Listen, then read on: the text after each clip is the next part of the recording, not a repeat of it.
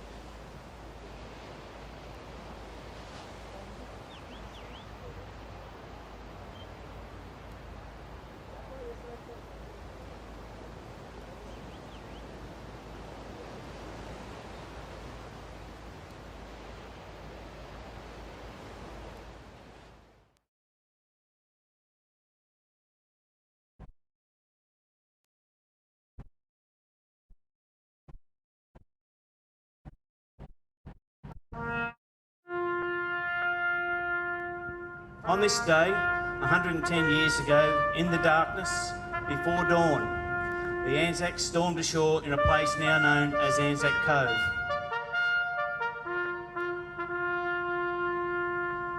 They shall grow not old, as we that are left grow old. Age shall not weary them, nor the years condemn. At the going down of the sun, and in the morning, we will remember them, lest we forget.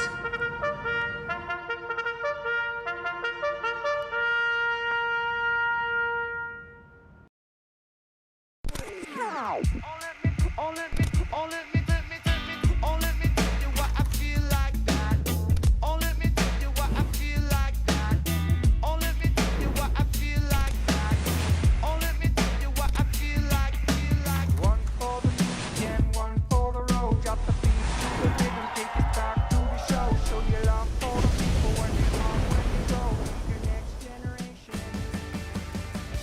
A special day here in Australia and of course New Zealand, celebrating Anzac Day, the dawn service, always very special, a day of remembrance, but also for us here at Bells Beach on a day that is a public holiday here in Oz. We've got some surfing coming our way by the looks of things as our competitors make their way in from a warm-up session. We've still got to get through the second half of the round of 32 for the men. Xavier Huxtable and Italo Ferreira, they are slated in that first clash. It will be Heat 9.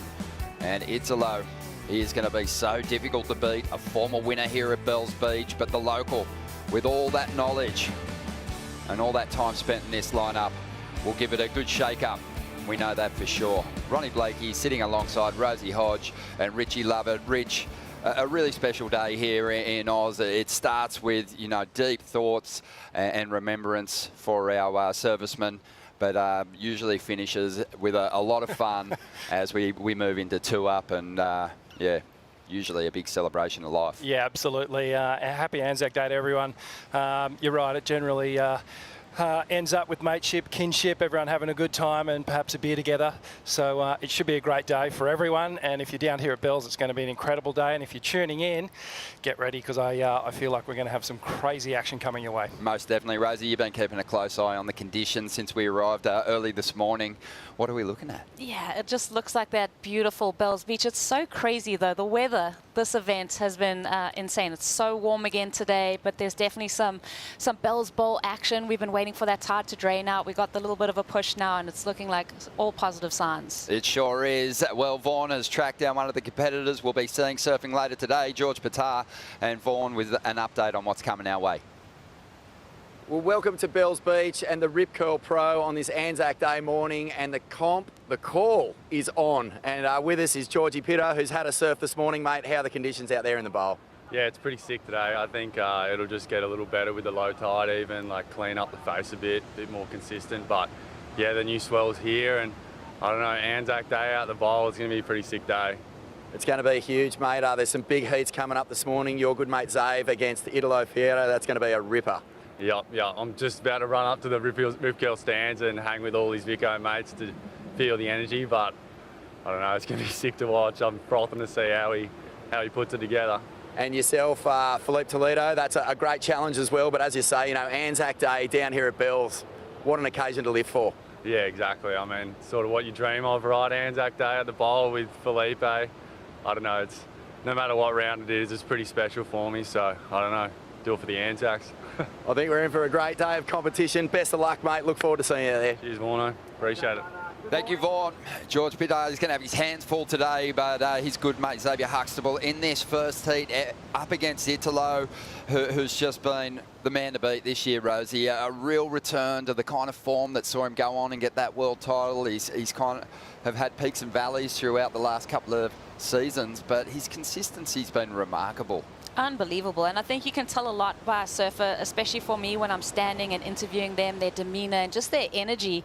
And I feel that for Italo. He seems a lot calmer. He's really filled his place on the championship tour and he's surfing with a fresh, renewed energy. And obviously all the experience that world title and the gold medal at the Olympics and all of that has brought him. Most definitely, Rich. It's been interesting, hasn't it? You know yourself having to, you know, with a goal to win a championship tour event and making that happen.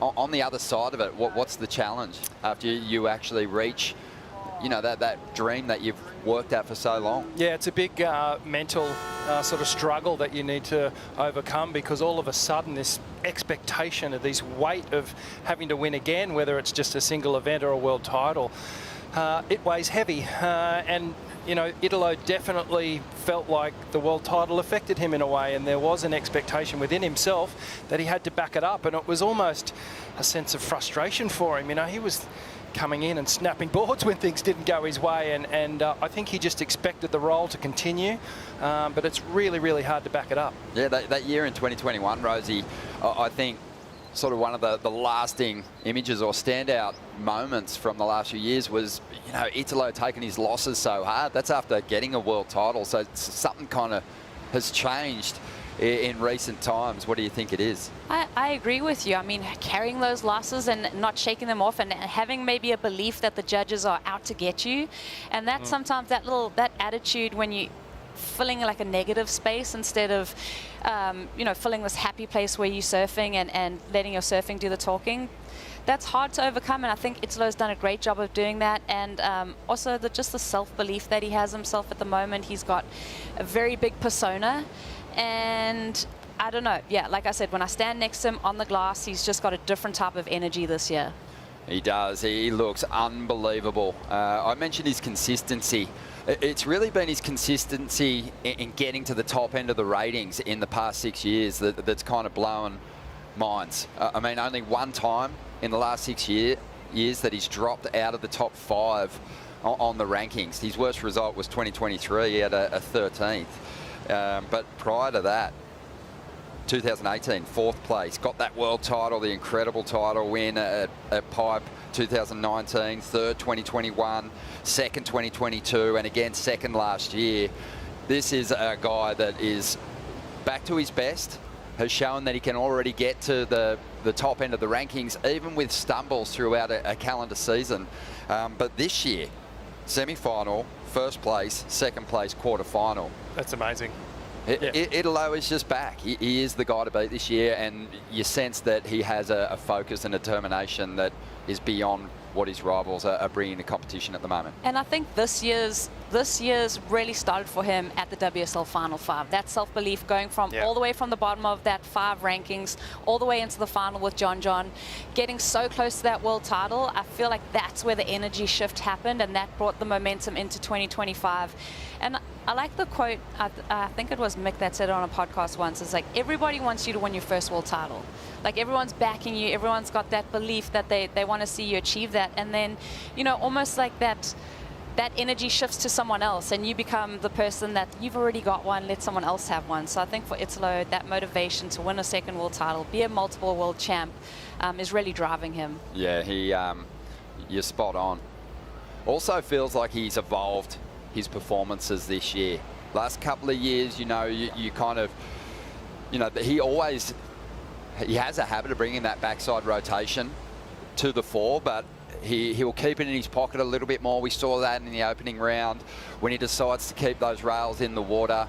He can fade here and surf the bowl as good as anyone, fetching solid numbers without having to go to the air. But, you know, it's just such a great weapon for him to possess in tricky heats when someone else is pushing him.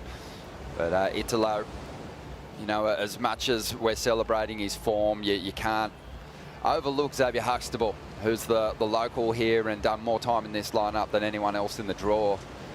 So we'll see how he fares, holding that inside position here at the moment. And chatting to Cale Bell-Warren, who's working with Xavier and is head of sport development for Surfing Victoria and coached a few of the CT surfers to wins here at Bell. Said to me before the event kicked off, he really believes Xavier can win this contest this year. So we're going to find out. This is probably the biggest hurdle that he's going to have.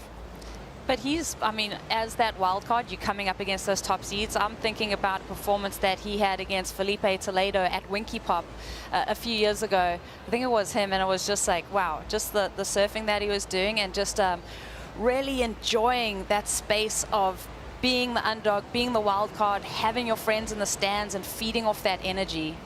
So often you'll see it, you know, the winner of the trials or the wild card coming up against the #1 seed in the opening round and then meeting them again later in the contest. We had that with these two. Italo, you know, just blew everyone out of the water in his opening round heat. Xavier looked, I have to say, a little nervous at times, so he's going to have to shake those nerves off. It's going to be Italo getting things started despite Xavier taking the inside position here on the bowl. Just a bit of a flat slide and an opportunity now for the winner of the trials. Xavier Huxtable needs to make these ones count. Drives up into this first section and goes big. Huge snap to get started. Carves in Italo's face before moving through to the inside. Clean combo on the bowl, and he'll look to make the connection through to the shore break now. Solid start for the local, and the crowd right behind every move he makes on this wave. A strong finish will help him turn in a decent score here. Reads it well. What a positive start. Body language is good. And the rip curl stand lighting up. Hell of a lot of support for him, and I mean, he couldn't have asked for more from the opening exchange. That was an incredible way to start this heat against the world #1. And I was going to say to your comment, it's great for Cahill Warren, his coach, to believe he can win the event, but does Xavier Huxtable believe he can win the event? And from the intention on the very first manoeuvre on that wave, it appears that he does. He is in fine form, and I love that he attacked that first section. It almost set up the whole rest of this heat for him. He pulled off that manoeuvre, the rest of the wave connected, and it's advantage to Xavier Huxtable in the first exchange. Let's have another look at it, Rosie. That first turn was strong. He's come with that mentality of all or nothing, and you can tell he's pushing really hard right in his competitor's face. Almost misses that bottom turn. You see Italo do a little bit of a kick as he goes over that wave. I mean, there is a lot of competitive energy flowing in this heat, and you can just slice it with a knife at the moment. Like you said, Richie, just advantage to Xavier, just finding that connection through the inside, and those two big maneuvers on the outside bowl section. Good indications. Yeah, that's impressive stuff. You know, this is the first heat, a new day of competition, as we see the slow-mo there. You know, nothing held back, Rich. No, right on edge. You can see there just on the toe side bottom turn, almost came unstuck, but then he got to this nice wrapping slash off the top right in Italo's face. Gets straight back up onto that foamy section again. Really had no other option just to float the boat. And then a lot of downtime, but got to that last manoeuvre as well. So good finish. Great score. 7.33. And Italo is going to be pushed in this opening exchange. And we've seen it so many times before. You want to get the jump on the front runners on the Championship Tour rankings as a wild card or the winner of the trials. You've got to be mistake-free, and you've got to be aggressive. You've got to do some of your best surfing, and Xavier answering the call, dropping a good number, and no doubt applying some pressure.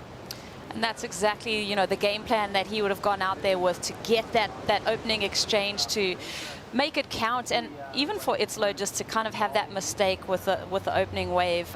That's just that little bit of a door open for Xavier. He capitalizes on that mistake, and yeah, just looking back, I was actually thinking about the heat with Jack Robinson that he had, where he really just put up some amazing numbers and surfing with the freedom, and I'm seeing that same mentality coming in here. Yeah, that was back in 2023. Kaipo's out there in the lineup. Kaipo, the locals, they always get behind the talent surfing in this event, but are they the loudest cheers that you've heard so far? You know, I mean, out here is what Italo can hear too. And what I heard out here was the grandstands erupt on every turn from Xavier. And that right there, that's going to chip away at you mentally. Xavier's dropping a decent number, a good number, but really what was really impressive is how the hometown crowd is behind Xavier right now, and the audible out here is obvious. They are all on the grandstands, top of their lungs, cheering for Xavier. Well, you can see from some of his fellow regional QS and Challenger Series compadres in that grandstand too. Tully Wiley, Mikey Madonna, Axel Carrotta, and Tim Mack, who he's done a bit of work with a lot of those young Australian surfers. Yeah. Hey, Kipes, I noticed that Xavier had the inside track for that first set, but let that first wave go. You've been out there a while. Is it the second wave of the set? Looking a bit better at the moment? Yeah, I think the local knowledge paid off. Clearly, the second wave of the set had a longer wall with steeper sections. You saw Italo have to go to kind of that flat turn on a flat section, so that cost him. And Xavier, I mean, little cat and mouse out here. I like what I'm seeing from the wild card. Thanks, Kipes. Yeah, that's always inspired great performances from wildcards. That local crowd, you know, the benefit of a public holiday here in Australia today. They're here in force down there on the beach, and Vaughan loving the energy from the crowd as well. Oh, mate, They've come down in force to cheer on their boys. Xavier Huxtable, let's hear it, you crew. Absolutely lightning in a bottle down here every time he even makes a move for a wave. And that opening exchange, Tully, you felt this crowd. You know how important it can be. But that was a great start for Xav.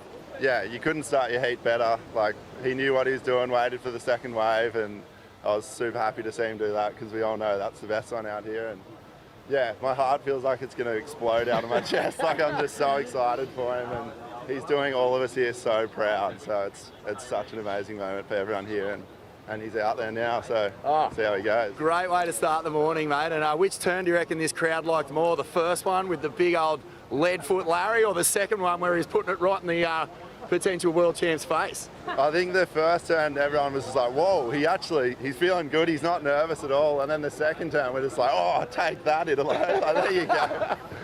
So, no, it was a great two-turn combo to start, and he's doesn't look nervous at all, and he's just going to give it everything he's got, so it's good to see. Mate, the Bells Bowl is glassy. Everyone here is fizzing. This is as good as gets. Let's see it, Xav. Come on, team. Let's go. Let's go. Oh, good on you, Vaughan. Yeah, Xavier's showing no nerves at all, but Tully Wiley, how was just the anxiety on show as we go to that Stone and Wood super slow-mo, Rosie. What a turn. What a way to start this big heat, the heat of his life. And that is what it is. I mean, you think about seeing how they're going to attack this heat, and that was just all signs were there that he was going to give it his all. That opening turn was unbelievable. I like the read from his friends just saying, like, oh, the one right in Italo's face was amazing.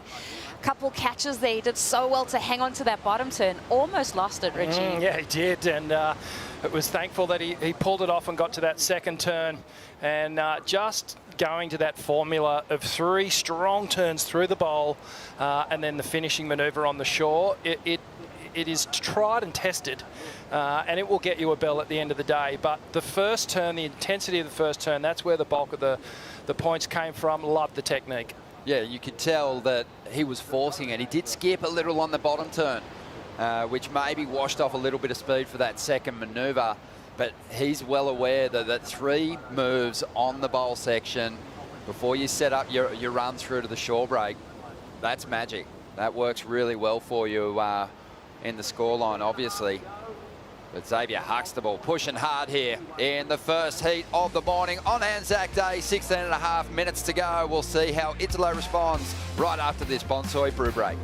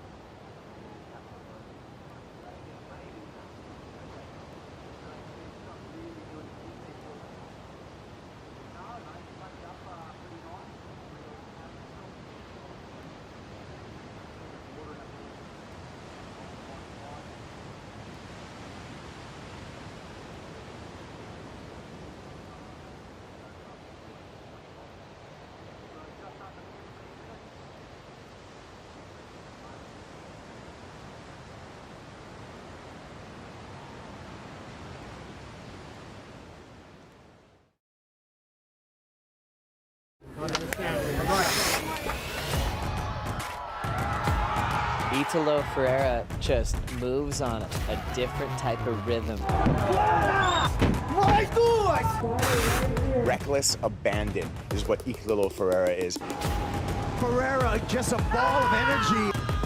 He's trying to stay in the zone, and he's got Red Bulls everywhere. He's willing to sacrifice his body, his boards, everything for the win. And the persona that you guys see, you know, the rock star that's necessary for this world is somebody that's different from the human that he is. Deep individual, you know, operates on a lot of feeling, and the best do that. You can see how much it means to him. Let him celebrate, you guys. It's so unique. It's so fun to watch. When the Italo show's on, it's something you don't want to miss.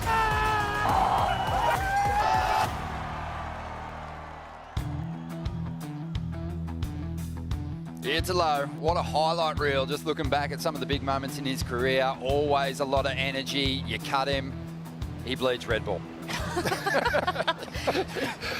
He puts it away, doesn't he? As we go to a replay. This wave during the break, this one's stretching out for him, Rich. Yeah, just getting away from him here. You can see just waiting patiently for that moment. And then when he hit the lip, just overcooked it. Very difficult wave to ride. Lots of bump and surface texture. And this puts Italo way behind the 8 ball in this heat. Xavier well and truly in control at this point with that score on the board. Now has priority. 13 on the clock. We've got this long period swell. So there is these big gaps between the sets. When they come, they're beautiful and they're rhythmic, but it's a bit of a space. So this time's ticking away here. Something that Italo has, and we saw it in El Salvador too, is like when a little gross looking wave comes through, he can turn it into something, but that's almost off the table when you're surfing bowls at Bell's Bowl with that long period. You know, you can't find that underneath wave anymore. So just having that not as something that he can look to, it's going to make it a little bit tricky for him now as the time's winding down. What a fantastic point. And the other thing is, you know, at Bell's, you marinate on your mistakes, because you in a long period swell as well. So Italo, he's thinking about the first ride, just the flat kick off the top of the wave that got him hung up. That's a mistake. And then with priority, took a wave that stretched out, didn't get a score out of it. So he's had a long time to kind of think about these moments. Meanwhile, Xavier, as a wildcard has to be against a world champ and event champion here, mistake-free so far. But, you know, the pressure to convert again is on Xavier now. He's got priority and he already knows that he's kind of been perfect up until this point. You can't ever count Italo out until the final hooter sounds, especially if you don't have him in combination. So again, Xavier's got to capitalise on this next priority choice. Absolutely. He needs to bring mistake-free surfing. Italo on the insider.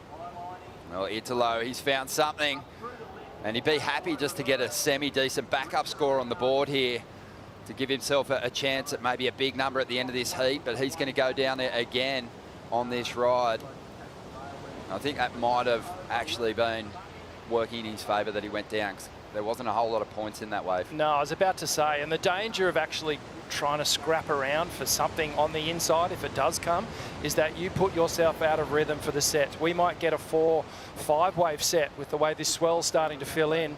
Let's have a look at the replay here. So Italo streaking down the line, hits that first section, knows he needs something pretty intense, so gets the spin.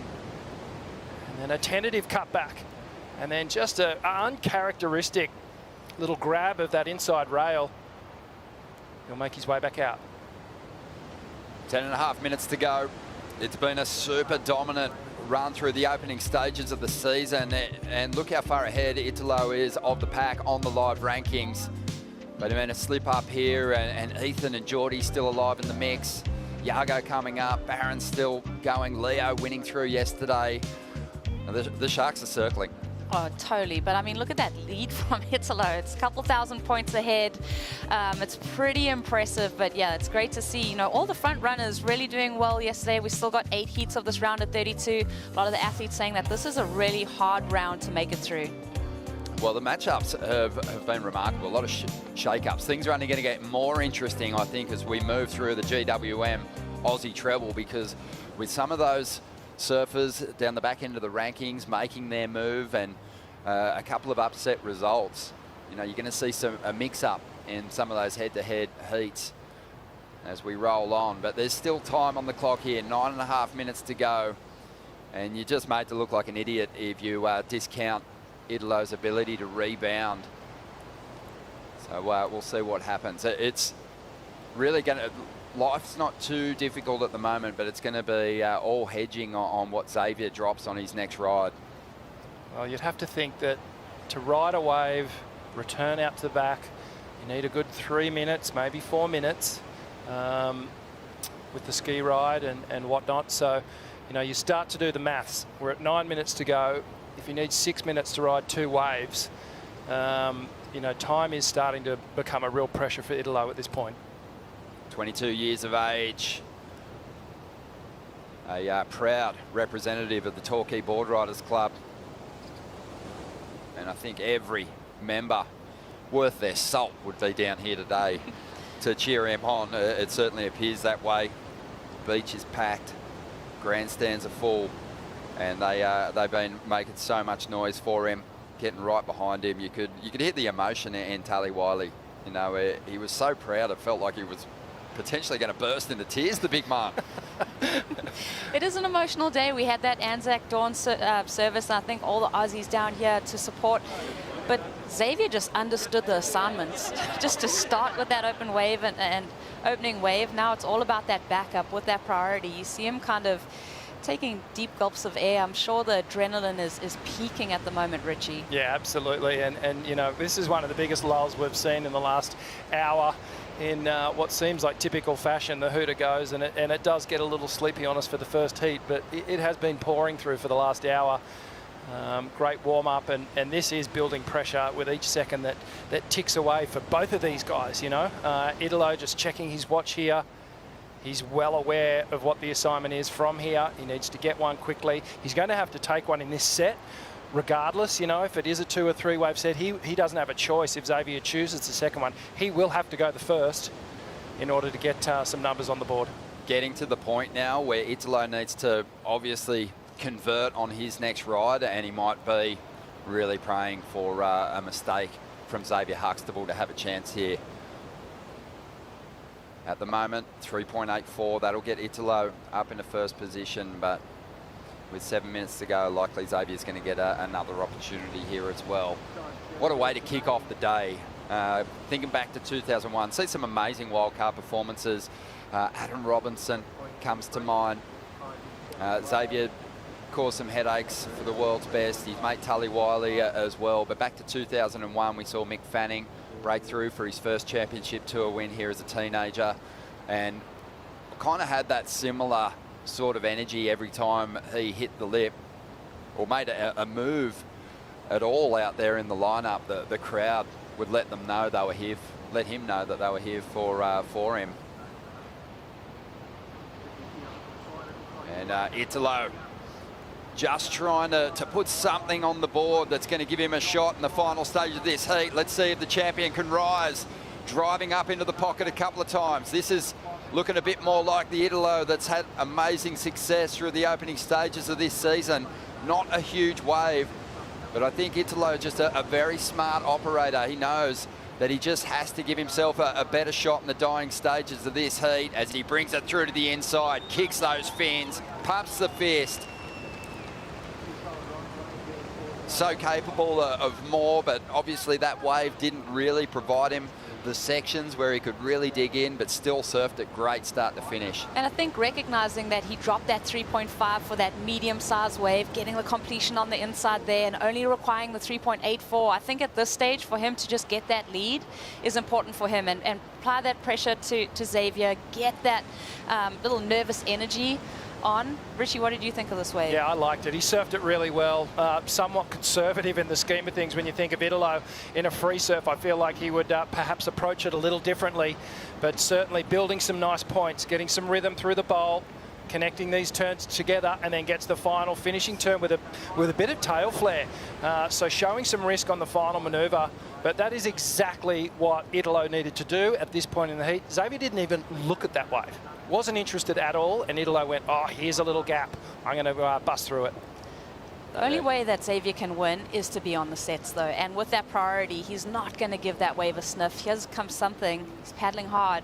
Yeah, well, he's making his move, and you know, just going all in on this medium-sized wave. He wants to put a decent score on the board, get that lead back. He's going to throw it away, and that's the first blunder. Potentially a blunder with wave selection and use of priorities. You can see he's frustrated with himself. He's going to get the lead, though. Wow, just Have a look at that. So just the 0.7 enough to keep him in that #1 position at the moment. And he's got to be thankful for that, because that was a big mistake. This priority allocation is going to be crucial. We've got Italo coming in off the ski. We've got Xavi heading out from the fall. And with just under 4 minutes to go, whoever gets priority here is going to be in the box seat to take the heat. It'd be a little bit of advantage to Italo, as he had the second last wave. Xavier just had that last one, but it will be interesting to see who gets there first. There's not much urgency from any of the surfers, though, to hustle for it. Absolutely frothing to get to the lineup, showing the intent. Yeah, Italo's got it. Yep. He's at the that predominant takeoff zone. So he's got priority now. His requirement, only a 4.04. The heat IQ coming to play. We can hear the whistles, so there may be something approaching. Well, this has been a big swing in who has the advantage now, because Italo's so capable of turning in a 7 of his own, which will really apply some pressure to the 22-year-old. There's a couple of waves in this set too. Wave selection critical, as always, but particularly in these kind of conditions. Italo's going to go the first one, driving off the bottom, up into that first section. And there's a stronger hit for the second move. Italo, you can see he's not feeling as confident as he has in the earlier rounds, hasn't had it all go his way in this heat so far. Only needs a 4. Might need something huge on the inside to convert this into the bigger number. A solid hit. Gets a little disengaged for a moment. Behind him, Huxtable is up. And he hits the final section, and the crowd making plenty of noise. Wow. And the way he's celebrating has me thinking he did some good work on the outside there. What an exciting exchange. I mean, we're going to still see what Xavier did. But even I don't think I've ever seen Italo surf like he's surfing for a 4. This is Xavier's ride, Richie. So Xavier out the back. Let's see it. Great snap to start things off. Goes to that layback hack again. Gets up into the lip for a second hit. Comes around this section. Nice smooth carve off the top. Staying nice and high. And he does this bit of rail work through the inside and gets the final hit. So that first turn, explosive again. And let's have a look at Italo's second wave. So Italo was surfing for the 4.04 on this wave with the priority. And like I said, wow, just crisp cracks, but a little bit more subdued than we've seen from Italo. I feel like he's always on that aggressive approach. I definitely think this is going to be the number, but I think it's all about the reply from Xavier. Had to wait a long time to get to this inside section. Does that cut back, waits for this one to stand up. So consistent on hitting those lumpy sections. Good end to the wave. Going to be a good score, but maybe not like the 7-point ride we were envisioning. It felt like he was surfing for the lead, not for the win. Oh, it's defensive surfing for sure. He had a tricky end section to deal with, and as always, super impressive. The number comes through, 5.67. Xavier Huxtable, he dropped to 6.33. And you know what, to be fair, you got to say Xavier looked way less confident on his ride than he was on his first. So Totally. Italo did a good job of turning the pressure back on to the winner of the trials, but he didn't go hard enough himself on that last wave. It felt, yeah, he was surfing defensively, looking for that lead, like we said, like almost like, you never say, oh, Italo's safety surfing, because that's not like in his persona, but that felt like he was surfing for that mid-range score, where I saw Xavier on that wave, and he was going hard on those opening maneuvers. It was a better wave than Italo's too. Yeah. It gave him enough canvas to work with, and he has converted, getting the 2 best waves of the heat and making them count. And Xavier Huxtable has just overcome a Bells champion, a world champion, and that's the biggest heat win of his life. What a moment for Xavier Huxtable. What a moment for the crowd down here, the local crew, all his buddies from tour. And he is going to shoot up into superstar status in the Torquay and in all around Australia. This is a big win for Xavier Huxtable in his career. Perhaps a little window into his future. And on Anzac Day, no less. We've still got so many big heats coming from the round of 32. We'll take a quick break and be back with more right after this.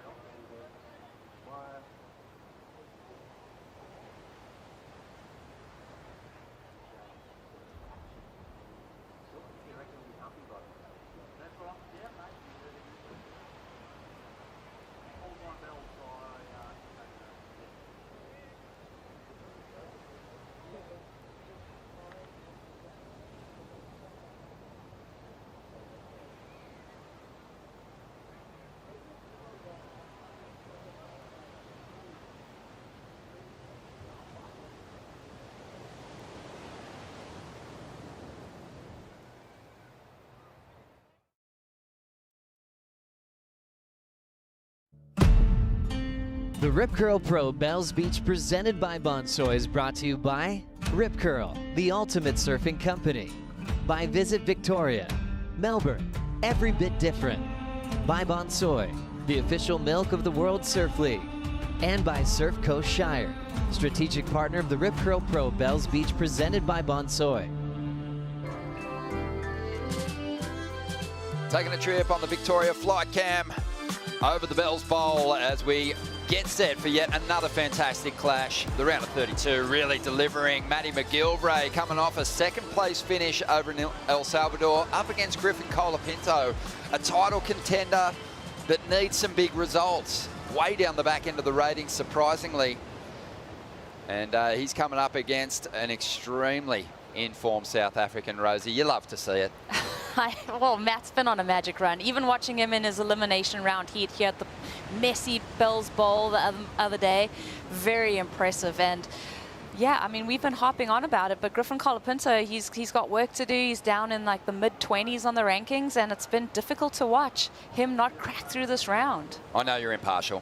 We all know you're impartial. You're just happy to see good surfing win, but growing up in South Africa, what was it, 9 national titles over there? 11. 11, excuse me, the Kelly Slater of South African surfing, ladies and gentlemen. And obviously you've known Matt McGillivray forever, but you live in San Clemente, same town as Griffin Colapinto. Who do you see getting through this one? I'm really putting you... I know, I don't want to get my tyres slashed at the Carl's Jr. parking lot. Cool. Well, may the best man win. No, I am impartial. I like both of these guys. I mean, Matty climbed up about 14 places on the rankings with that final in El Salvador. But if you want to see Griffin, I mean, he was in the world title race last year, but he's been on a magic run. Yeah, and washed his hair for his profile shot, which we can appreciate. Matty McGillivray making his climb up the ratings, Rich. He's so impressive when he's on. He's got those big, just absolute cleaver frontside hooks that he leans into, but the rotations, you kind of overlook him as an aerialist sometimes, but he can huck it out onto the flats better than just about anyone. He sure can, and you know, that's possibly a result of jumping off mountains and buildings and all bridges and all sorts of stuff that he likes to do in his spare time. Yeah, base jumping. Yeah, he is one of the most sure-footed surfers that we have on the tour. And yeah, he is a real quiet achiever, and perhaps sometimes overlooked when you're doing your fantasy surfer team, but he has really got all the tools to go very, very high on the ratings, and definitely in some career best form at the moment. Big junkie day here at Bells Beach. You know, put him up against anyone. I think he's got a fantastic shot of winning through. I think he throws some of the most committed turns on consequential sections on the CT when it's bombing, and that's probably why he's fetched such amazing results over at Margaret River. And yeah, and that's what we saw even the other day here at the Bells Bowl, just committed surfing, highlight reel from him. So he's coming into this one. Obviously, he's got that head-to-head stat where he's beaten Griffin just at the El Salvador event in this round. So that's a confidence boost for him. Griffin made the final here last year, though, so he's got good feelings. What's going on with Griff this year, Rich? You know, is it just a case of losing out in close battles? Is the surfing still there? What's the story? I think the surfing's still there for sure. Sometimes the rhythm of your sort of competitive run gets crippled just by 1 or 2 bad results, and then it starts to perpetuate, and all of a sudden there's this sort of urgency to go, oh, I need to get past this 17th round, where Griff in years prior wouldn't have even thought about that. Those thoughts wouldn't have even come into his mind. He was always thinking of quarters and better, semis, and even the win. So I just feel like this is maybe just a mental hurdle. As calm and as cool as he is, and we see his heat preparation, you know, he really gets into that Zen state, but maybe something's just been interrupted in that sort of sequence. He's a pressure surfer. I think about Griffin's best results, his on his road to qualification, his performance at Haleiwa on the Challenger Series. I think about him at the US Open, throwing down some amazing aerial maneuvers. You know, and just his headspace, having that meditation and really loving the challenge of being put in a corner. And this, to him, again, is another challenge in his career that he's got to overcome. And obviously there's a lot of head noise because everybody is talking about his situation at the moment.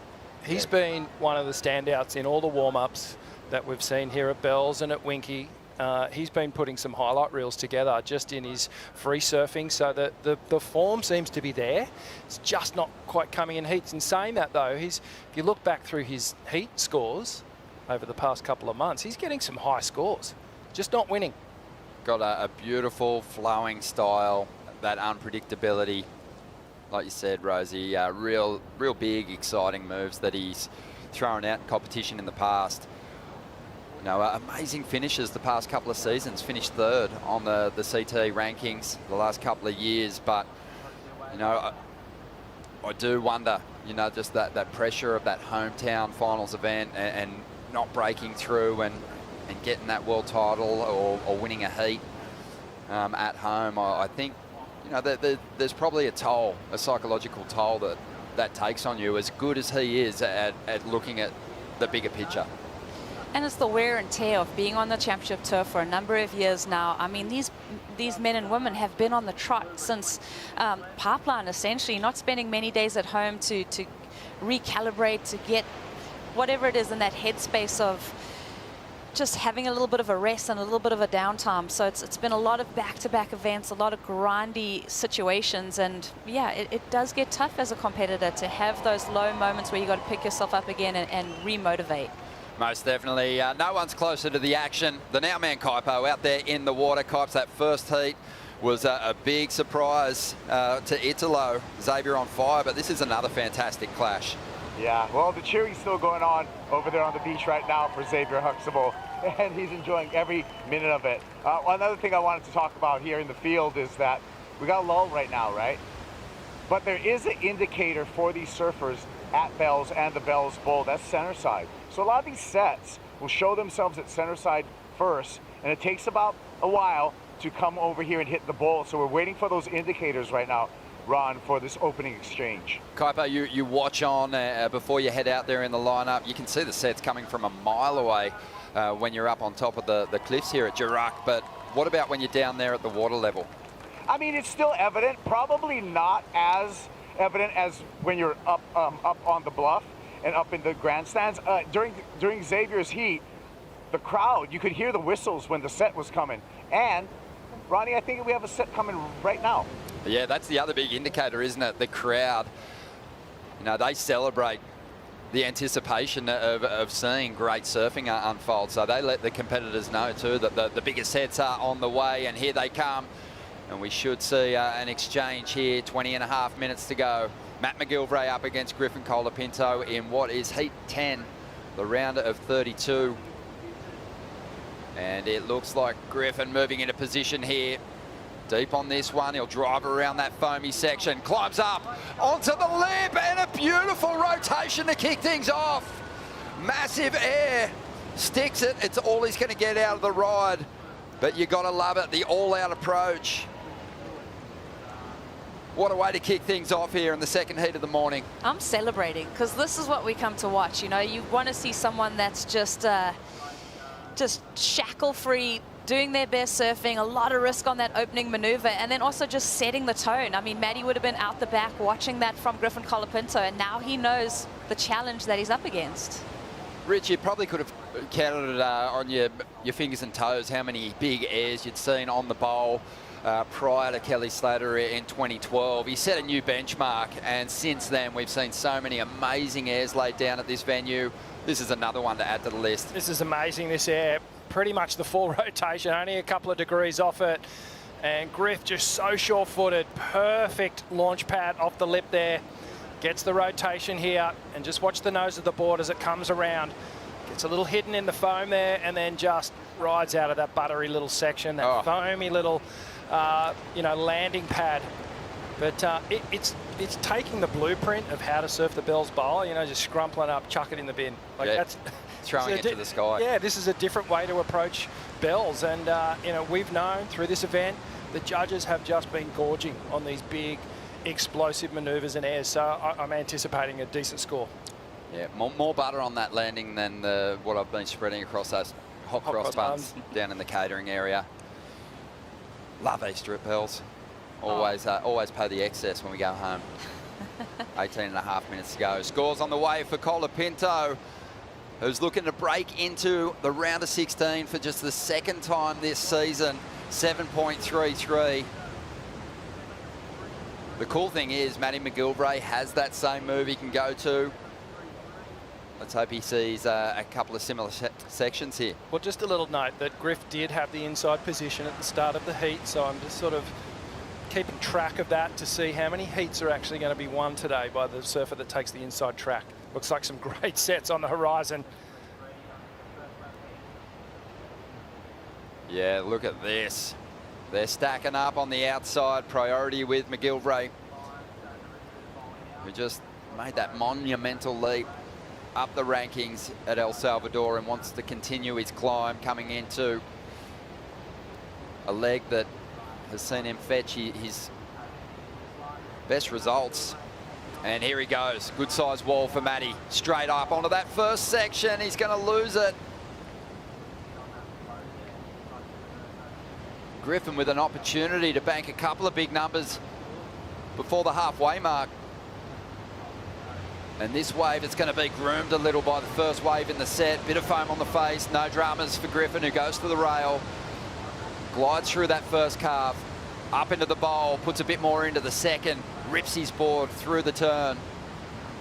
And now transitioning to find a finish here on the inside. The wave's going to stand up nicely for him. He absolutely belts it, projects nicely out in front of that wave. And he's going to celebrate. Just the fact that he's found some rhythm for one of the only times this year early in a heat. He'll take control in the early stages here. So funny as a competitor how much rhythm counts for everything.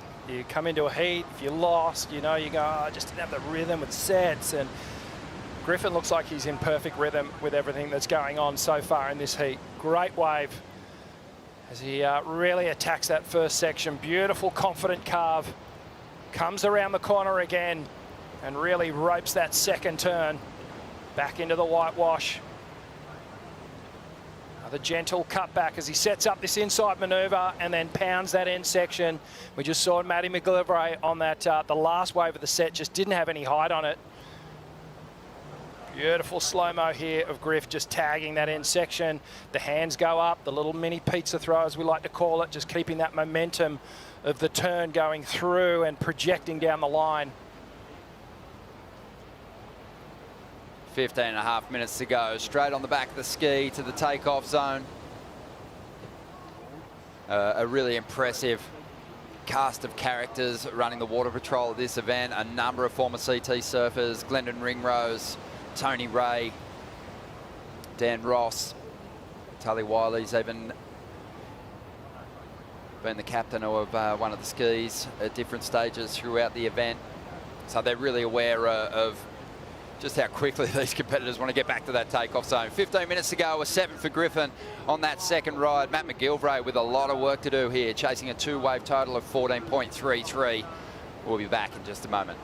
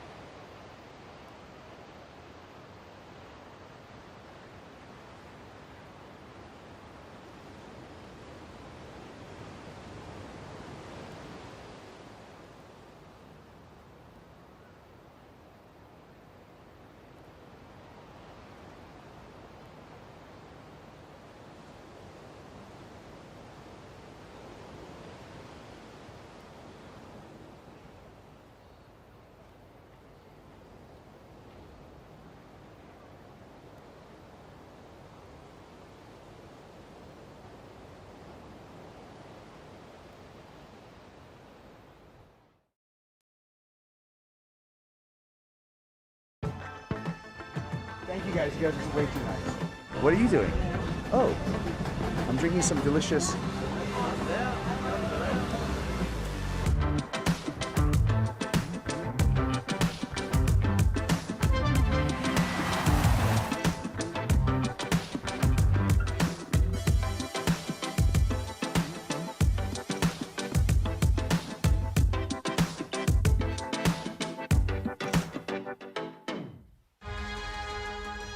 Welcome back to the show on Anzac Day. A huge moment this morning with the winner of the trial, Xavier Huxtable, getting the jump on Italo Ferreira, who was chasing a second Bell's title and out there in the lineup at the moment. We've got Griff and Colapinto with Matt McGillivray. Plenty of time left for them, but right now let's check in with Xavier. He's with Vaughan. Thanks, Ronnie. Italo Ferreira, mate. He has been molten lava this year. He's the hottest thing on the planet when it comes to competitive surfing, and you just snuffed it out in front of your home crowd on Anzac Day. You must be flying. Oh, I can't believe it. I literally can't comprehend it, to be honest. I was paddling in, trying to take it all in, but I still don't think I have. It's unbelievable. Yeah. It's incredible, mate. You had a few days to think about it. What was going through your mind?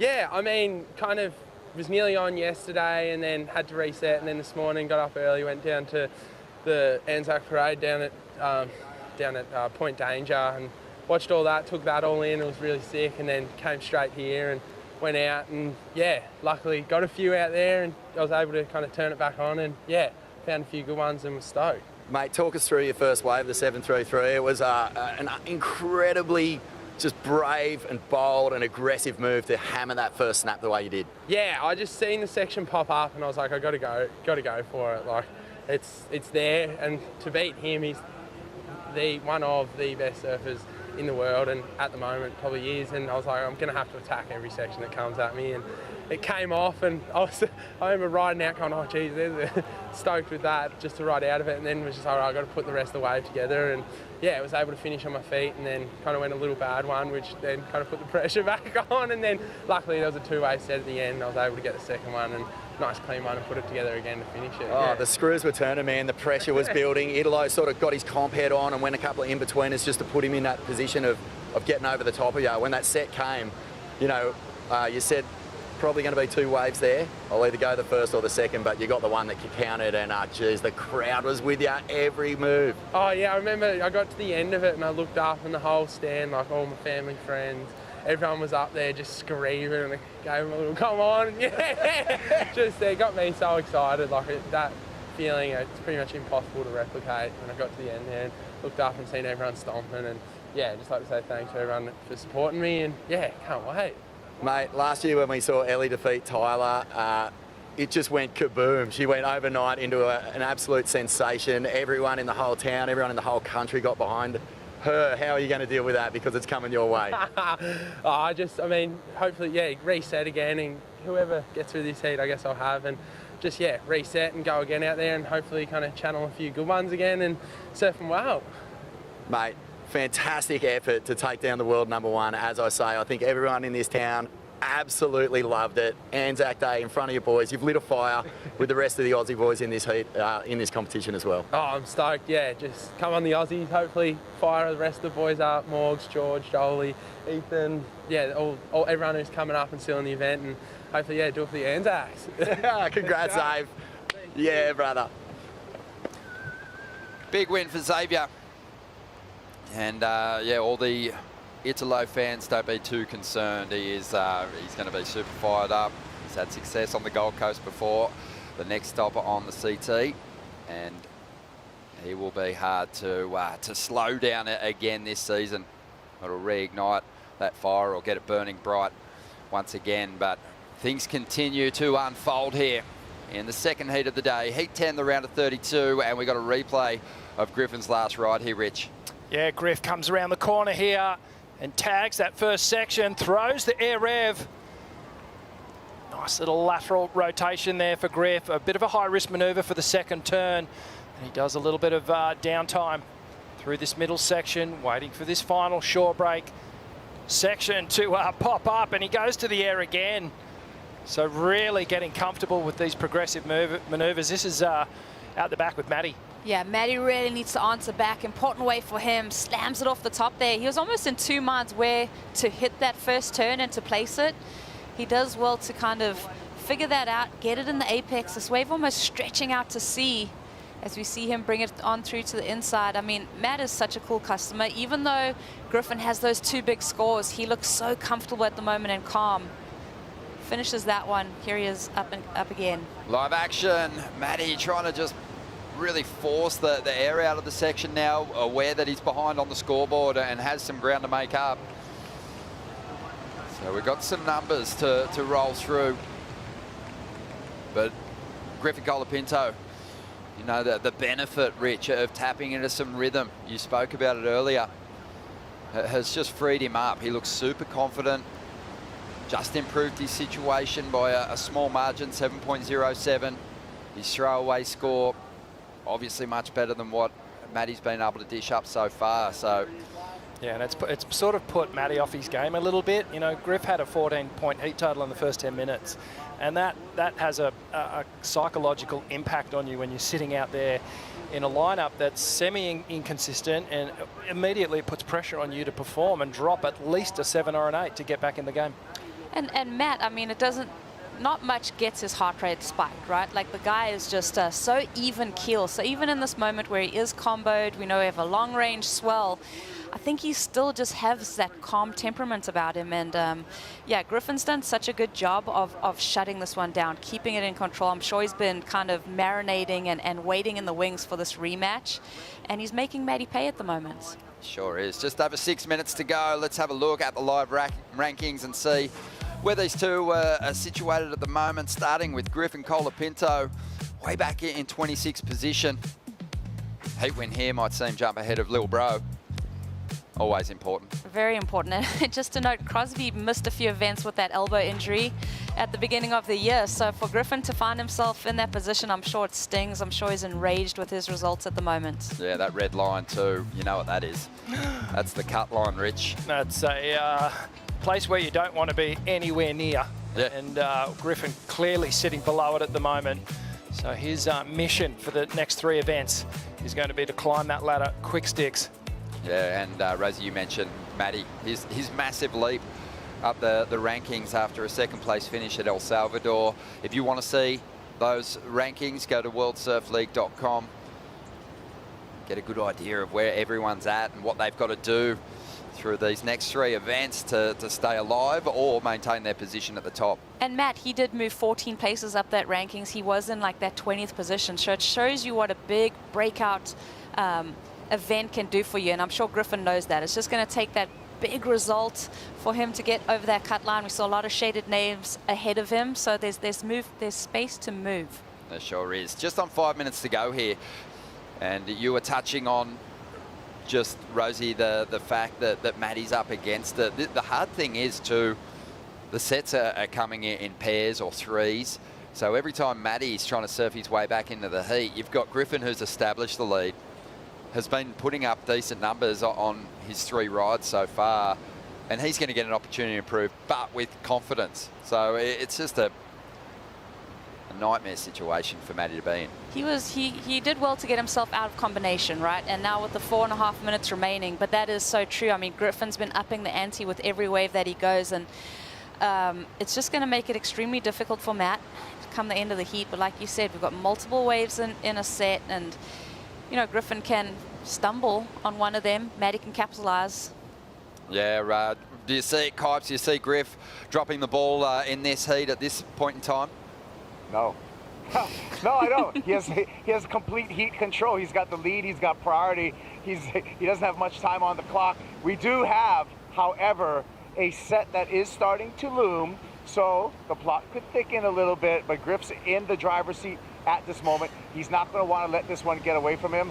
But we got waves on the way, hitting center side. But we still got, I don't know, it's going to be the clock that's going to determine this right now. But Griffin's been doing everything right, from going for it on the closeout and doing that tremendous full rotation, to backing that up, to playing the priority game, to getting the 2nd wave in the set.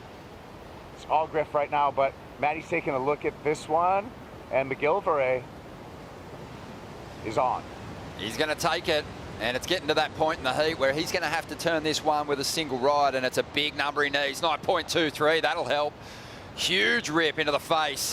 And attacking the bowl once again. There is a really tidy combination there on the outside, one of the best that we've seen so far this morning.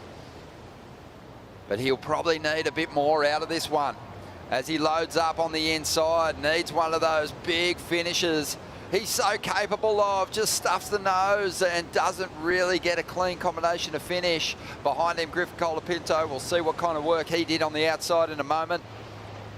As he loads up, nice hit there, great timing. And again, just gets some momentum for the big finish on the inside. Swings that tail around, steps onto the sand. Tommy Whitaker likes it, puts the hands together. Crosby watching on as well. A very complete performance. And he's thinking about wrapping it. Yeah, I think he's going to punch the clock on this one. Griff, 2 minutes to go.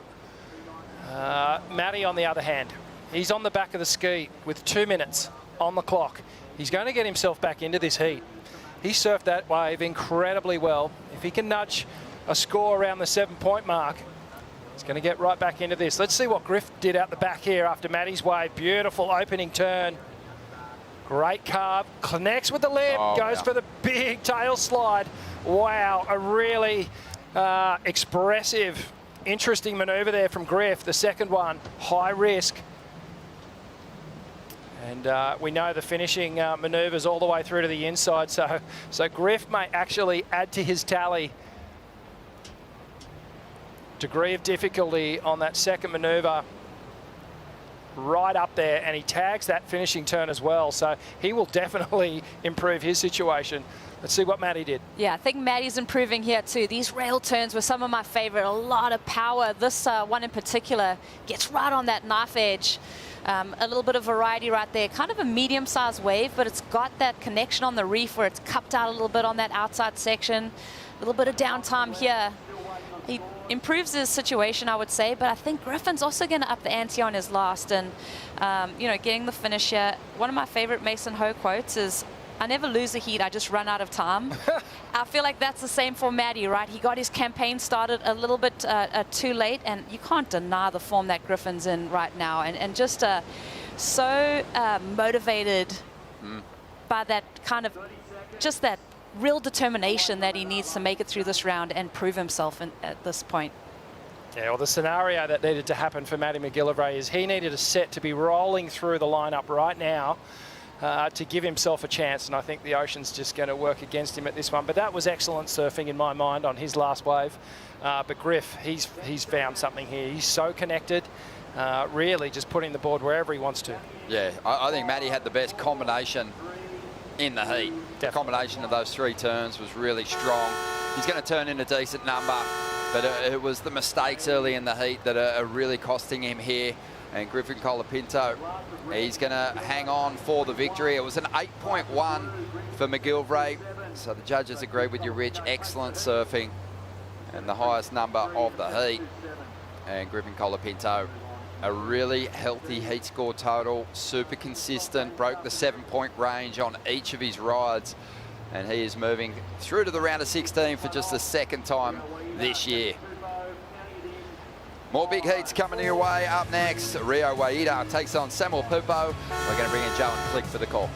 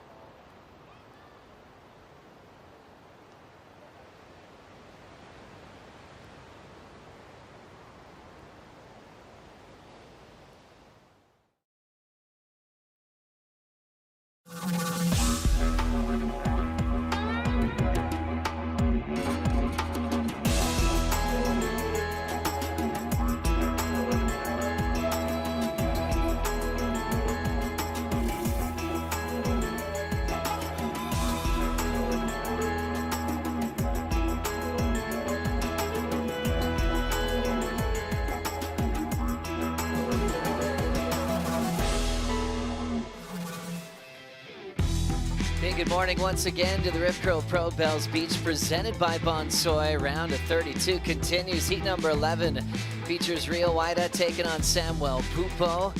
Rio Waida on a roll this season inside the top 10, and Sammy Pupo, former Rookie of the Year, came off a Challenger Series victory, winning the season last year, but he's looking for a big result here in 2025. Joe Turpel with Big Wave Charger, Felicity Palmatier. Flick, what a morning we've had.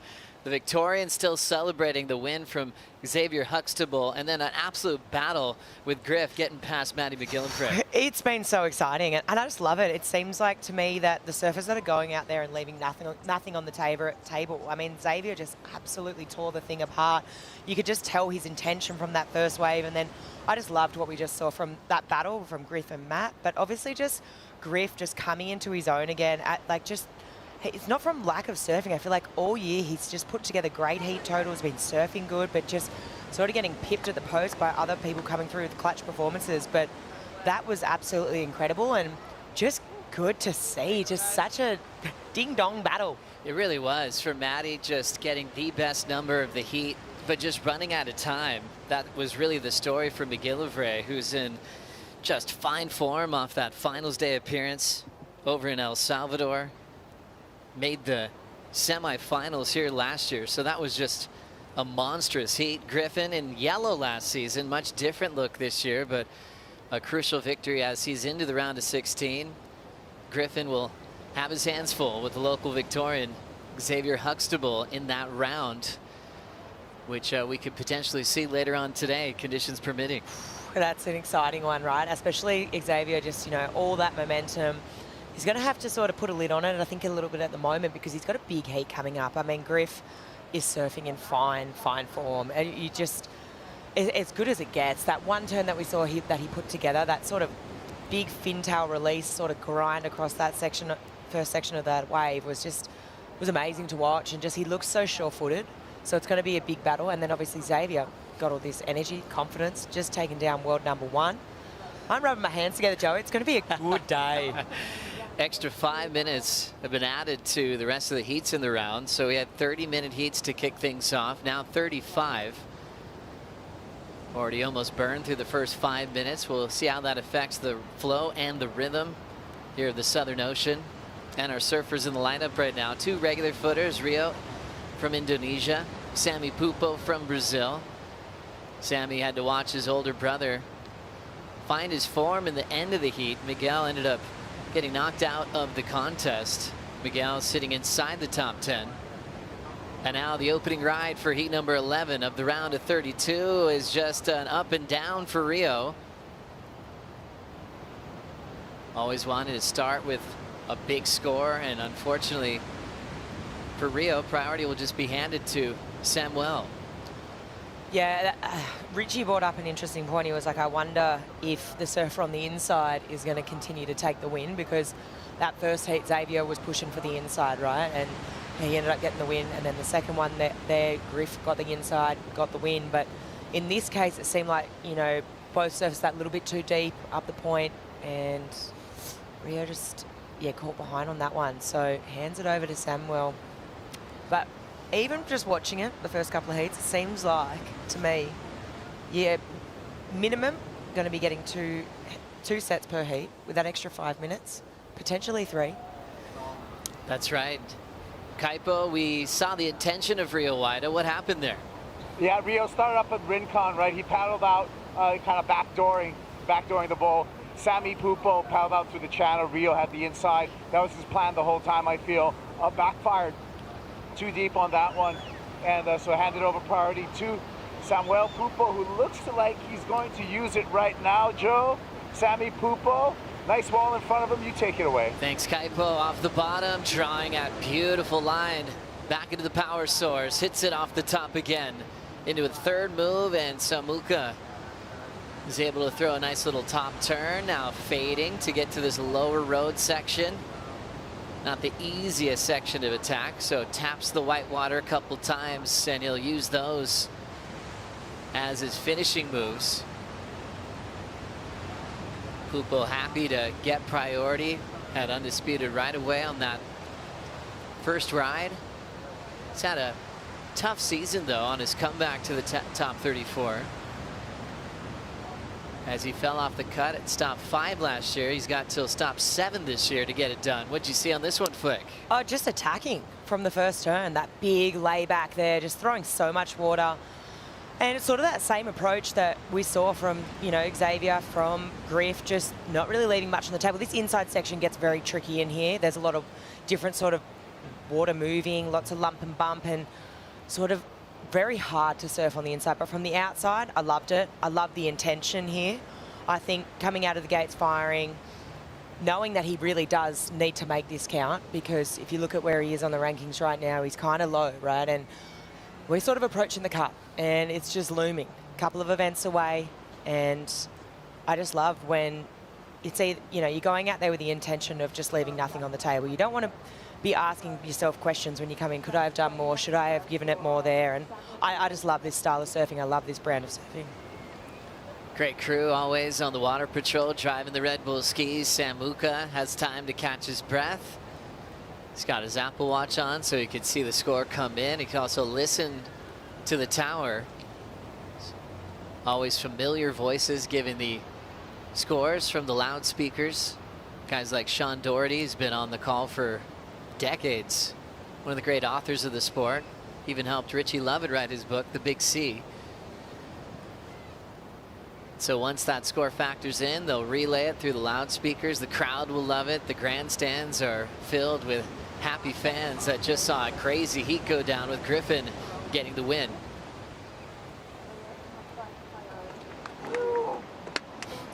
Thank you.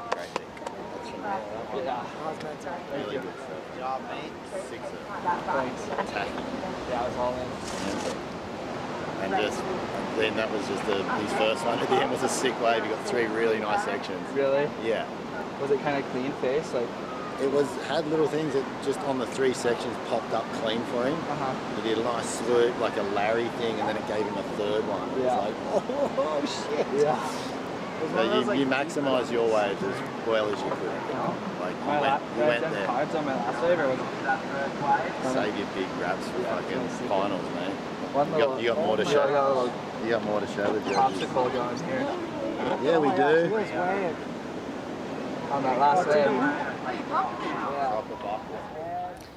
Tommy Whitaker happy with the performance of Griffin Colapinto.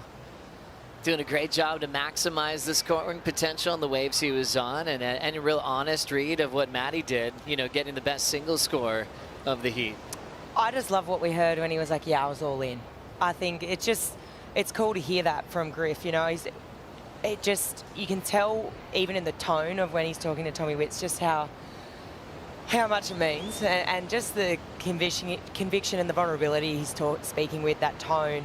It just, I don't know, it just is in a different place that he hasn't really found himself in on the tour yet. And I kind of, you know, it's not nice to see him there, but it's bringing out this sort of different style of surfing. Riding now is Real Waida, was a bit too deep. Now finally his first turn. A speed flow to get down the line. One of the fastest surfers on tour lays down the carve. Overhead section will take him down. Wow, that was a bit of a tricky wave to surf. I think potentially that might have just been one single wave rolling through, so just the one single wave set. I don't think there was much behind it maybe. There was quite a bit of lump and bump, and it looked like a tricky wave to read, so I'm actually surprised with how he did handle that carve through that second turn. Let's have a look. So a bit of lump and bump. Hits this first section, just a nice little direct down the line, and he sort of has to cut through 2 little bumps. Does well, projects up into the lip, but just that water just filling up and that nose of the board just picking there. So a couple of little mistakes now for Rio. Let's hear from Griffin Colapinto with Vaughn Blakey. Thanks, Joey. Griff, mate, fantastic to get a win, especially over an opponent as dangerous as Matty. Oh, for sure. Matty's just giant killer. He's just always, whenever he comes up against like top seeds, he always just steps it up. And he's just been improving so much. Like his surfing seems like he's really like getting super confident with his surfing. So yeah, giant killer. Mate, 4 waves in that heat, all in the 7-point range. It feels like you're surfing so well, but it also feels like you've got plenty left in the tank. Oh, thank you. Yeah, I never really had much of a chance to like get on rail. A lot of the waves were kind of like choppy and chunky, so I just decided to go for like more like high performance in the lip surfing. But I'd be really happy to try and get on the rail. Mate, you said in an earlier post-heat interview that, you know, you've been really happy with your surfing. You've just been sort of coming up against these guys who are on fire. We do see that every now and again, but now that you're sort of getting into the deep end of the draw here at the Rip Curl Pro, you're going to be coming up against the winner of that last heat, Xavier Huxtable. Obviously, you paddled out, could feel the energy of the crowd behind him. How are you going to combat that sort of energy? Yeah, it was really cool actually. When I was out there, he got his last wave and all his friends were just erupting, and it actually got me kind of emotional. I like started shedding some tears. I don't know. I feel like the last few events have just like broken me open emotionally. So now I'm just like feeling everything, and it was like the love that he had with his friends was like so intense right there, and I could kind of like relate to that with thinking back to lowers when I had all my friends screaming for me. So I don't know. It's just a really cool moment to like be in the water for that. But yeah, I'll just be super psyched for him, and hopefully we can just get a bunch of waves and go off. Yeah, man, look, we know that you trust your process better than anyone on tour, and it looks like it's really starting to come back to the fore, so congratulations on that. Look forward to seeing you again, Save. Thanks, Vonnie, appreciate it. That was a nice pop, too, with that high five. Great chat there. Vaughn Blakey talking to Griffin Colapinto about that win and about the season, about the feels of being in the state of Victoria and having Xavier Huxtable having the whole beach behind him and the grandstands and the bluff and the entire country, really. But it's probably the best reaction you could have to that as a competitor. It actually made him emotional, just the feeling of sport and knowing what that feels like when he's at home at lowers, where he's actually going to be more happy to compete with Xavier, knowing that the crowd is going to be maybe more involved in that heat than any other on the day. Well, I also think he's just in a place that he hasn't really found himself in before, and I think he's just different, and I think for the better. It's pushing him in different ways. Samuel Pupo hits the lip to start. Second turn, lays down the stylish carve. Hits it through that top turn section. Little wrap to fade as it's filling up. Had a 6.83 on his opener. This is only going to help his lead by getting a second scoring ride. Samuel just tightening up towards the tail end of this wave and rides away. He was helping his big brother with positioning when Miguel had his heat over at Winky Pop yesterday.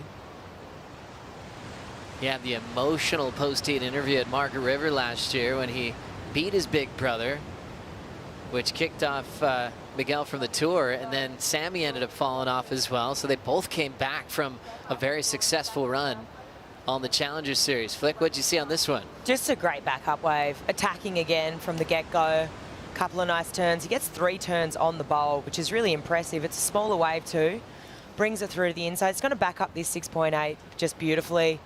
And I also just love, you can just see what it means to him. He's stoked, and you know, he's sitting, I think he's number 30th on the rankings right now. So this really means something to him as we see Rio just, wow, just super late there up into that last section.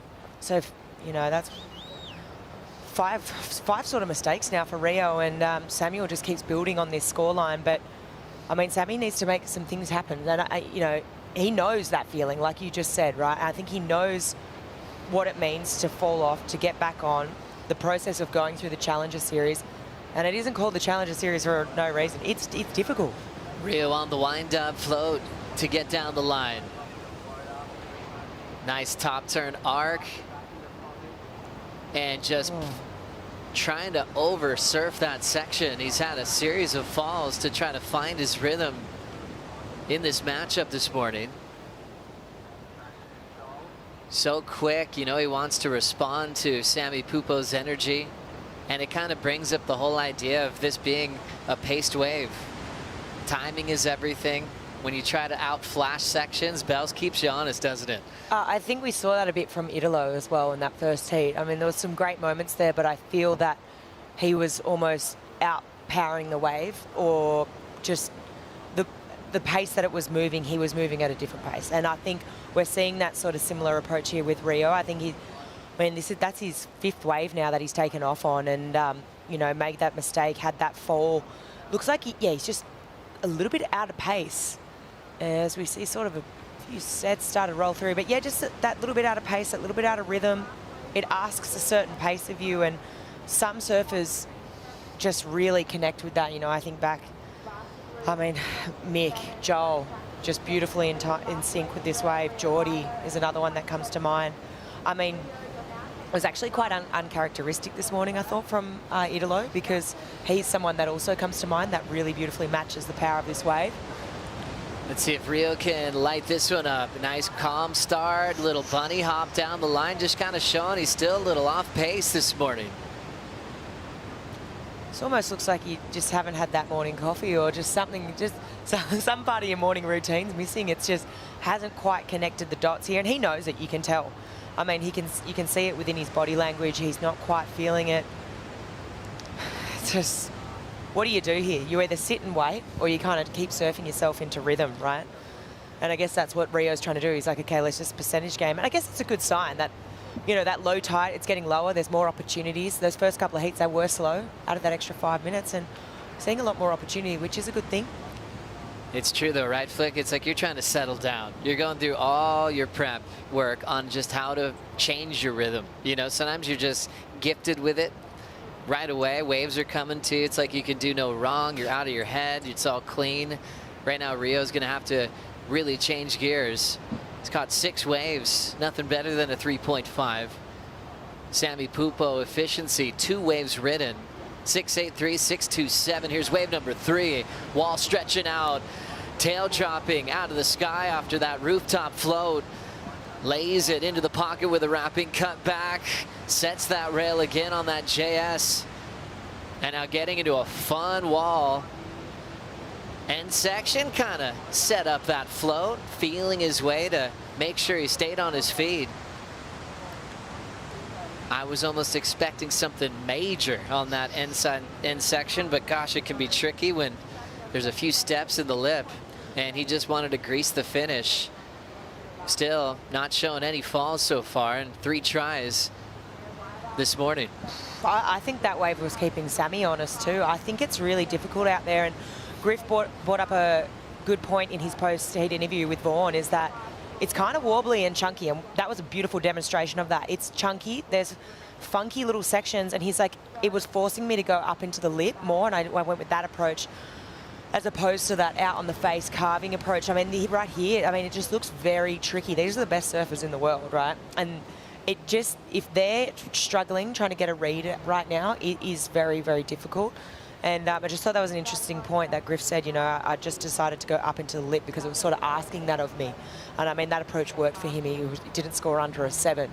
I even think, you know, Xavier as well, just going all for leather, like, you know, that first heat of the morning. But definitely a lot of wonk out there right now. And a well-read wave for Sammy Pupo. From the float to a series of big carves on the bowl, and a nice clean finish to ride away. He will get rewarded with a 7.83. Ditching is 6.27. Even an 8.5 thrown there, and you're going, definitely would have been excellent if he did something crazy on that end section. But nice clean float. I was actually a real smart read where he knew he was improving and didn't have to oversurf that final maneuver. It was interesting. I thought that was a really tricky wave to surf. Obviously, judges really appreciating the work that got done out the back, but wow, it looked really challenging, especially that inside section, just the read on that and the timing of it. More on those tricky sections that you're seeing, Flick. With Kaipo in the water, what'd you see? Yeah. It's wave selection, first of all.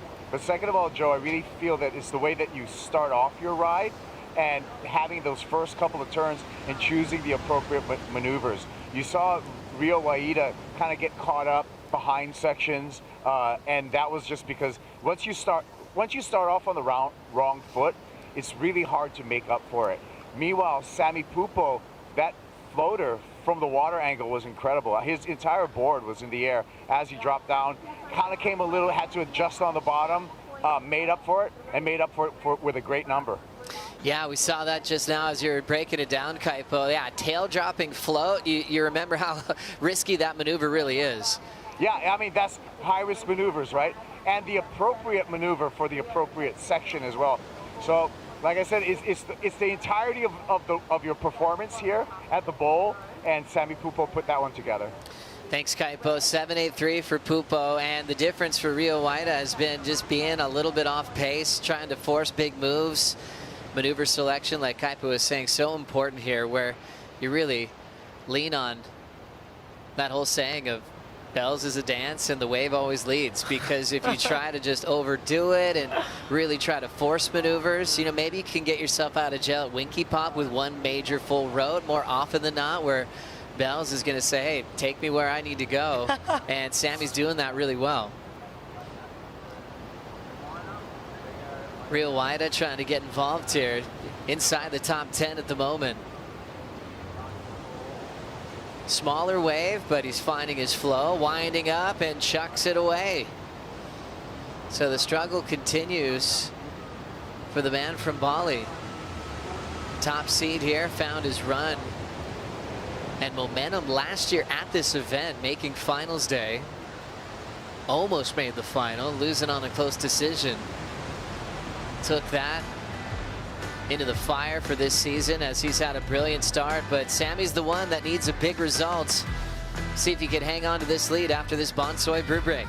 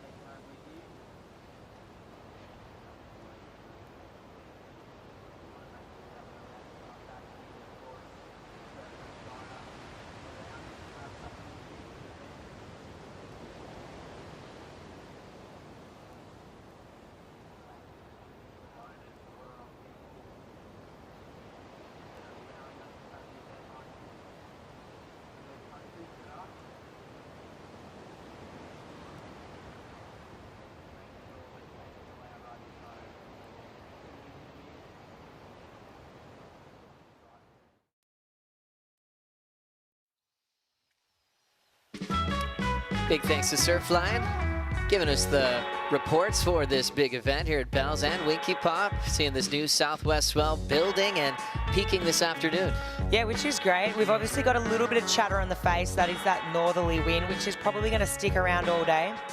We've got that southern ocean storm tracks that's going to stay busy, and it's offering a bit more southwest swell, chunky contestable conditions to close out the window. So we've got a bit of options here. I think we'll try and get through as much as we can today, and then we've got sort of a choice, you know. Saturday and Sunday still look like there's a fair bit of swell around, but if we cast our eyes just to today, you can see we got 5 to 7 foot, a little bit bigger this afternoon, and you got nice side shore to offshore winds this arvo. So beautiful day of competition here, and great to be back at the bowl. Oh, it's really nice. Fun day at Winky Pop, back on the bowl, and then today being Friday, tomorrow Saturday, you can see the largest surf, 6 to 8, then 6 to 10 in the afternoon, and then Sunday a bit cleaner as far as wind's concerned, and they'll be thinking about maybe crowning champions as early as Sunday morning.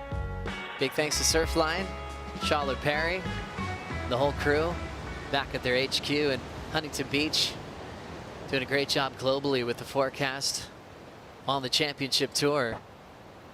Sammy Pupo's been loving the waves he's been on. 6.83, 6.27's now a throwaway, then built to a 7.83 on a season that has been really tough to get going. He hit the reef, hit his face on the reef at Pipe to start the season, posted it on his social media, and then went right out with a 33rd result. Okay, that was painful. He'll shake that off. And then the new feeling at Abu Dhabi, he didn't really get his rhythm there. And then the night session was, man, probably the toughest elimination round that we'll have this season. Portugal, freezing cold conditions. Usually that's a beach break where he can fire, and was knocked out in this round. El Sal back in this round as well. Mentioning how tough the round of 32 really is, and Pupo's been haunted by it in 2025. Yeah, I think we see him surfing. There's a little bit of urgency there. He does look sure-footed, but if anyone doesn't want to go back on that Challenger Series, I mean, Sammy's been there. He knows the feelings. He knows how difficult it is.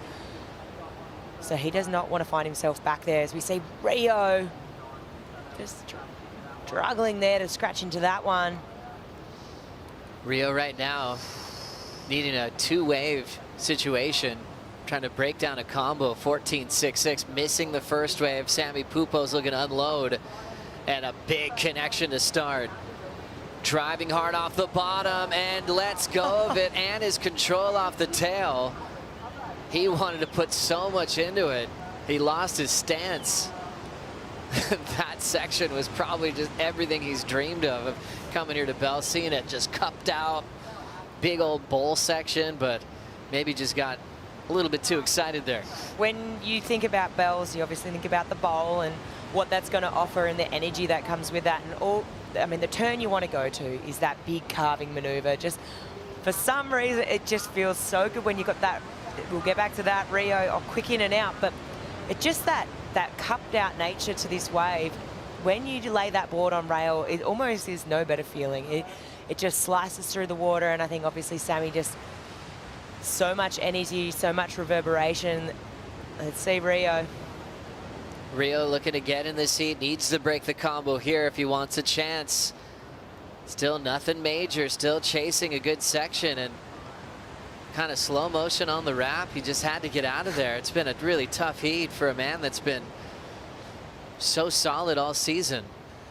This is one of those classic heats where you are just getting so frustrated. You are scratching your head. You are thinking, hang on a second, I'm trying to give myself so many opportunities here. I'm taking off on 9 waves in this heat. I mean, you're thinking, come on, one of these things has got to stick, but maybe it's just one of those cases. Easy for us to sit here and say that, but maybe a little bit more selection maybe would have been the better case here, but just looks like to me that something is off. He needs to go back to bed and wake up on the right side, Joey. What are some of your tricks, Flick, to kind of just break a rhythm when you need a change, especially mid-heat? What are your options? Oh, Joey, don't ask me. That's why I'm sitting in here. Well, I mean, I'm sure you've done it in big wave days where you're terrified and you've got to get your head together. I mean, you've told me about that process before. Yeah, I think when it comes to competing, I just think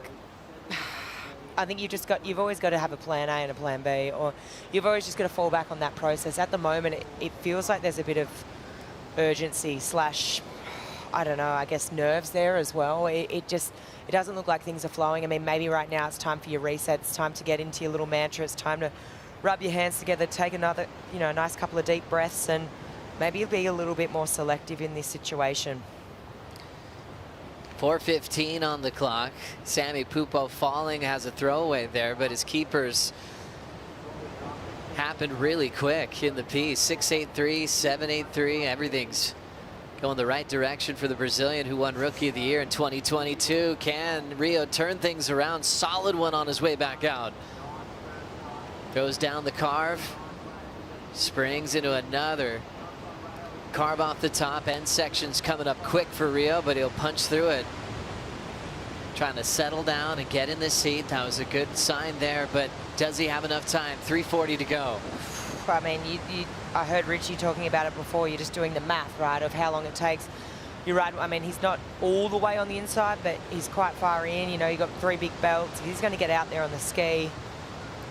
Get back out there. He might just get back out, probably about 3 minutes, 2 minutes on the ski to get back out there. Maybe a minute left on the clock by the time you get out there. He's probably going to drop his best wave, but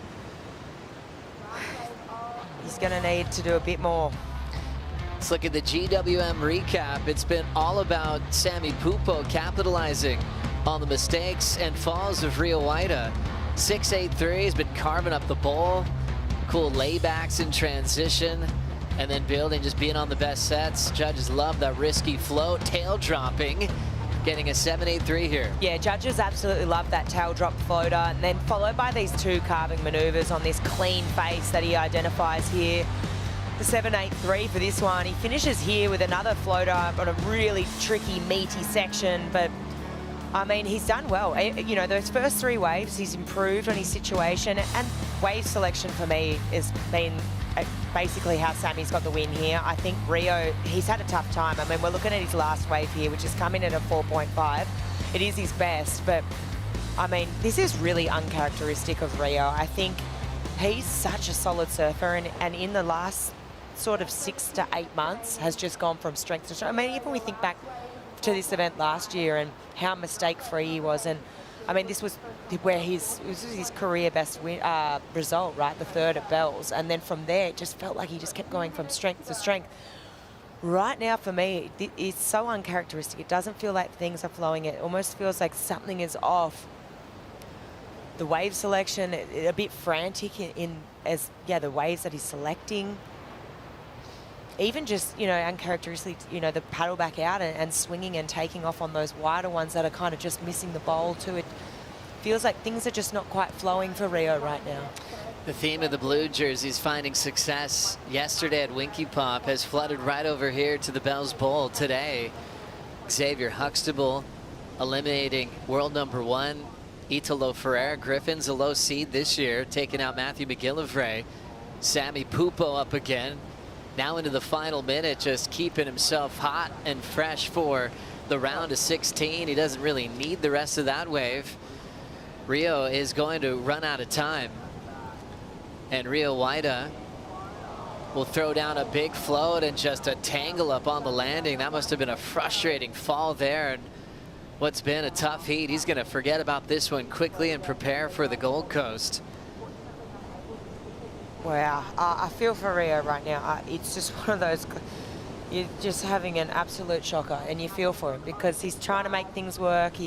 Unfortunately, he's in this combination situation, so as we see Sammy sort of taking a bit of a victory lap here. What a crucial win for Sammy Pupo.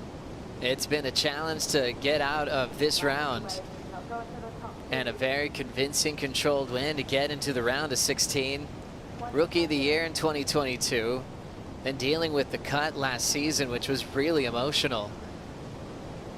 And it's a great time to be Sammy Pupo. You know, we saw the Gold Coast at the Challenger Series. He won it, and he's also finaled in it. It's been a crucial event for him to get back on tour. Now he gets to get championship tour points.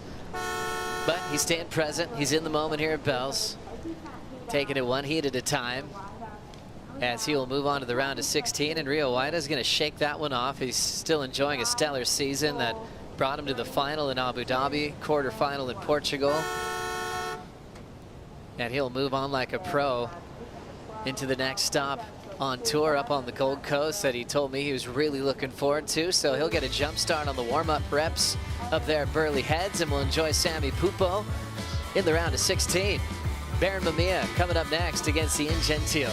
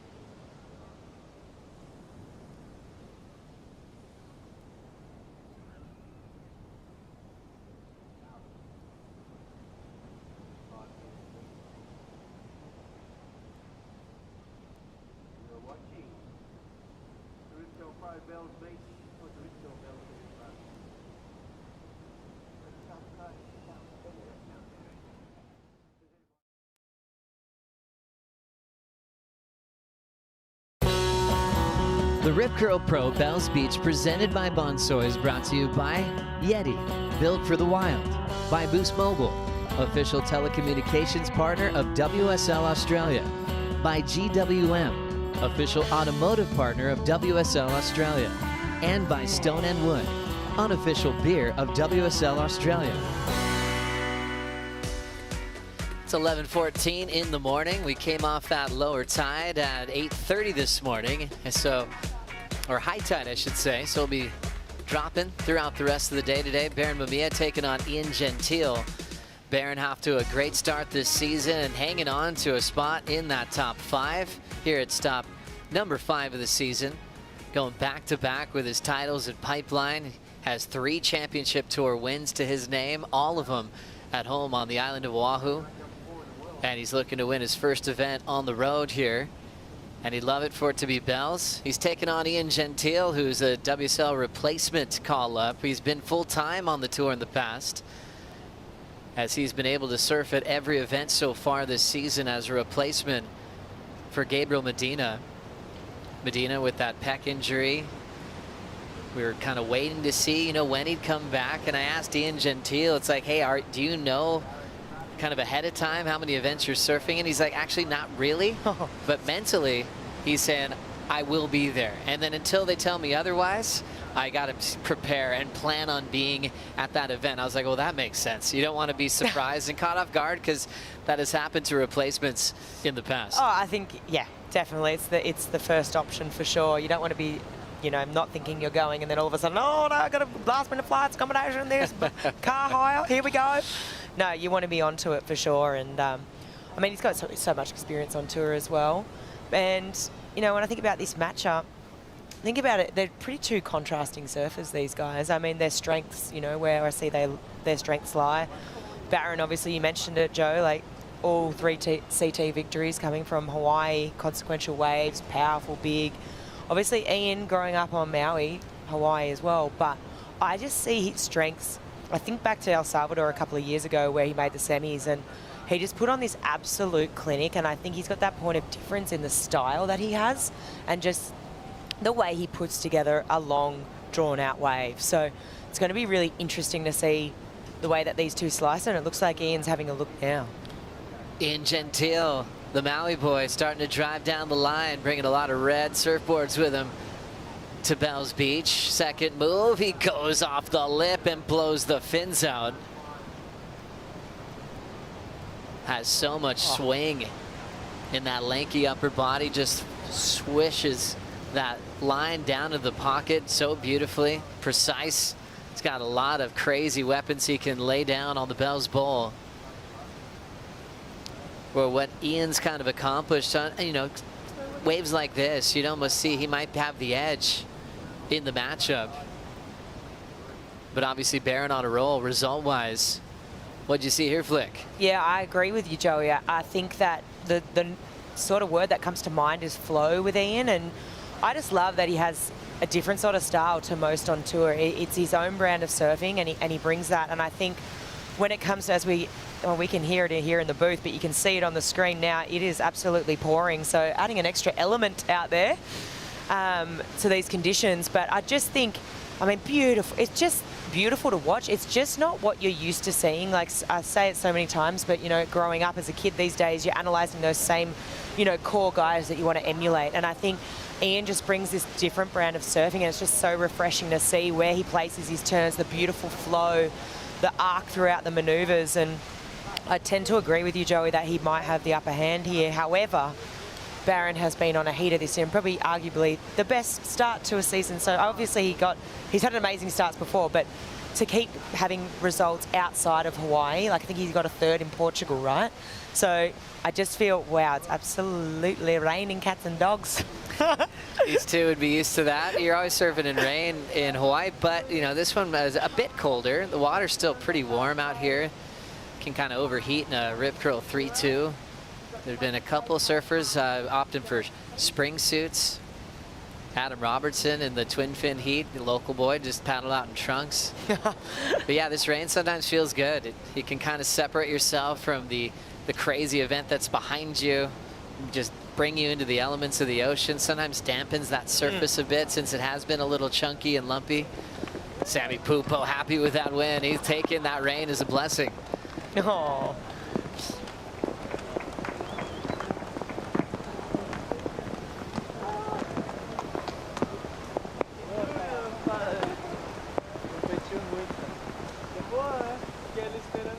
High five from Big Bro, Miguel Pupo. And it's about a 9-year age gap between the two.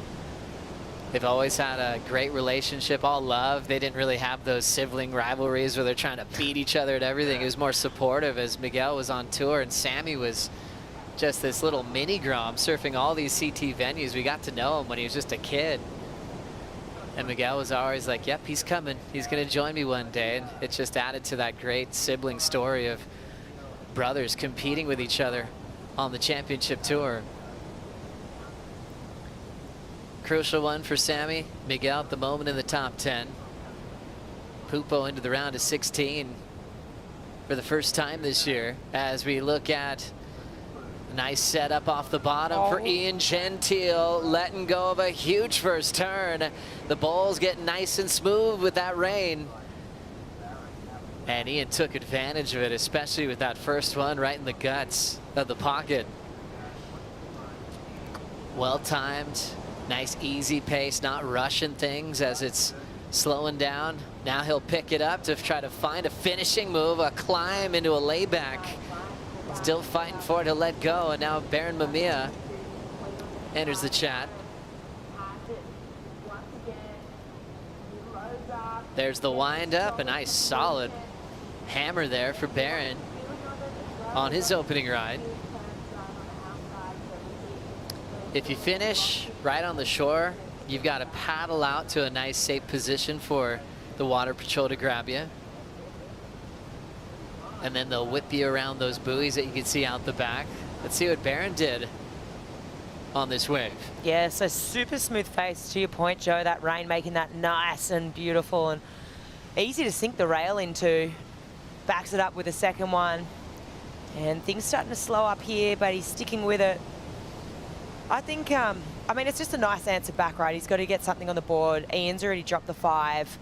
He gets the finish. I think what I'm making right now is, though, this inside section's looking really tricky. The outside still really smooth and groomed. Let's take a closer look at this. Just so much power. Sort of changed the line halfway through that turn, actually. So great read on that section, just to realize, hang on a sec, I can't bring this all the way around. This wave's got another section for me here. So nice read from Baron. And then, yeah, this is Ian's second wave. So I absolutely loved this first turn. He just threw absolute buckets. I think he was on his way to potentially even a better score than that 5. Unfortunately, he brings it through to the inside here, and I'm thinking, okay, he's nice and cool, calm, collected. All the hard work was done out the back, and unfortunately just couldn't stomp the finish. So this is sort of a little, yeah, unfortunate for Ian there that he couldn't just get that finish on that last wave. Baron Mamiya doing a great job this year in the top 5. Thinking about Bells Beach, his best result, an equal 9th that he had last year. That's a loss in the round of 16, so he's got to get past Gentil to match his personal best. And we'll see how he goes. First, let's chat with Samuel Pupo with Vaughn. Thanks, Joey. Coming to you live from the Red Bull Athlete Zone because the rain is coming down outside. But Sammy, what an important heat win. A tricky start to the year, but best of all, you really looked like you were having fun out there. Yeah, I mean, conditions were fun. I went surfing this morning. It was really, really tricky, really bumpy. And I was talking to my brother how it was so hard to engage the rail. And I felt like I was super lucky when we paddled out. I feel like conditions cleaned a little bit. And I got to show a little bit of my surfing, yeah. Every surfer frothers out when the glass off happens, mate. How are you dealing with the pressure at the moment? I mean, in that heat, it just looked like you found rhythm. And yeah, we didn't really see that start to the year in any sign of your surfing. I don't know. I feel like for me, it's I just kind of feel the opposite, actually. You know, when you have bad start to the year, feel like at some point I was just like, I just want to have fun now, enjoy the moment. If it happens, it happens. And we still have 3 events left, 2 events left. So there's a lot of points, room to make, and I just really believe that I can do it. So I feel like my surfing suits this wave pretty well, and I just have to find a good rhythm. And I feel like Belle's giving me a little bit of love back, which is nice. It's awesome, mate. Yeah, if you're having that much fun, I think Bells does provide the canvas. Congratulations, that's a really great win. Thank you. Thanks a lot, Vaughn. Great to hear from Samuel Pupo. It's an interesting one when you're not getting the results you want.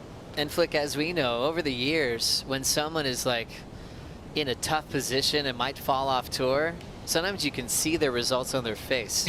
Like they look like deflated, and they still have more chances to compete, but they're wearing those losses. The stress is overwhelming. And since Sammy's been there, he's been devastated. He's been on the cut. He's come back. He's trying to channel this thing of like, let's just let it happen. Well, what's the point in being stressed out with anxiety every time you do your job that you love? It's still the dream tour. I mean, he's got a lot of great chances here. It sounds like he's adapting the Mel Robbins theory. Just let it happen. Let them do this and I'll do this. That whole theory. It's just like, what can you do? What more can you do when you're crossing all the I's, dotting all the I's and crossing all the T's, Joey? What more can you do? You're trusting in your own process. You're going through it. You're not leaving any stone unturned. And sometimes you've just got to wait for that rhythm to come back. And I feel like that's where he's at. He's like, I know I'm surfing good. I'm putting in all the work. Eventually, the tide is going to turn, you know? Yeah, sometimes let's get fired up. And in fact, let's froth out with Kaipo right now. Let's feel it. Oh, thanks, Joe. I got a list of things to froth about. First of all, I love that we have 2 surfers from Hawaii in this heat surfing against each other. Another thing to froth about is the longest running professional surf contest in the world. Started off as the Easter Classic 62 years ago. 52 years with Rip Curl as the Rip Curl Pro Bells Beach. 2 Hawaiians in the water. Thinking about the history of this place. Remember Sonny Garcia and John Shimoka in a final over here?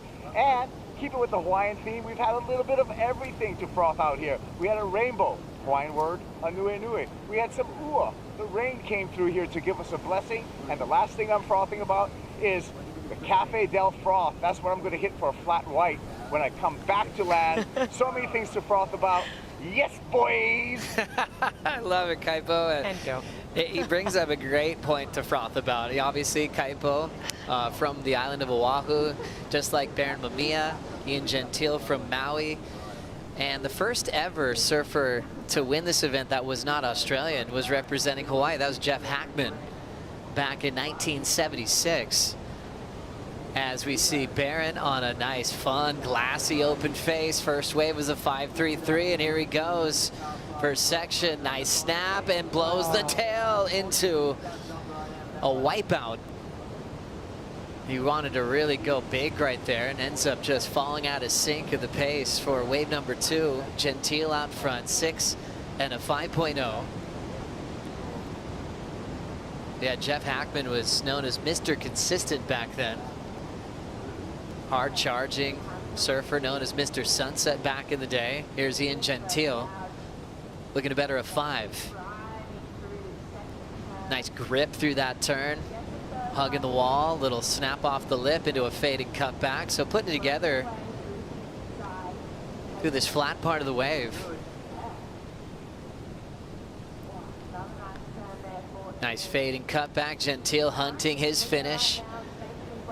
Driving through that last turn, staying on his feet, and he'll get out of there and call for the water patrol. There's Jeff Hackman's name. Mr. Consistent because he won at Pipe, won the Duke event in back-to-back years. So total phenom, just owning big events, even like the Gunston 500. Here's Baron's wave.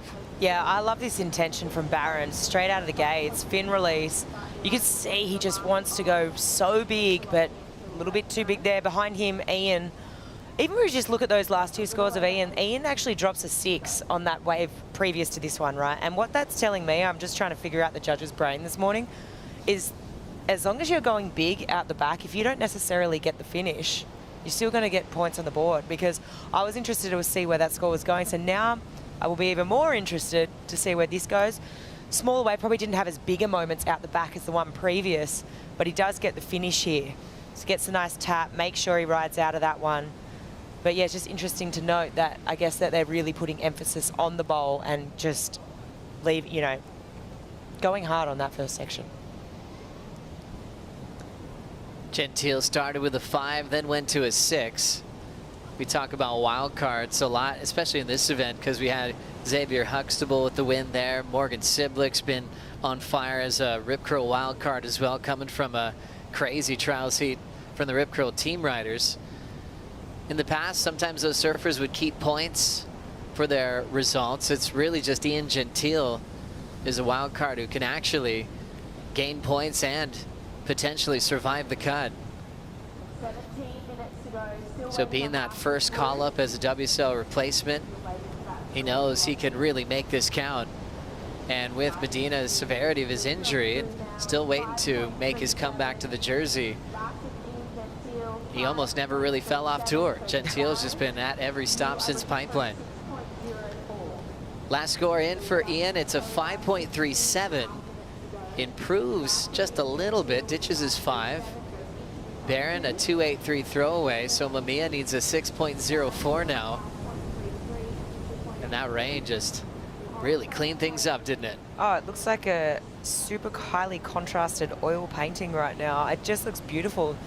Such deep blues and grays contrasting against the white. Looks amazing out there right now. I mean, that's the advantage of surfing straight after a rain squall. So Barron looking for a win for Hawaii, so is Ian Gentil.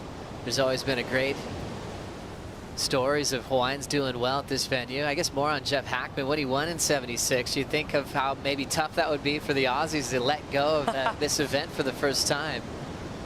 But the Aussies had cleaned up in Hawaii that year, so it was almost like Jeff Hackman was able to answer back on Australia soil. And when you look at the old Tracks magazine write-up, even the Australian authors were like, you know what? He won. There was no saying maybe this or that, or he got helped out with scoring anyway. They're like, yeah, he won that from start to finish. He was always the guy to beat. Amazing at Big Surf in Waimea. His school teachers were Peter Cole, Fred Van Dyke, Big Wave Chargers when he was just a kid going to high school at Punahou. Jeff, one of the pioneers of the sport. Hopefully watching this matchup. Ian Gentil, Baron Mamiya. Still with 15 on the clock as Iago prepares for Alejo Muniz.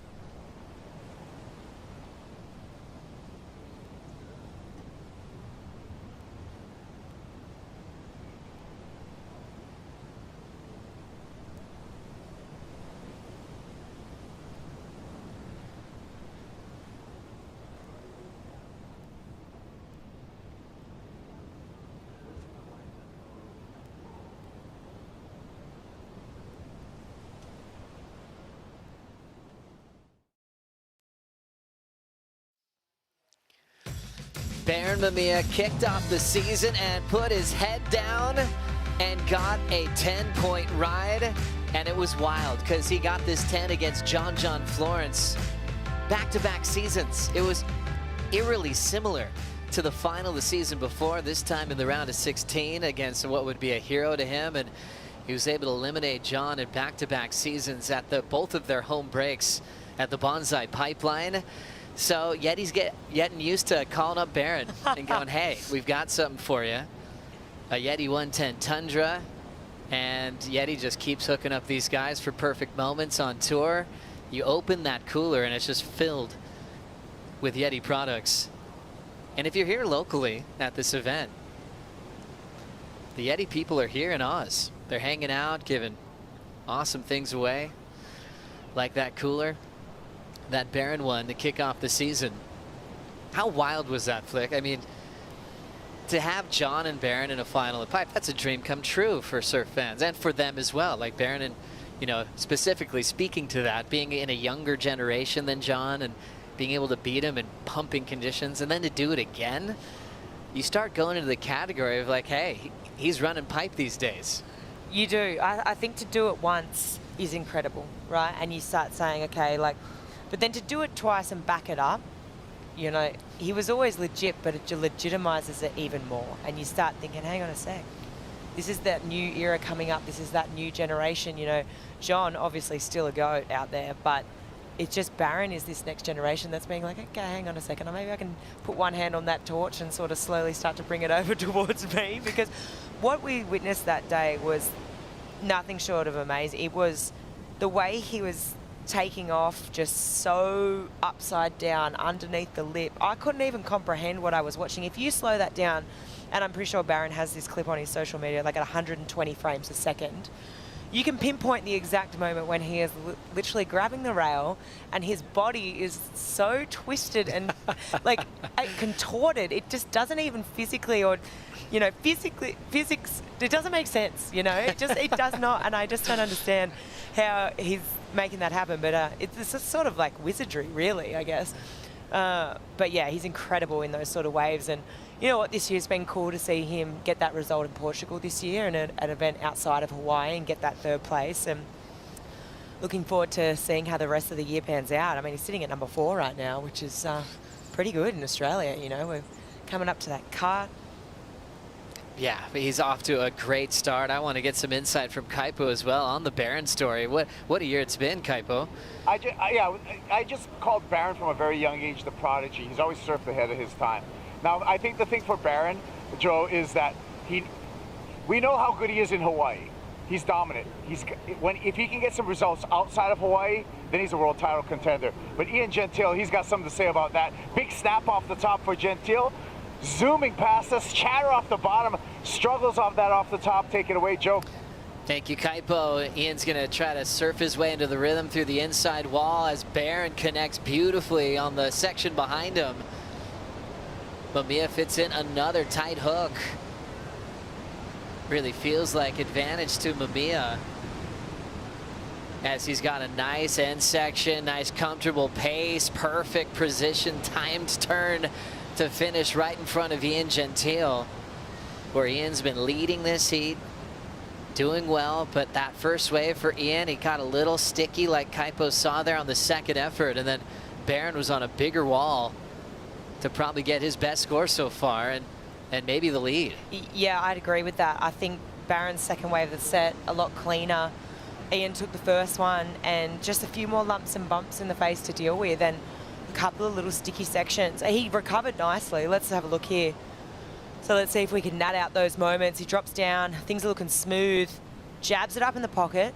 First turn, great. It's this moment, it was on the bottom turn that he actually got a bit stuck. So even before he got up into the lip, driving through that bottom turn, and then once again, you can just see there's so much lump and bump to deal with.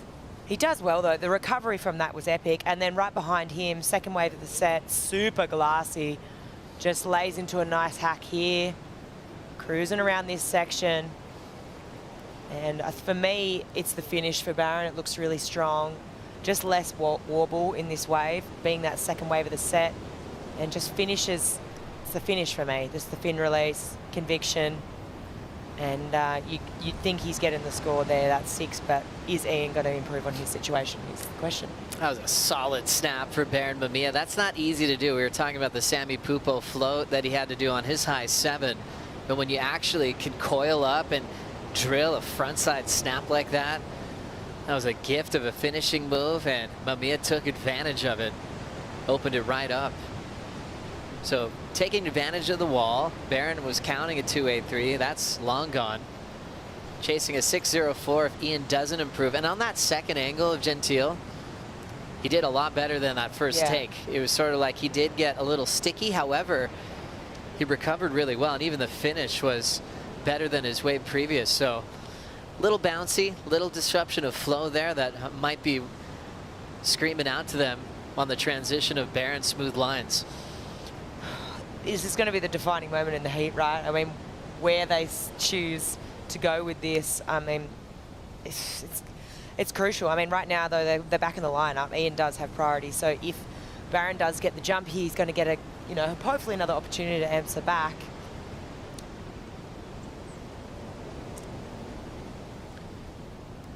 So now 7:10 on the clock. Scores in for Ian Gentil. He does improve to a 6.0, so judges liking those improvements. Even though there's moments that it felt like he got stuck, he was able to ride away. And we kind of noticed that with Sammy on his big score in the heat previous. He fell out of the sky and he kind of like bobbled a bit, but then recovered. So they're not really looking at those little disruptions of flow as critical today. They want to see big turns, and Ian's getting the fins out. Baron cleaning up a little glassy inside track, hitting it hard. Nice smooth transitions, trying to put a lot into that whitewater hack.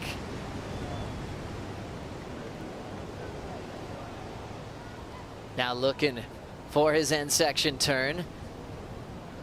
Driving down the line, finally sees it there and stays on his feet for the last maneuver.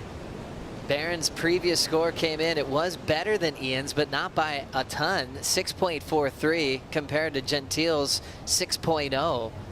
Not a whole lot separating that last exchange. So with Gentil improving, Baron stays in second on that last wave. He's hoping for at least a 5.57. It's going to be interesting. It was a smaller wave. I liked how he rolls the dice, though, because it was a small wave, but it had great shape. Look at this first turn. Nice carve. He does drive it up into the lip here, gets a snap, and for the third one as well. So 3 turns on the bowl on a smaller wave. Is it going to be the score? I'm not sure. I think you identified it right there, though, Flick. A smaller wave, and it looked considerably smaller. And with nothing kind of crazy screaming out at you.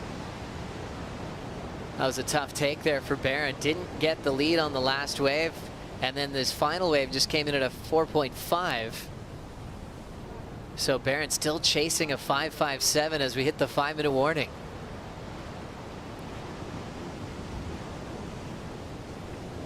It's always a really hard situation, I think, when you're sitting out there with the highest score of the heat and you're still not in the lead. You're thinking, okay, like, I've got this. I'm on paper, I've got the single best wave. Like, I'm in form, I'm surfing good, I know what the judges are asking of me. So mentally, I feel like that can be an interesting position to be in, knowing that it's within you and you just want another opportunity. I'm pretty sure we'll probably get one more set. Judging by that consistency, I think as this tide's starting to drop, I think it was high at 8:30. It's now just after 11:30, so a few hours now. It's getting more and more consistent, which is good. For sure, Baron wants another chance because he wants to keep his spot in the top 5 picture. As you can see, things are moving around a bit already. These are live rankings, so after every heat finishes, you'll see an adjustment. Jordy up 2 spots after a brilliant performance yesterday at Winky Pop. Iago's down 1, but he hasn't surfed yet in this round, so he can answer right back. He's got Alejo Muniz coming up next. Canoa up a spot. You see the shaded names there. Surfers that have been eliminated from the event. The biggest is Italo Ferreira, past Bell's champ, current world #1, upset by the local wild card, Xavier Huxtable. That was huge. Rio out of rhythm today. Couldn't match his result from last year where he made the semifinals. Back to action here. Ian Gentil, smooth off the bottom, electric off the top. Big blast there, layback, blowtail, recovers.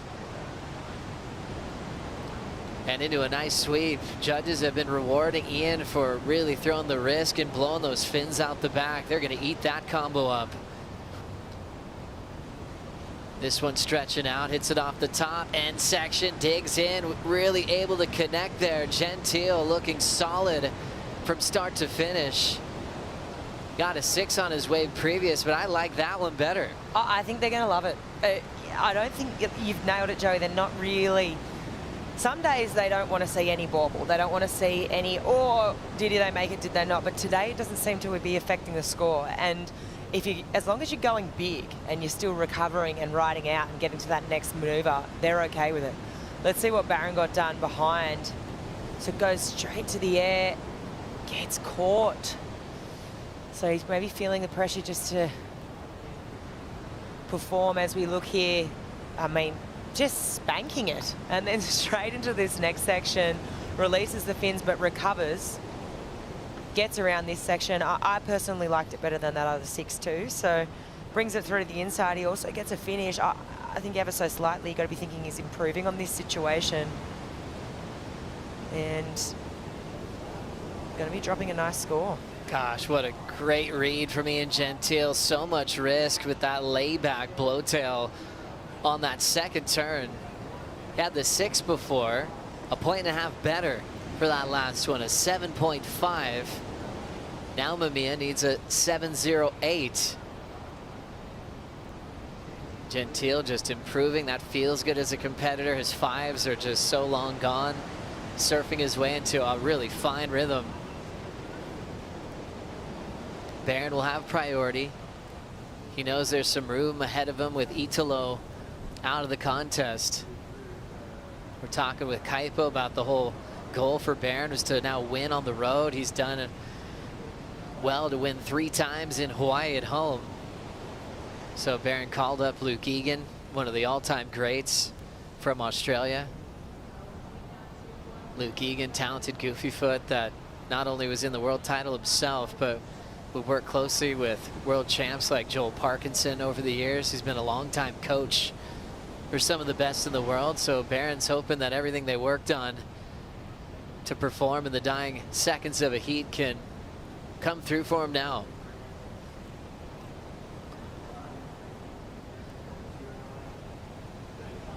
Waves on the way. It's up to Barron to choose which one he wants with priority. Got an equal 9th last year, which was a loss in the round of 16. Losing this early is an equal 17th on the rankings, which is tough for a final 5 spot for the midseason cut as well. As we look at Barron choosing this wave, needs a 7.08. He has some speed. On the windup, going for the big punt, misses the grab, and it's over. Gentil gets the win off Barron. And we'll move into the round of 16 to take on Samuel Pupo. And a surfer in the top 5 out early here in the round of 32. Ian just improved towards the tail end and peaked at that 7.5. Some more movement now on those live rankings. You know, now that Barron's out, people below starting to look at that. There's a couple of people in the top 5 out this morning now. But yeah, it was all Ian. I just feel like his wave and his type of surfing, so it suits this type of wave, sorry. It just is, he's got this beautiful flow, and judges were really appreciating those top 2 maneuvers in that bowl section of the wave, just that degree of difficulty. Barron had a couple of moments as well, but Ian just really finding that rhythm, and yeah, judges rewarding it. They just want that critical couple of turns on the bowl. That's all I'm saying. It's kind of like, even if you're not getting that finishing maneuver on the inside, they're kind of not really caring. It's like, if you can string together 2 big maneuvers on that outside section, we're going to reward you for it. And yeah, Ian did a really good job at that. I mean, obviously Barron had a couple of opportunities though. I think this one here, this is one of his better waves. This is one of his this was the 6.43. And it was 3 big turns. So he did have the highest wave of the heat so far in that point, but Ian just answered back with this thing here. It was this second turn that he just absolutely went for it. Lays right back, recovers though, and gets the finish on the inside. So good job for Ian, you know, coming in as a replacement surfer, chunking through this draw. Ian Gentil moves on to surf in the round of 16. Coming up next, it'll be Dora taking on Alejo Muniz. So bring in Ronnie Blakey and Richie Lovett for the call.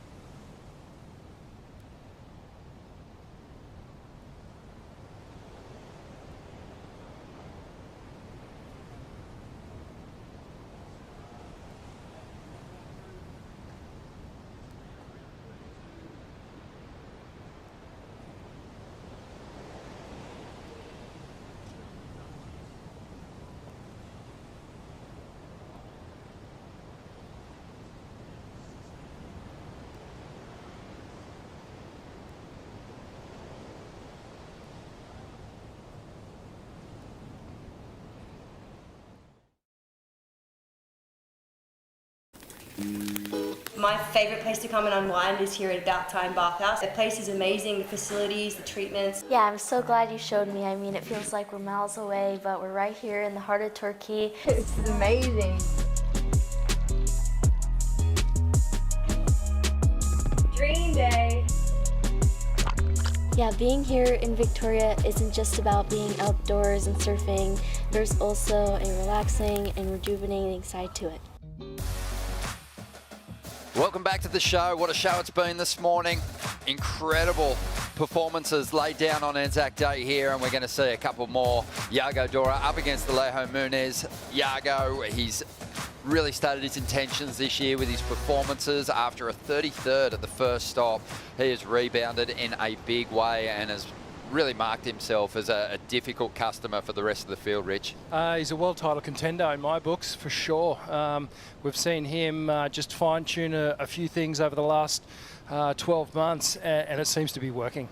His performance is incredible. Yeah, into his 7th year on the tour, and you know, 3 of the 6 years that he's been there, he's featured in that top 10, and last year finishing 6th overall. Really just a heat win or 2 away from cracking the final 5. He would love to get there this year.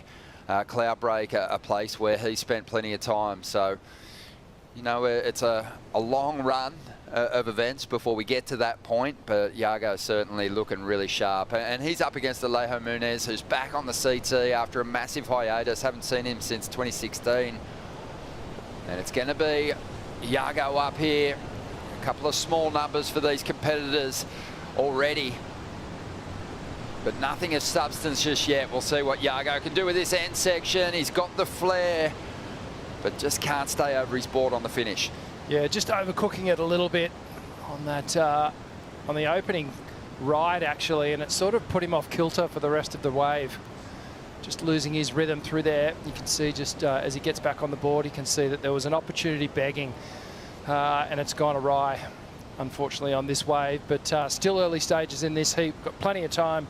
Just under 30 minutes on the clock. This is going to be a great battle. Natural footer versus goofy footer. First heat for head-to-head for these two as we get stuck into some replays here. Here's Alejo from earlier on. Deep on the bowl. Alejo comes around this section here. Jams it over that foamy little section. Gets up there again. Full body extension.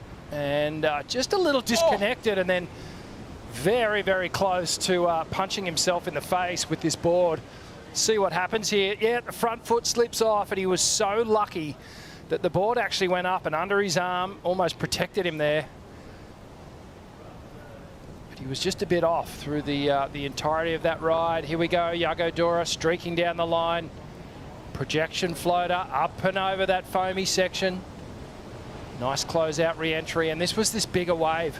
Beautiful section, and you can see here Ronnie just gets stuck up the top, and that put him out of rhythm for these second and third turns through the bowl section here, just overcooking it on the third one, pushing a little bit too hard and losing control. Yago, 28 years of age, mentioned his amazing run through his championship tour career so far. And we've got Alejo, he's surfing in his 7th year on the tour as well. But his last run went from 2011 through to 2016. His best finish on the CT, 10th. That was in his rookie season. But Yago really searching for a huge result here at Bells Beach. Hasn't been past a 9th place. Hasn't cracked those quarterfinals just yet. But he's so well-rounded. His approach is well-suited for a modern campaign here at Bells Beach. We've seen a lot of airs laid down the last 2 days of competition. We know we're going to see more, and Yago's got some of the best. Probably the most technical aerialist on the championship tour, and tends to go for more difficult grabs than other people. Yeah, the one thing that Yago does with his airs too, he seems to get really inverted in terms of getting that board sort of at real vertical style angle. Yeah. Corkscrews out of those airs. So we've got 27 minutes to enjoy this clash, and just thinking about these two and how they're situated on the rankings. It's been a tough return to the CT for Alejo, but he's a seasoned campaigner. Here we go, Yago up and trying to break into the excellent range, no doubt. A couple of threes to kick this one off for him. A couple of big changes in his camp in recent times as he brings this one through to the inside. Bit of foam on the face, just keeping that board moving, staying engaged with this ride. Drives up into that final section, gets a nice little hit in. You see quite a bit of that. I don't think it's the surfer necessarily trying to sell that ride to the panel. It's just a bit of relief that you finish off a wave on that short break section. Yeah, absolutely. It is one of the trickiest end sections to any wave on the tour. Certainly up there with the Margaret River end section over that dry reef. But yeah, there's so many little rock shelves on the inside as we look at the backhand poetry here, sitting on that bottom turn, really generating speed for that second hook off the top and a third. That second turn of Yago Dora just absolutely mint, and then he brings it all the way through to the inside, gets a nice direction shift for that final hit, but looking really good. He's tied it up here. Bit of an awkward start for both Alejo and Yago, but you can tell now Yago is starting to find his rhythm. Here we go, live action. Alejo on the outside now. He'll get an opportunity to respond. Good section, standing up, but his board has just broken into the lip there. And he'll have to run in and quickly get to that backup. You know, Bells can do that. It doesn't sort of appear to break square. It doesn't throw out huge into the flats, but there is a lot of push behind the swell lines here. And that lip maybe meeting a buckle, but definitely finding the weak point in his board there. Yeah, absolutely. So much leverage and torque through that section of the surfboard between the feet, right in front of the fins. It's typically where they go. And we know that with equipment failure protocol, that the surfer is allowed to jump on the back of the ski, get transported back to the shore, pick up the spare board. The ski will wait in the shoreline there and get Alejo back into the takeoff zone. So only lose a couple of minutes here. And no doubt that backup board is almost an exact, if not an exact replica of what he has out there in the water at the moment. Saw his coach, Adriano de Souza, down there on the beach, just handing him his backup equipment.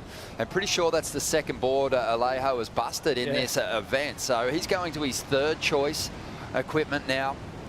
They generally kind of order them, Rich, in as, you know, from favourite to, you know, there's not a whole lot of a difference in the boards, but, you know, it's mentally, it's something that it's got to play into his mind. Yeah, definitely. Let's have a look and see what happens here. Gets nice and low, loading up on the energy.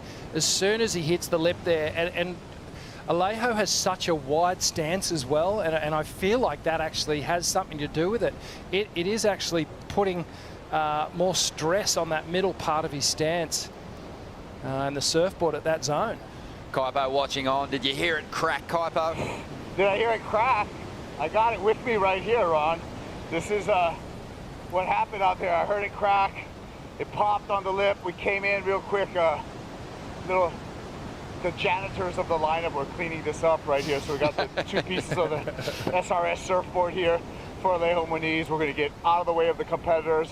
But yeah, you could, it was audible that you could hear as soon as he hit the lip. Hey, Kaipo, is it evident at the glass job? It must be super light, 4 ounce top and bottom, you think? Yeah, it's super light. You can see it's a plywood stringer.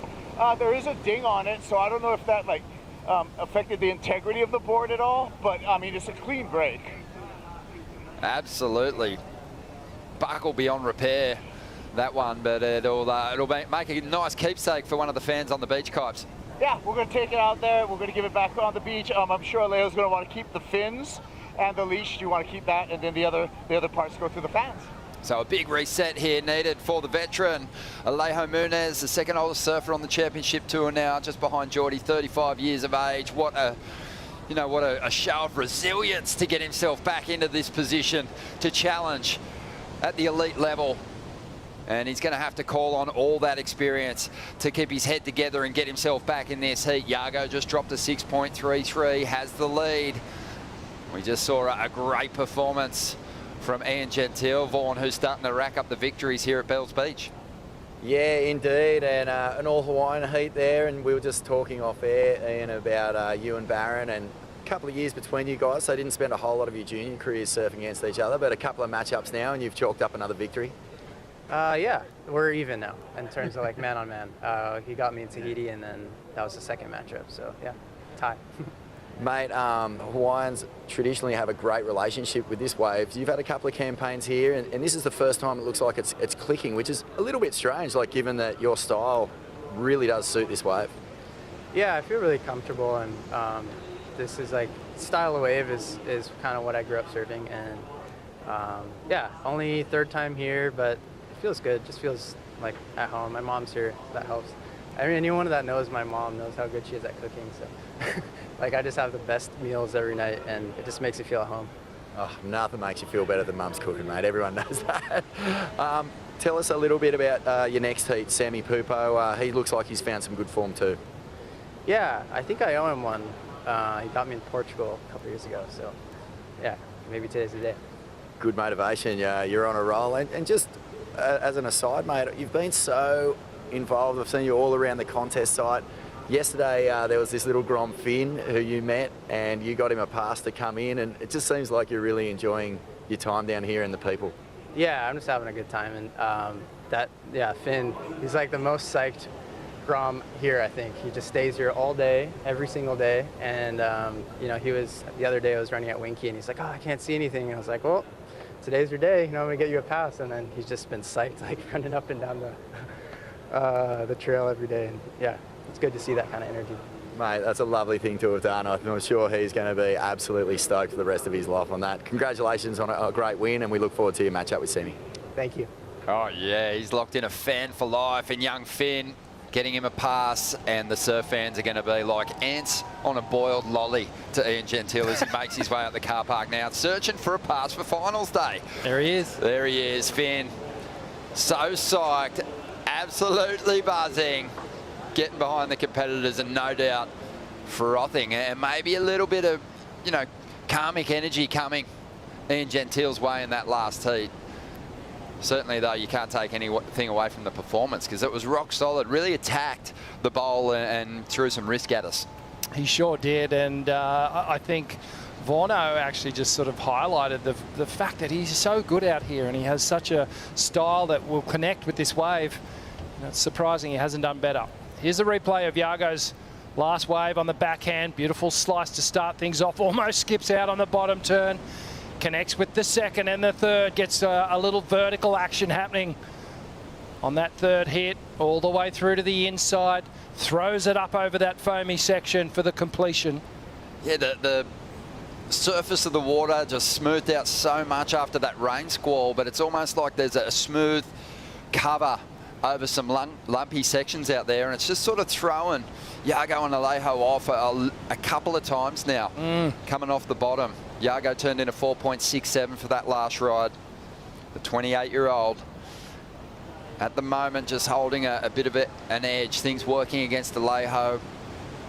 A couple of falls, a busted board, and looking to reset, but just you couldn't really ask for a better coach for this particular event. Adriano de Souza just made himself at home down here at Bells over the years. He'd always get down here a week or two early, got familiar with the community, and really, you know, I think Adriano, he always had a remarkable backhand with a deep bottom turn and a really vertical approach.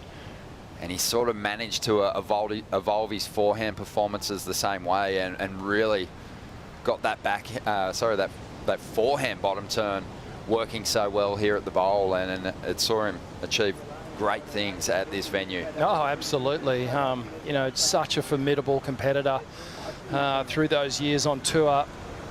We see some vision of him here, but yeah, that bottom turn, I guess it's overlooked sometimes just how important it is.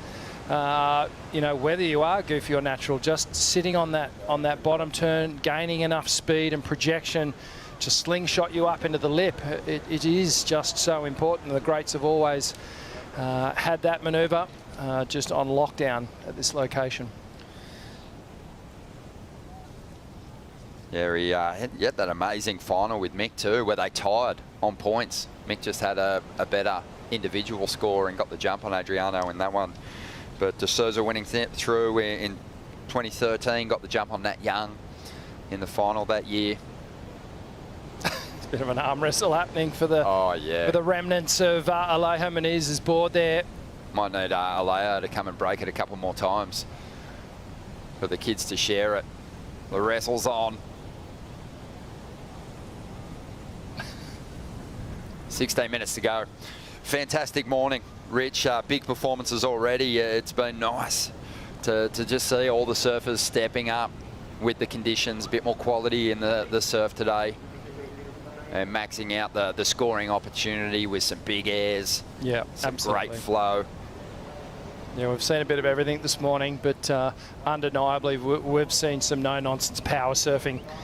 And that's been the order of the day. A couple of big moves, big air rotator from Griff, tapping into that sort of progressive element. But really, when you think about Bells as a competitor, this is the sort of stuff that you've got in your mind. This is what you actually think about competing in, these long Bells walls through the bowl section. Well, you can hear the whistles. And that means there's sets on the way. With priority out there at the moment is Alejo, and he needs a wave to get himself into this heat. Yago starting to build. Muniz taking off. Has a lot of speed here. Let's see if this board can stay intact. It does. He goes to the rail. Beautiful carve to get started. Up into the pocket. Bit of a trademark hit there from Alejo. That snapping slash that's seen him go on to semi-final finishes in CT events in the past. Rolling through to the inside, on his way to his best wave. A clean finish from him, a confidence-building ride on the outside. Yago, he also gets in on the action. And Dora driving up into this final section. Gets a little hung up, though. So Alejo likely going to win that exchange, an important one for him. 14.5 minutes to go here. Yep, that was a great comeback wave for Alejo. This is going to put him right back into the heat. Looks like Yago will get on the ski first, so perhaps will establish first priority. which could be a very important factor at this stage in the heat, because Alejo's going to drop a number. He surfed that wave really well. Great composure to come back after the mishap with the board. The mental pressure of just being behind in the heat, not getting a clean start. Let's have a look at the replay here. So this was Yago on the wave behind him. Smaller wave. Oh, beautiful first turn. Comes around this section and connects again. Gets some tail release. The beauty of the backhand surfing out in the bowl is that you can really draw that very acute, tight pivotal line right up high in the towards the lip, but just a little uncharacteristic at the end of the wave. Just doesn't ride out of it. This is Alejo driving down the line. A longer, more extended carve. There's a different pace to this wave. Bit more speed. Comes through to the end section. Wrapping cutbacks all the way through. Waits for the wave to stand up again. Connects with these final sections. Winds up. Really expressive surfer, Alejo Muniz. Yeah, I mentioned those semi-final finishes in 2011. They've been his best results as a CT campaigner. He made the semis in New York, also in San Francisco. Got himself to 10th, and then he kind of, you know, hovered just inside the requalification mark.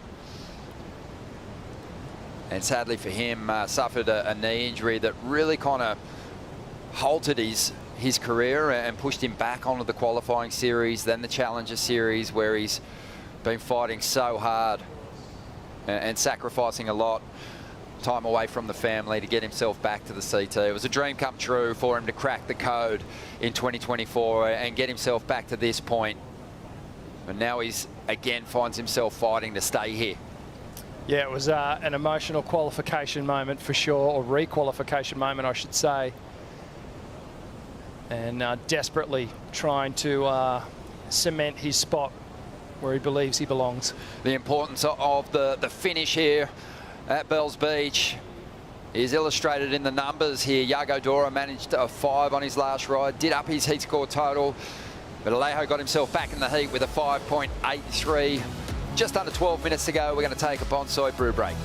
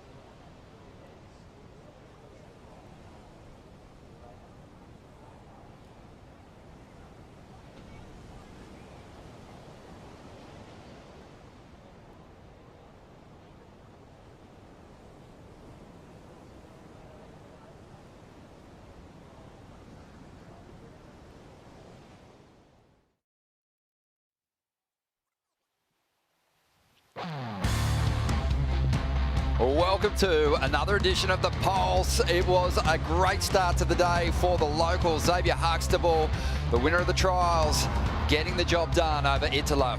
An amazing performance from the local, taking down the #1 surfer in the world with some good, honest power surfing. And it was a clutch finish towards the end.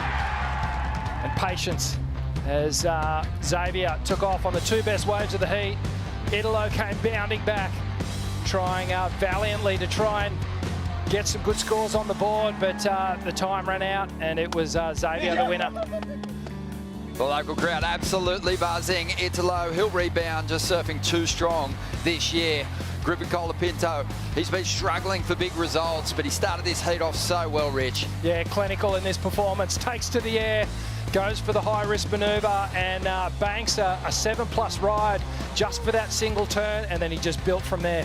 Matty McGillivray was a tough draw, but Griffin got the job done. And then Savvy Pupo, he threw everything at it, and it really gave him an opportunity to maintain control from the start of this heat right to the finish. One of the most polished performances of the morning. Sammy Pupo in incredible form, just taking apart these Bell's bowls, carving and arcing his way to a victory. Overcoming Waida and absolutely loving life. Back in the winner's circle, Ian Gentil over Mamiya here, a battle of the Hawaiians. Ian, just his second heat win here at Bell's, and it couldn't have come at a better time. The unassuming Hawaiian, the gentleman, just coming through with a beautiful victory here with some great power surfing. Really perfect style for these Bell's walls. Well, back into live action now. Yago Dora, one of 3 goofy footers remaining in the draw here on the men's side. And Yago's up against Alejo Muniz, and he's trying to better a 5 to increase his heat score total. We'll get a look at the start of that ride in just a moment. But Alejo's fighting his way back after breaking his board earlier on. We'll see if Yago got the job done there. Alejo also making his move towards the ski, so it might have been an exchange here. Okay, so we're all getting a first look at this. This is Alejo Muniz on the first wave of the set. Clicks with the first turn. Beautiful snap off the lip. Second turn, a more open face carve. So the variety so far. And then another beautiful snap. Third manoeuvre on the bowl with a big sleepy cutback to stay right with that energy source as he comes through to the inside section. Just weaves back and forth until this wave stands up again on this little rock shelf. He gets the finish. Another great ride for Alejo Muniz, so really fighting back. This was Yago Dora on the backhand, drives hard off the bottom. Bit of an awkward foam climb. Now he gets it up high, more vertical on the backhand. A big, real body expressive carve for the third. Carving and arcing his way to the inside. Just perhaps mistiming that final manoeuvre, but stays on his feet. Yeah, kind of fighting for his numbers at the moment. You'd have to say that, you know, Yago not looking as composed as we've seen him through the last few stops on the CT in this heat. Couple of bobbles off the bottom, but he might just click into gear at some point here. Yeah, he's just not quite looking comfortable and in sync with the rhythm of the wave at the moment. He's getting individual turns done at certain times on the wave, but he hasn't sewn them all together in one excellent ride just yet. But this is going to be really tight when these next 2 scores drop into place. Looks like Yago's going to maintain priority. Already seen a bit of a movement. A couple of big names bumped out of the top end of the rankings. Italo, Mamiya. I'll potentially make some space for someone to climb up. Yago would love to capitalise on this opportunity, but at the moment not really surfing like the world number 3. No. And you know, I've been actually chatting with Yago and his whole camp a lot lately. And the messaging is that he is so invested in making the final 5 and having a crack at a world title this year. The energy's been good. The results have been coming, but he has got his eyes on the prize this year. His dad is, you know, has established himself as one of the premier coaches on the championship tour, Leandro Dora. But I mentioned that big change in his camp. He's got a new coach. What did you make of that? Yeah, look, I like it. You know, sometimes a shift in energy and your whole process can create opportunities and new ways of thinking, and that's obviously happened here for Yago this year. And up to this point in this heat right now, it's all been working really well and everything's been looking fantastic. So I don't know whether Bell's just the riddle that is Bell's Beach has just crippled him a little bit in this heat, but you can tell he's still fighting. And no doubt his dad is there for him if he needs coaching advice. But now working with Leandro Dora's protege, Leandro da Silva. Well, here we go. Yago, that's a bit more like it. aggressive on that first hit, super vert, and then whips that tail. What? He answers the call, and that's what's got people talking about this guy's shot at Title Glory in 2025. 2 big turns on the outside. He's buckled his board here. He had a 6.07 on his last wave, so even though he hasn't looked his strongest, he's still turning in the numbers to keep ahead of Alejo here, and that one's really going to help his chances. Always hard to keep surfing with freedom once that board is buckled. So we've seen a couple of equipment malfunctions for these 2 competitors now in this heat. Wow, but just looking back on that wave though, it was a new approach for Yago compared to the other waves that he'd surfed in the heat so far. This is what is so appealing with this guy, is the unpredictability of how he approaches the wave. And with 3.5 minutes on the clock, let's watch the changeover equipment here. Yeah, quickly gets that back up board, understanding that Alejo will probably still have a shot at it with the strong 5.83 that he got earlier on. But Yago, you know, even though he wasn't looking his best, Rich, cliche as it is, he built a house, and with that ride, he's just added another story to it. And just a bit of a penthouse, probably a king bed. With a veranda. With a veranda. But yeah, he looked a bit more himself on that ride, the Yago that we've sort of we expected to see in this heat. Well, you called it on the first turn, gets the vertical attack, and then this one was so unexpected, goes right through the lip, gets fully torqued out, just completely gets the board free. And you can see here as he readjusts his position, he's feeling right at that moment that the board has buckled under him. Just talk to us about the buckle and what effect it has on the performance of the board. Immediately it changed the rocker line, the rocker profile, so basically the whole board has been compromised in the way it will perform. It's bending from a middle, and we know that the boards with these rockers, the way that they're designed and the concaves, it just changes the whole dynamic of how the water flows under it, and it's like driving with a flat tyre. So when you're applying pressure to the back of the board too, with the buckle, the board ends up being like a brake. Absolutely, it just diffuses the board's performance completely.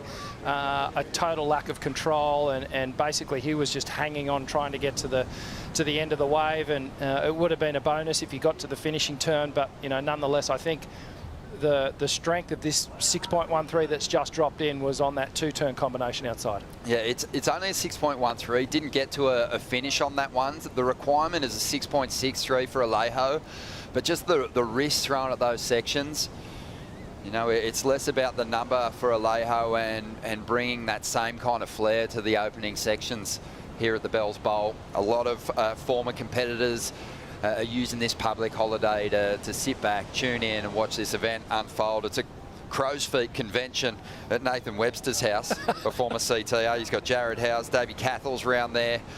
It's a big holiday here in Australia, and this is one of the biggest events on the sporting calendar. Yeah, big shout out to everyone watching today. And just keep yourself parked as well, because we've got plenty of action coming your way. This swell is filling in. It'll fill in all through the afternoon. So a great day of action ahead. This one's coming down to it with under a minute to go. Also, some of those former winners, well, all of them, I'd say, would be using this public holiday to lock in. A big shout out to them all. Yeah, had a text from Mick this morning. Mick Fanning, he was itching to know what was going on and where the competition was going to resume. Here we go, 20 seconds to go. This is his shot at it, needs a 6.63, gives it his all on the first section.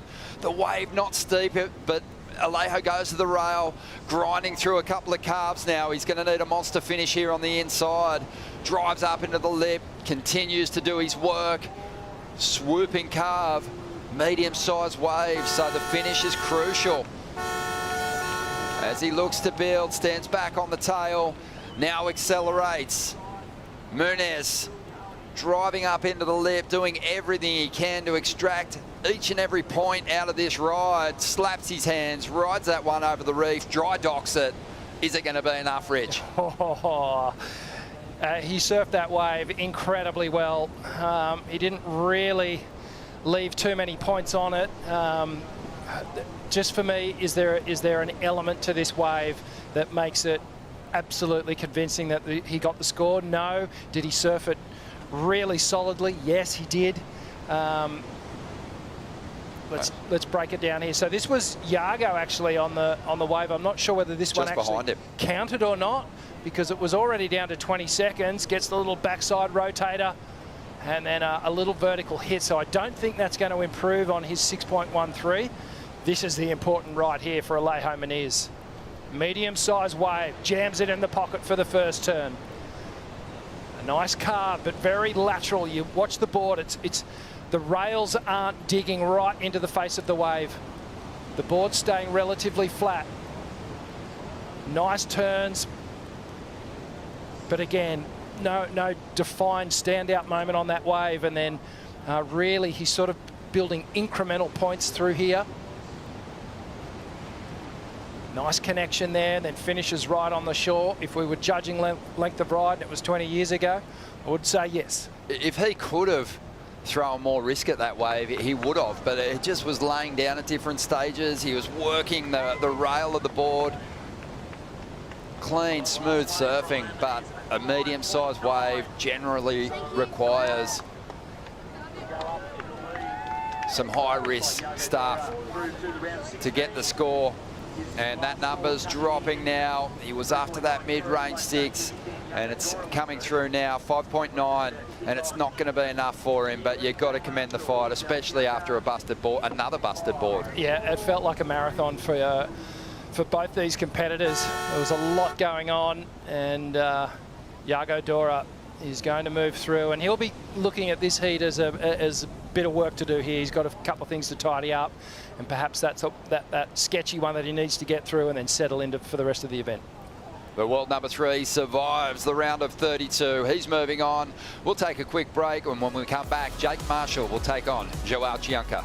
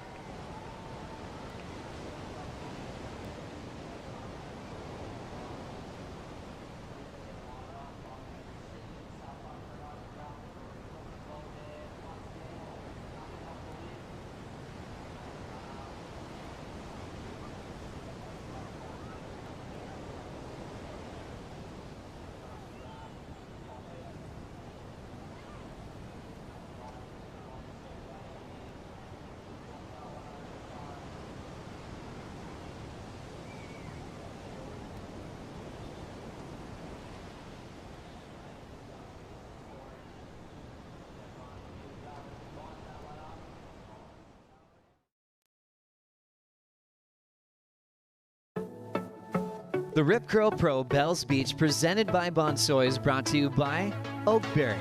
Fuel yourself with the official acai of WSL Australia. By Hydrolite, official rehydration partner of WSL Australia. By BioGlam, official vitamin partner of WSL Australia.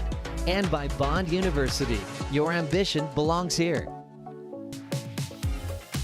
Welcome back to the show, and the round of 32 has delivered plenty of big highlight moments, and hopefully a couple more here as Jake Marshall takes on Joao Chianka. Should be a great heat. Joao looking to surf his way into the kind of form that saw him crack the WSL finals a couple of years back. And Jake Marshall, well, he just started bringing magic to the lineup in the CT event here last year, and has continued to deliver that kind of form in free surfs and in events. One of the most improved surfers on the CT in the last couple of years.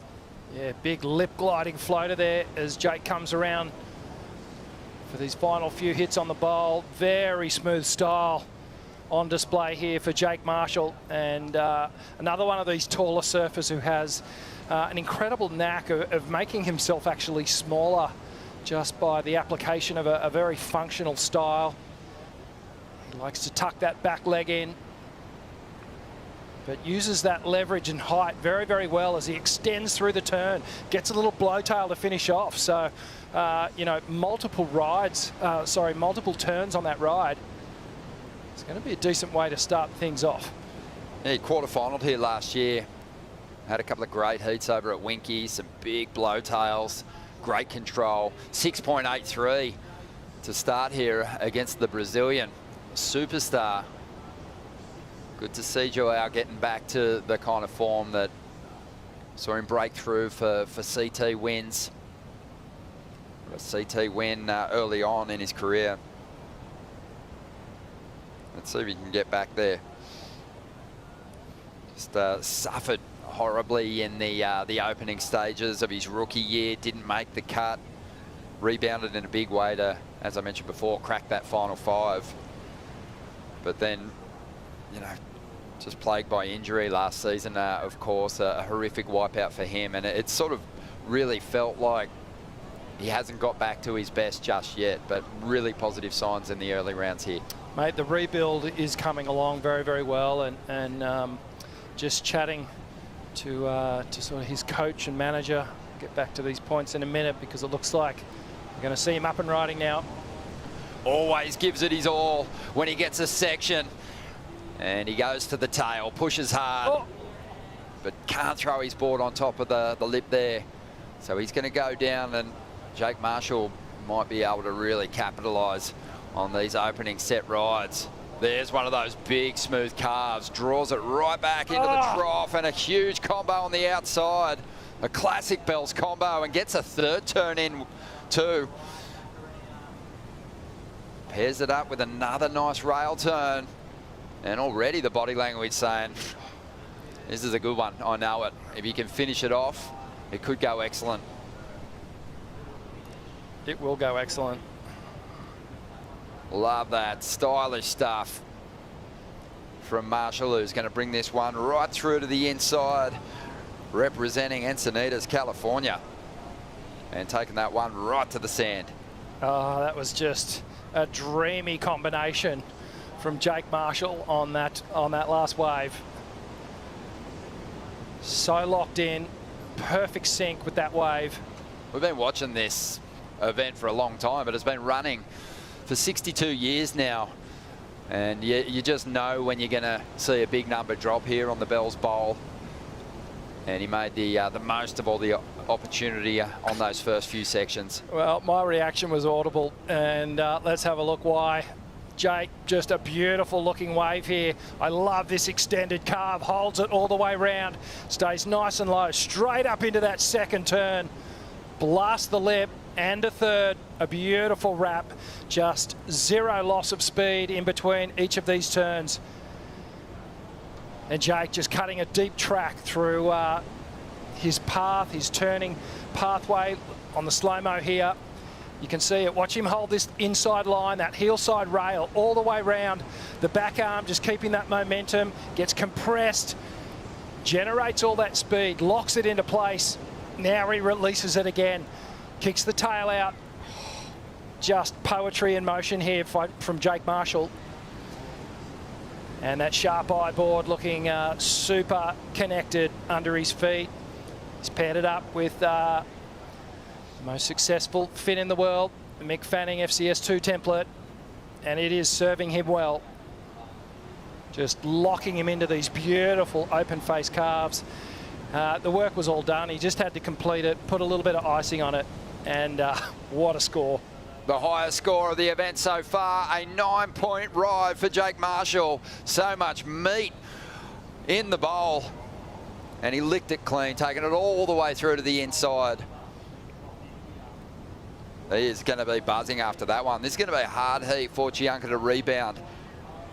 A mistake on his opening ride, and we saw Italo kind of unravel after making similar mistakes early on in his heat against Xavier Huxtable. So it's going to take a lot here. a real position of control, and Jake can guard his priority now with the strength of this heat score total, 15.83 in the first 10 minutes. That is a dream scenario when you're a competitor. You're paddling in off the buoy and you hear 15.83 as your total before your competitor even has a number on the board. And let's not, you know, this is not to say that Jake can't get rid of that 6.83 as well and just put even more pressure on Joao. He's got some work to do. Yeah, he'll look to, once he assumes priority, rob Chianka of any major scoring opportunities, but he's just in such a position of control. And unlikely he'll take a wave that, you know, is going to generate, not generate anything more than a 6.83. He's got to go for it. He's got to wait for the right wave if he wants to get back in this heat. It's as simple as that. And as a competitor, when you're sitting out there in this position, and I've been there a couple of times, you actually just go, righto, okay, nerves are gone, everything's gone, I just got to go for it. And it can sometimes put you in a special place where you really start to open up. So let's see if that happens when this next set rolls in and Joao pulls the trigger. That hunt for the top of the rankings is underway. Yago number 3, surviving that last heat. You whacked your tail here. Look, that's where lay went down. Right here. Oh, he really did. Look. Oh, lucky nothing, huh? So good. Hard. He ran so fast though, and I heard him bang! Yeah. I go, and then he goes bang. It's slippery today. Yeah. I think there was a bit of a mishap when the spare board was heading down the stairs. It can happen. Can happen. Had a bit of rain this morning. Yeah, so just getting back to this heat, we might have to see a replay of Jake Marshall's 9-point ride again when we get an opportunity. So impressive. Hard to argue with just that kind of commitment on those first few sections. 6.83, also pretty handy. Chianka with priority now, looking for a response. Let's have a look at it, Rich. The Stone and Wood slow-mo here. Yeah, I love the approach to this first carve. Watch how long he sits on this heel side rail, so high in the lip. I love the positioning of Jake's back arm as he brought it all the way down through the turn. It kept that pendulum weight, that momentum, and then this second turn. Perfect contrast. There was variation there. Blasts the tail out, gets a little bit of release, and then just re-engages in that third turn with the rail again. So just poetry, as I said, in motion here for Jake Marshall. In perfect sync, timing, just pinpoint accurate, and dropping the healthiest score of the event so far. Single wave score, the 9.0. So we got sets approaching. Big moment here for Joao Chianka. Needs to pull the trigger and make a big comeback. Yeah, we've seen Joao drop massive scores here at Bells in the past too. So it's within him. He's got some of the most aggressive rail turns on the tour. He lays down a beauty there to get started here. And it's a similar combo to Jake Marshall's. So the judges will be making some comparisons there. Doesn't really get the big third turn though, but he can make up for it with a huge finish on the inside here. And Chianka just flowing now. Climbs up over that white water. It's a tricky end section to deal with down the line, but he does his best. Kicks on that tail. It'll certainly help narrow the requirement behind him though. Marshall's got another ride. Jake Marshall coming all the way through to the inside, connects again, finishes off, and a little bit of a claim, some body expression there from Jake Marshall, which we don't see very often. One of the most humble, easygoing guys on the tour. So indicators that Jake Marshall got some good work done on there. And if he does happen to replace that 6.83, it could be an absolute mountain that Joao needs to climb. Back on the Rebel skis here. Buzzing back to the takeoff zone. A couple of good rides for both competitors. Waiting on the numbers to come through. Let's have another look at Joao's work. Okay, so Joao, that expressive style, starting to load up, connects with a beautiful carve to start things off, and then hits the tail on that second turn, but doesn't quite get the third, Ron, through the bowl section, and then just does a whole lot of zigzagging work through this inside section. Finally gets to these finishing moments on the wave. Super bumpy and hard to negotiate, but he gets there. Definitely a good comeback wave. Let's see what happened with Jake Marshall. Bigger wave. Look at the face of this thing. Jake does that open face carve again. Connects with the lip, blows the tail again. Is he going to get the third? He certainly is. Jams it in the pocket. Nice and hard. And a wrapping cutback. The legs are starting to burn, but Jake is just picking the absolute gems in this heat. Yeah, he's been on the second wave of the sets too, Rich. And, you know, at the moment, he's really making Joao pay for it. So a 7.67 for Chianka. That's a big comeback ride for him. It eclipses Jake's previous second score. It's just going to be interesting to see where Marshall goes with his last ride. He's going to replace that 6.83 for sure, in my mind.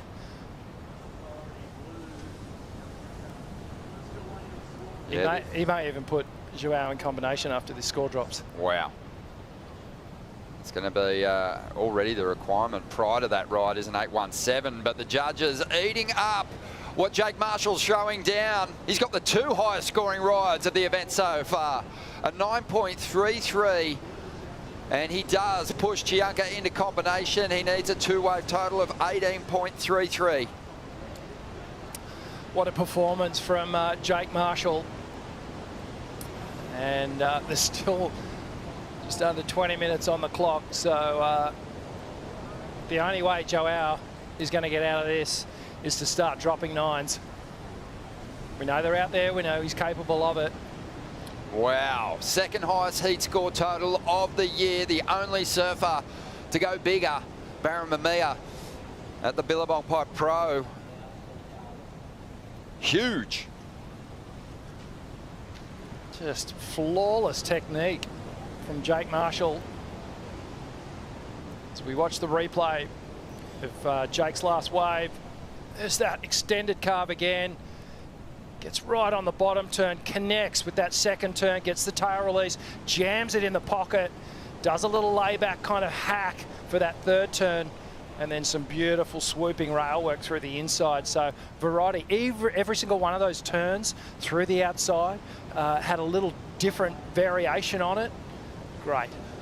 Yeah, really strong. I mean, Mamiya, his heat score total at the Lexus Pipe Pro was so strong, but he also was in his backyard in pumping conditions. Jake Marshall, he's a foreigner to this part of the world, but he's making himself right at home here on the Bells Bowl. 9.33 and a 9 to back it up.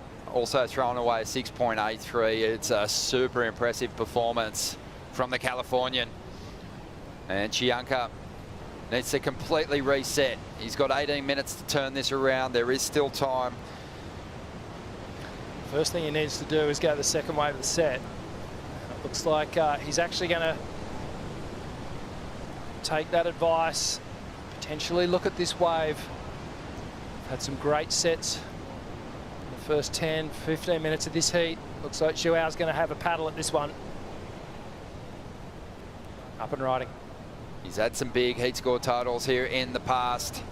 In a losing heat to John Florence, he put together a 17.73 heat score total, a 9.23 and an 8.5. That was in his rookie season. And he's got to tap back into that kind of form right now. And it's proving to be a little difficult, taking a fall there. Forced to push it, forced to take some risks. With Jake Marshall putting together one of the best heats of his young career. Definitely a highlight moment for Jake Marshall happening right now. Joao in combination needs 2 scores. And as a competitor, this is the worst feeling. To be sitting in the water knowing that you need 2 excellent rides up in the 9-point range. You've been on both sides of it, Rich. I have. Obviously, in Jake's position, you're just lapping up the glory. You just keep appealing for the onside announcer to tell you what the situation is? Yeah, absolutely. And interestingly, that last set that just came through then, Jake had the opportunity to take a wave then. He didn't even consider going. He is just going to stay in this power position. He will keep Joao honest during this next set exchange. There was a little bit of wake texture through that last set as well, and perhaps that had something to do with Joao just coming off, because it was an uncharacteristic fall on the bottom turn. Yeah, Jake in the opening round was impressive against Miguel Pupo and Alejo Muniz, and he started the year so well, a 5th place finish at Pipe. But then he dropped the ball. He couldn't get past this round in the next 3 events, so it was interesting to hear him say, even despite that run at 17th, that he was really feeling like his surfing was where he wanted it to be. And he's just tapped into the rhythm in this heat. He's picking off the right waves, but full credit to him for the performance that he's given us. Just over 15.5 minutes to go. We'll be back right after this break.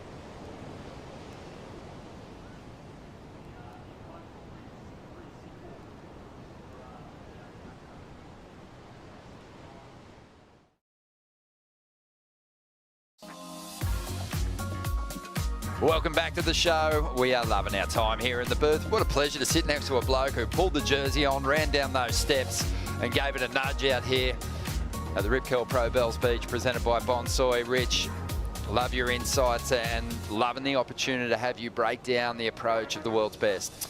Well, mate, it's a pleasure when we have this sort of stuff going on, as we see here, the Stone and Wood slow-mo. I just want to highlight a couple of things here with Jake Marshall's technique, the opening carve and then the transition into the second turn. So if we pause it here, we can actually just see Jake's eye line is straight in this sort of area here. He's going to get up high in the wave. We can roll the tape. And let's pay particular attention to this back arm and where it sits with Jake as he goes through this carve. So we pause it here, and the path that he's going to take on this carve, it's a big broad arc. He's going to bring it right down in this area. He's going to open the shoulders, and then this back arm here, it's going to stay connected and low. And what that does, it draws all that power back down into the rail. And what Jake's done really well in the past 12 months is really open up those shoulders and the body as we let it come through here.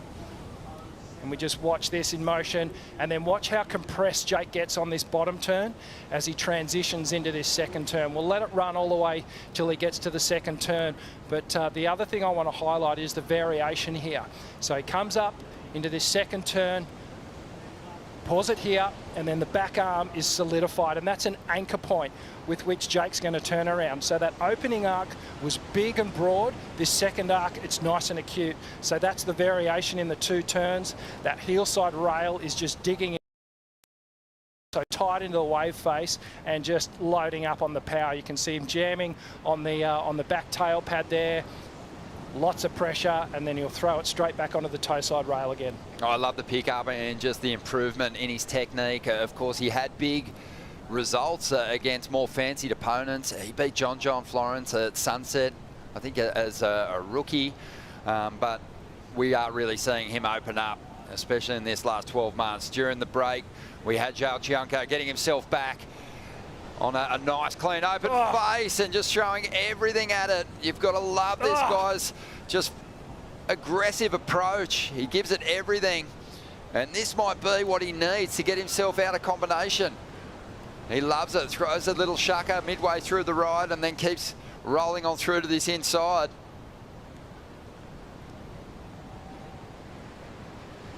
So an impressive bounce back for the Brazilian. Yeah, you could tell he's dancing again, and that's what happens when this guy starts to connect. It's almost like he's doing a samba with the wave, just throwing both arms, just ripping into the wave face, creating that stall, that moment where the board just changes direction in such a tight angle.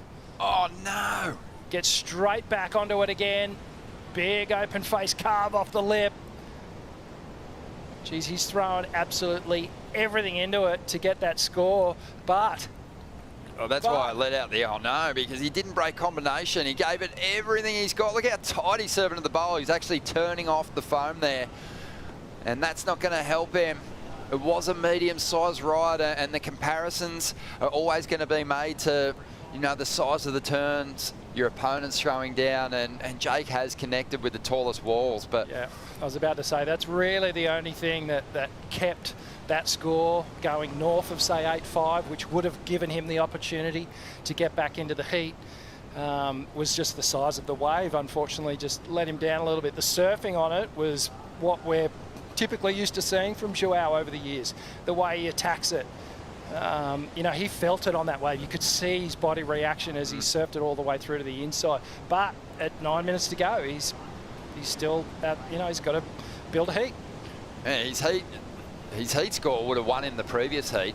It was a pretty low-scoring exchange. So great surfing unfolding here, and Chianka's still throwing some high-quality turns down, and you know, winning applause from the crowd with what he's doing. But Jake Marshall just on another level at the moment, just in sync.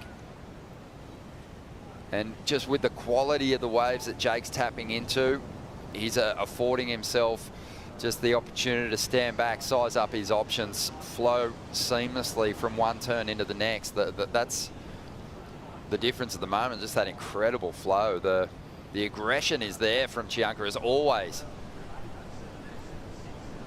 but still in combo. Yeah, it's a difficult place to be as a competitor, and very rarely does it happen where you dig yourself out of a hole this deep. And you need cooperation with the ocean, and you need everything to just slot into place perfectly. And with each second that's winding down here, this task is going to become, it'll get to the point where it's impossible. Yeah, well, it's Chianka's heat score totals going to be one of the best of the event, potentially in a losing heat. And he's had that before here at Bells Beach, but which would be devastating because, you know, the evidence is there. Like this wave suits him. He's got those big, powerful rips. You know, he's a guy that when a wave stands up, he doesn't back down from just a full bore approach. Yeah, and those type of turns, those power hacks, they've got so much impact that the judges have to score them. They're not just placement turns. When you actually put that much aggression into the turn and you actually tear the top of the wave off and fillet it, it's, you know, that stuff you can't, it moves you as a spectator, and as the judges feel that as well. If you can take what he's done on that medium-sized set, tap into a couple of bigger rides here, you know, that kind of aggression might be a nice point of difference to the really clean, smooth-flowing surfing that we've seen from Jake here. You know, it's been a different type of aggression from Jake, a beautiful aggression, if you will. Yeah, it's, you know, really silky smooth, kind of, you know, Parko-esque, where everything didn't look rushed, everything just looks in perfect motion. You know, silky smooth. 7 minutes to go here. The crowd are eating things up, but no one loving their time down here at Bells more than Vaughan Blakey.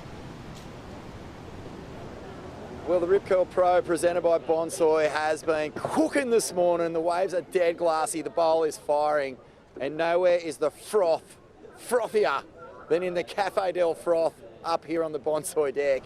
And mate, it is the best seat in the house. The crew up here have been enjoying all the action all day long, and the froth that is up here overflowed into every other grandstand this morning when Xavier Huxtable took out the yellow jersey wearer in Italo Ferreira. The entire headland was frothing. And mate, I don't think they're going to run out of it anytime soon. People are down there in the Cafe del Froth, making all the cappuccinos and the coffees, getting everyone psyched, refreshments with the coconut waters and kombuchas. There's no place you'd rather be. Rip Curl Pro, presented by Bonsoy. Come on down. Thank you, Vaughan. And we saw Chianka there during the cross, just finishing off another wave, but Rich, again, he's up against the quality in the sets that Jake Marshall's picked off. It's good surfing, but again, on a medium-sized ride. Yeah, it's deja vu from the last 10 minutes, really, on that last wave. And again, the scoreline that he's developed here is very healthy. Let's just admire some of the surfing of Chianka on this wave. Smaller wall, but he generates a lot of speed. As it starts to stand up, the manoeuvres cut deeper into the wave. Beautiful layback hack off the lip there. Brings it around the section again. Power carb to finish off the bowl, and then he brings it all the way through to the inside.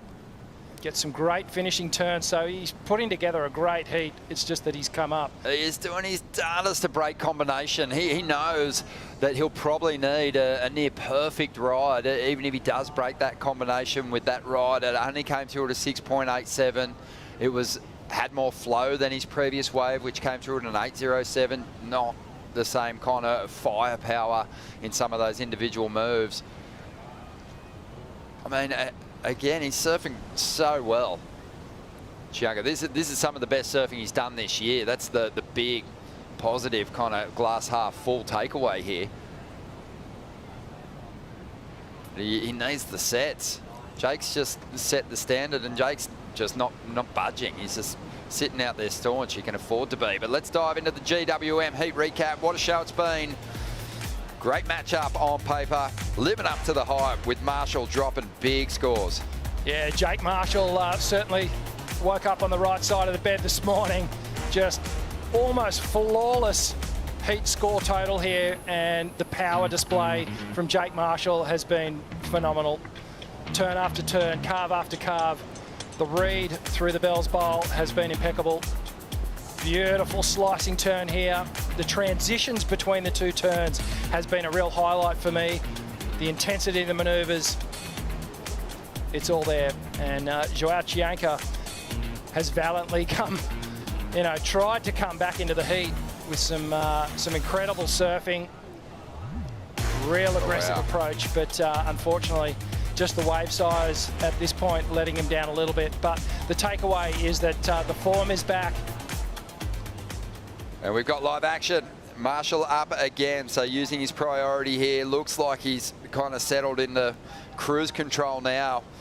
He's just driving in the slow lane now.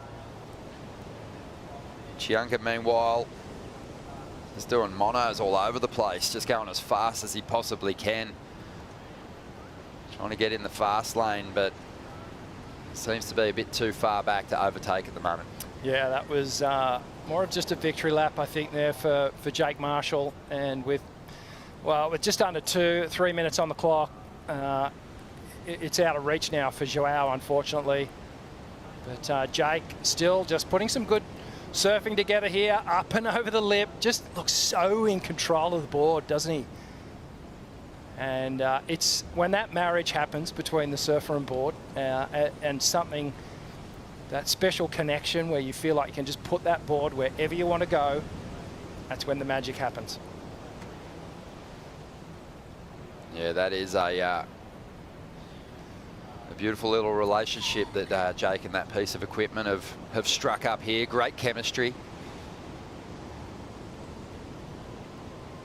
hopefully no divorce in the immediate future, because there's been a few broken boards throughout the event so far.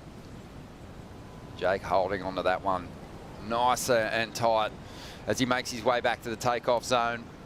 6.03 for that last ride, as we mentioned, just in cruise control really, not a score that he needed, but trying to just rob a bit of opportunity from Chianka there. Oh, that'd be in the back of his mind too. There's no point in doing anything silly at the moment at this stage of the game and putting the equipment in jeopardy. Just keep that board in one piece. There's Get it ready for the next heat. The best heat score totals this year. Mentioned Mamiya still hanging on to the highest, 18.9 from the Lexus Pipe Pro. Marshall now in second, 18.33.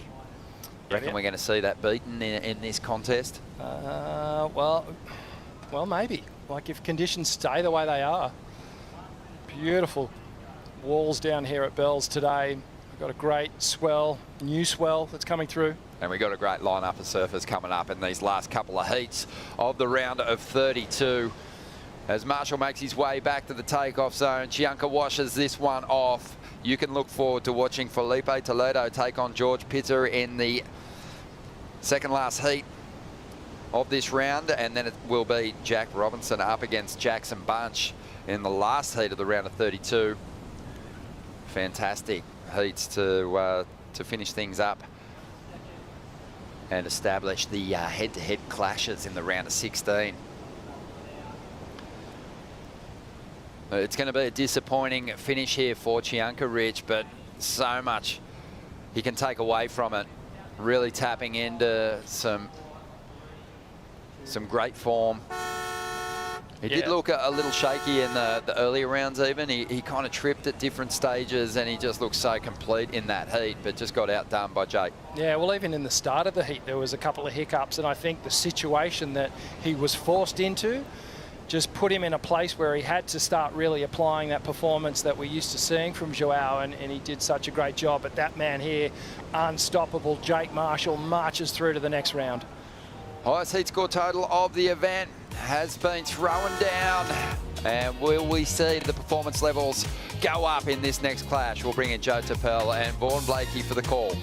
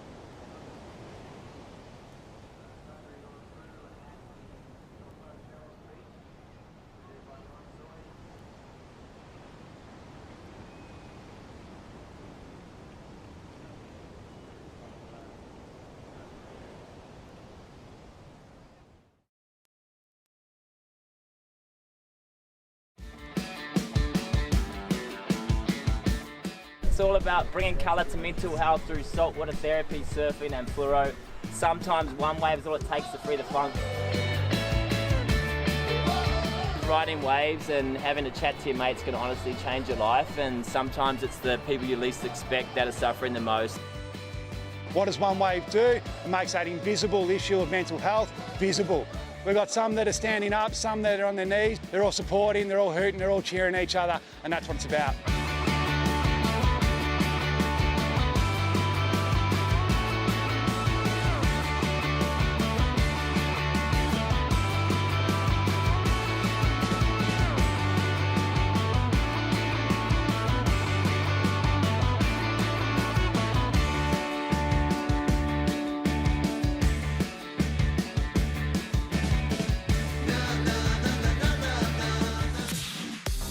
The waves are firing here at Bells Beach. Round of 32 continues, and we have the Hydrolite Heat to watch.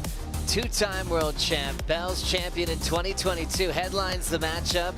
Felipe Toledo taking on a member of the rookie class, George Petar, in classic Bells conditions, coming off an unbelievable show, raining 9s for Jake Marshall, comboing Joao Chianka, and even though Joao had an 8 and a 7 to himself, just showing off in these beautiful groomed conditions. And game on for Toledo to look for his first win this season. And George, one of the hottest on the rookie class, trying to upset one of the best in the game, Joe Turpel with Felicity Palmatier.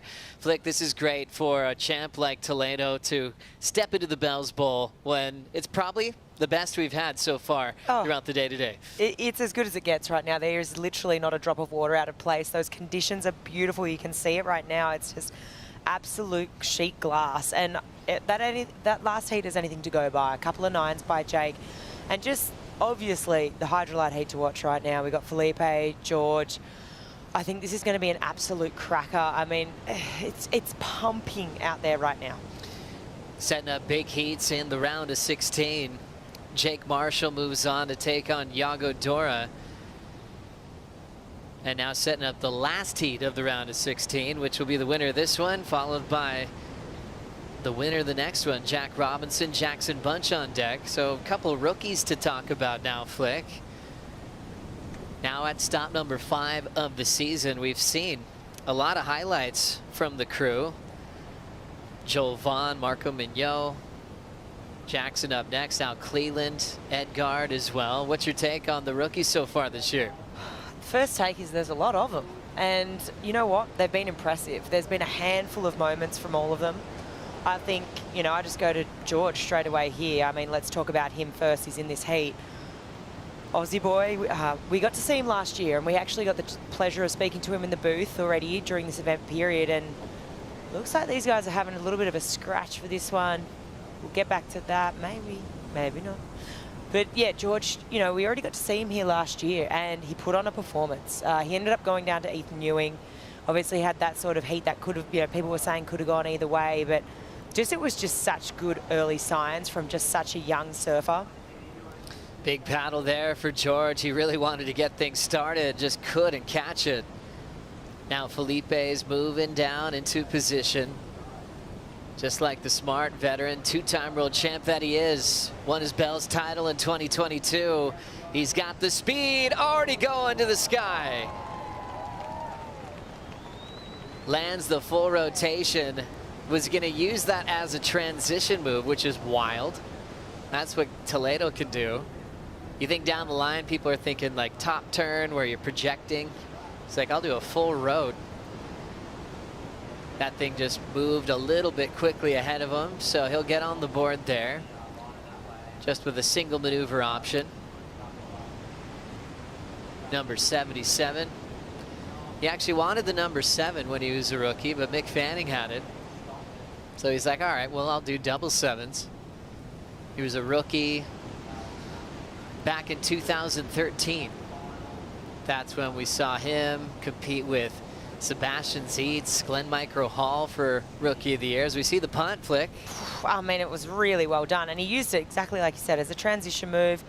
Pretty cool to see, but he was just, I think they both pushed so far up the reef, almost, you know, more towards that rincon. You could see as soon as he'd taken off on this wave, George starts moving down the line a bit. So just got a bit caught, but I mean, the air itself, it was pretty impressive. Just the distance traveled was really what got me. Obviously the full rotation there, but yeah, that distance, not the highest, but great start. And obviously he's probably watching that heat before and so fired up, looking at Jake dropping those couple of 9s. You're just inching to get a part of this. It's pumping out there. Felipe will be fired up. He just got a 5.33 for that move, and he's got so much more to give to the panel upstairs, but the whole area is still buzzing off the best performance of the event so far. Jake Marshall, what a win. He's with Rosie Hodge. You know what, Joe? All I can do is laugh. I can't relate because that was just incredible. Jake Marshall, I mean, insane surfing, highest heat total of the event so far. Tell us about that magic 35 minutes that you had. Yeah, that was insane. I mean, I was watching before my heat, and the waves were just looking so good that I was kind of paddling out like, you know, like this is why you do all this. Like, you work so hard to get to these points. It's not even about winning or losing. It's just like the chance to go surf waves like this and go just try to do your best surfing, you know. And I've been feeling like I'm surfing really well this year, and I just haven't really been able to put it together. So for everything to kind of like come together in that heat felt really good. But yeah, it's like the best bowl I've ever got to surf. So to get it in my heat with just one other guy and just pumping sets like nonstop was it was pretty unreal. So that was a really, really fun heat for me. And special, I mean, to hear those numbers and to feel like your surfing's getting validated, do you feel like that was the best surfing that you've done in a jersey? Yeah, I mean, that was the best heat of my career, points-wise for sure. And just, yeah, I feel like I'm surfing the best I've ever surfed. So really excited to hopefully keep putting on a show like that and just kind of let loose and just do surfing that I can be proud of, you know, like no matter what the judges are scoring it, I just want to do something that I can go home and be stoked on and just be proud of myself and happy with the way I'm surfing. So yeah, really psyched on how that came out. And you and that board look so connected. Any backstory with that one? Yeah, this board is funny. Like, we made this board in October when we were kind of just messing around, like off season, maybe trying a few different things out. And yeah, I brought it to El Salvador on just a little free surf trip, just get some waves, try a couple boards. And I put it on ice after that, and I was like, I think this board's like really good. I think I'm gonna end up riding it in some events this year. And yeah, it ended up, now I've ridden it here, El Salvador, and it's just, it's a really rad board. But it's funny, sometimes you get a board like a long time ago and it just ends up, you keep making boards trying to recreate this one board that we had for like, I guess that was like 6 months ago now, and it still hasn't. Haven't got one just as good as this one yet, but that's why you put it on ice. So good job, brother. But yeah, it's shout out to Jeff for the sweet paint job too. Yeah, so other than that, shout out to everyone at Sharp Eye, Taylor, Marcio, everyone in the shop. Love your guys' support, and yeah, they've been behind me for a really long time, so it feels good riding their boards. Jake looking insane. Well, we got live action in the water, guys. We'll send it back to you. Thank you, Rosie. Thank you, Jake, for absolutely ripping it in that last heat as we flow into a beautiful arc from one of the best of all time, Felipe Toledo. 15 CT wins along with his 2 world titles, tapping that end section and looking like he found his flow. Opening ride, that full rotation 533, and then he turns in that. What a great sequence of turns. Beautiful finish as well. George Petar got started during the catch-up with Jake Marshall. He turned into 5.83 as we'll get caught up here, starting with George. Yeah, so George here, he puts it all on the line on this first turn, I will say. Just took a bit to get around this first section to place it, but when he did, just that gets that rotation there, up into the lip again, and cracks it one more time. So he does get the 3 turns, brings it through to the inside, but interesting when you compare, you know, obviously Philippe's opening ride, just that full rotation, dropping the 5.33, compare it to this opening wave of George, the 5.83, so it's ever slightly better. But judges to me today have just been saying, we want to see you go so big and so hard on that first section of that wave. And then behind this for me, oh my goodness, I got so excited.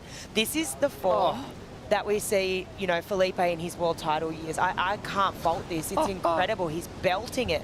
It's one of the biggest set raves. So you can just see that he's clicked in. He's surfing to the pace of the wave. He looks fired up. I mean, I would be if I just watched Jake drop 2 9s as well. And that's scary if you're competing against Felipe right now and he's locked into that form of what we've seen him, you know, which is what's taken him to 2 world titles. 8.5 for Felipe Toledo. Unbelievable control in the pocket, surfing so fast. He's always been the fastest guy on tour, but just with beautiful decisions with his rail work. Looking so comfortable in the pocket on the bowl. Just the torque from his upper body is super impressive, and just the power. I mean, you can see physically how much he's laying into that board just to really sink that rail, and already with a really commanding lead in this heat, the 8.5, the 5.33. I also do believe that he has another gear to click up into, so this is really scary. And I think that's a big point with his numbers. You know, he's kind of been talking about, he's been a little unhappy with his scores here and there, but I think it's probably should be taken as a compliment.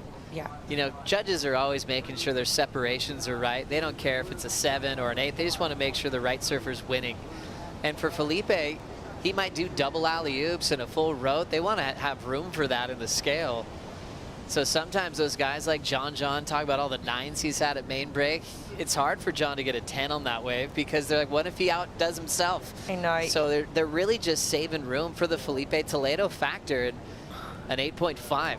He can actually break that wide open as well. It is an interesting conversation, right? Because you get those top surfers and then you're, even from a judge's perspective, you know subconsciously that they can go harder, and you don't necessarily want to judge like that, but there is always room for improvement, you know what I mean? Like, even if you've got guys dropping 9s like Jake, I mean, what if you get guys that are doing those turns with, you know, paired with airs, paired with that progressive nature? There always is that room for that X factor. But yeah, it is an interesting conversation, that one. Let's talk surfboards. Felipe Toledo, basically the team captain of Sharp Eye Surfboards, joined their squad years ago. He has multiple signature models with the crew, so making it into the quarterfinals, that's when you help out your team. Sharp Eye, always a force with the Shaper rankings. 3rd overall, if you just focus on the men's rankings, Sharp Eye is actually leading the charge, heading into top 5. Lost number 2 on the men's. When you add the women's in overall, that's how Lost has such a gigantic lead. Think Gabby Bryan win, Caroline Marks win as well. That's 10,000 points for Matt Biola. So Marcio Zervi and the crew right in the mix. Jake Marshall on a Sharp Eye in the last heat with the 18.33 total. Jake told Rosie that, yeah, that was the best heat of my career number-wise. His best heat before that was a 15.5 total at Sunset Beach last year. So Jake absolutely smashed his previous record on that Sharp Eye equipment. Looking solid today. Oh, he is looking absolutely on fire. I think, you know, we were watching that on our break, and I watched those turns go down, and the first person that comes to mind that you draw comparisons with is Joel Parker. I think he sort of set that benchmark for that extended sort of big carve down. I mean, I think also Matt Hoy as well, even the generation before that. But there's those certain guys that just are really able to hold that rail and for an extended period of time. And yeah, Jake just nailed that. 2-time world champ just throws a full road, little sloppy landing, slapping hard in transition. And he's already back up, paddling back out. I remember in those early years, it was actually his rookie year at Bell's. Felipe had a heat at High Tide Rincon and got a 10-point ride. That's when he was doing that corrupt flip a lot, that alley-oop with the double grab that Kersey put on it. So spring-loaded at the time, he was on Firewires and then switched over to Sharp Eye soon after. But he was always able to get big numbers when he qualified. He was really young when he qualified too, just a young teenager. Kind of getting his feet wet on tour. 2013, 2014, his second year, he's found some improvement, and then 2015, he officially put himself in the world title race, and he won the season opener, which was on the Gold Coast at the time. A final over Julian Wilson. Miguel Pupo made the semis that year. The whole talk was about Gabriel Medina winning the first world title for Brazil, and Felipe mentioned that. He's like, you know what, since Gabe did it, I feel like I could do it. And Felipe won 3 events that year. Was in world title contention at Pipeline at the season finale. And that was the year that there were 6 contenders on the beach. Mick Fanning as well, and that emotional roller coaster that was 2015, and ended up being Adriano de Souza, who did get the belief also from Medina. And he was able to win his first world title and Pipeline in that event. Watching this now, George Petar, real bowled out section for the man from Manly Beach. Back up to the top again.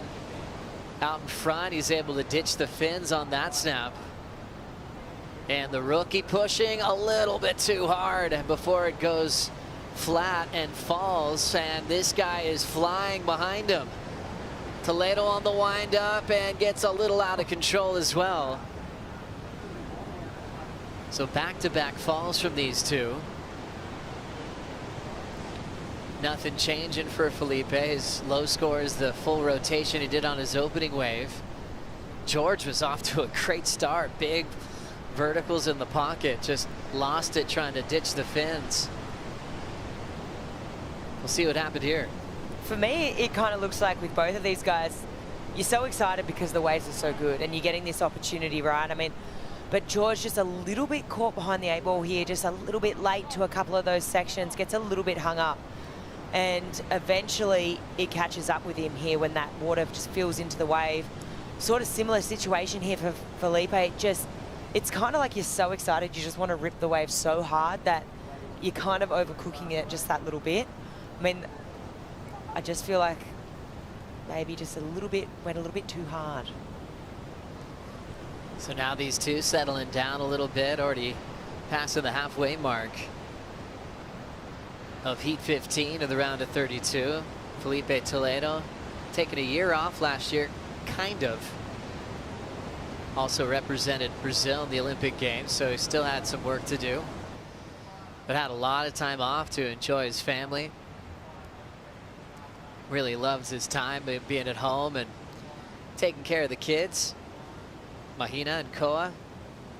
And they got a new one on the way. Great news for the Toledo family. Moved to San Clemente a long time ago, but is from Ubatuba, Sao Paulo, Brazil. And one of 3 Brazilians that have won this event. Italo Ferreira before. And the men's side. But even before them, you switch over to the women's side. Silvana Lima winning back in 2009. Felipe close to Silvana as well. Sil got the tattoo of the bell on her right after that big celebration. And Felipe's kind of kept that theme alive. A lot of different pieces of artwork based on his wins. I mean, he's got 15 of them. That's why he's all covered up. Oh, start winning anymore, you're going to be fully covered. Fully covered. Both sleeves, legs, back. And now the goal is to win a 3rd world title this season. Felipe with a big start, 8.5. Has a big lead over the rookie, George Petar. We'll take a Bonsoy brew break.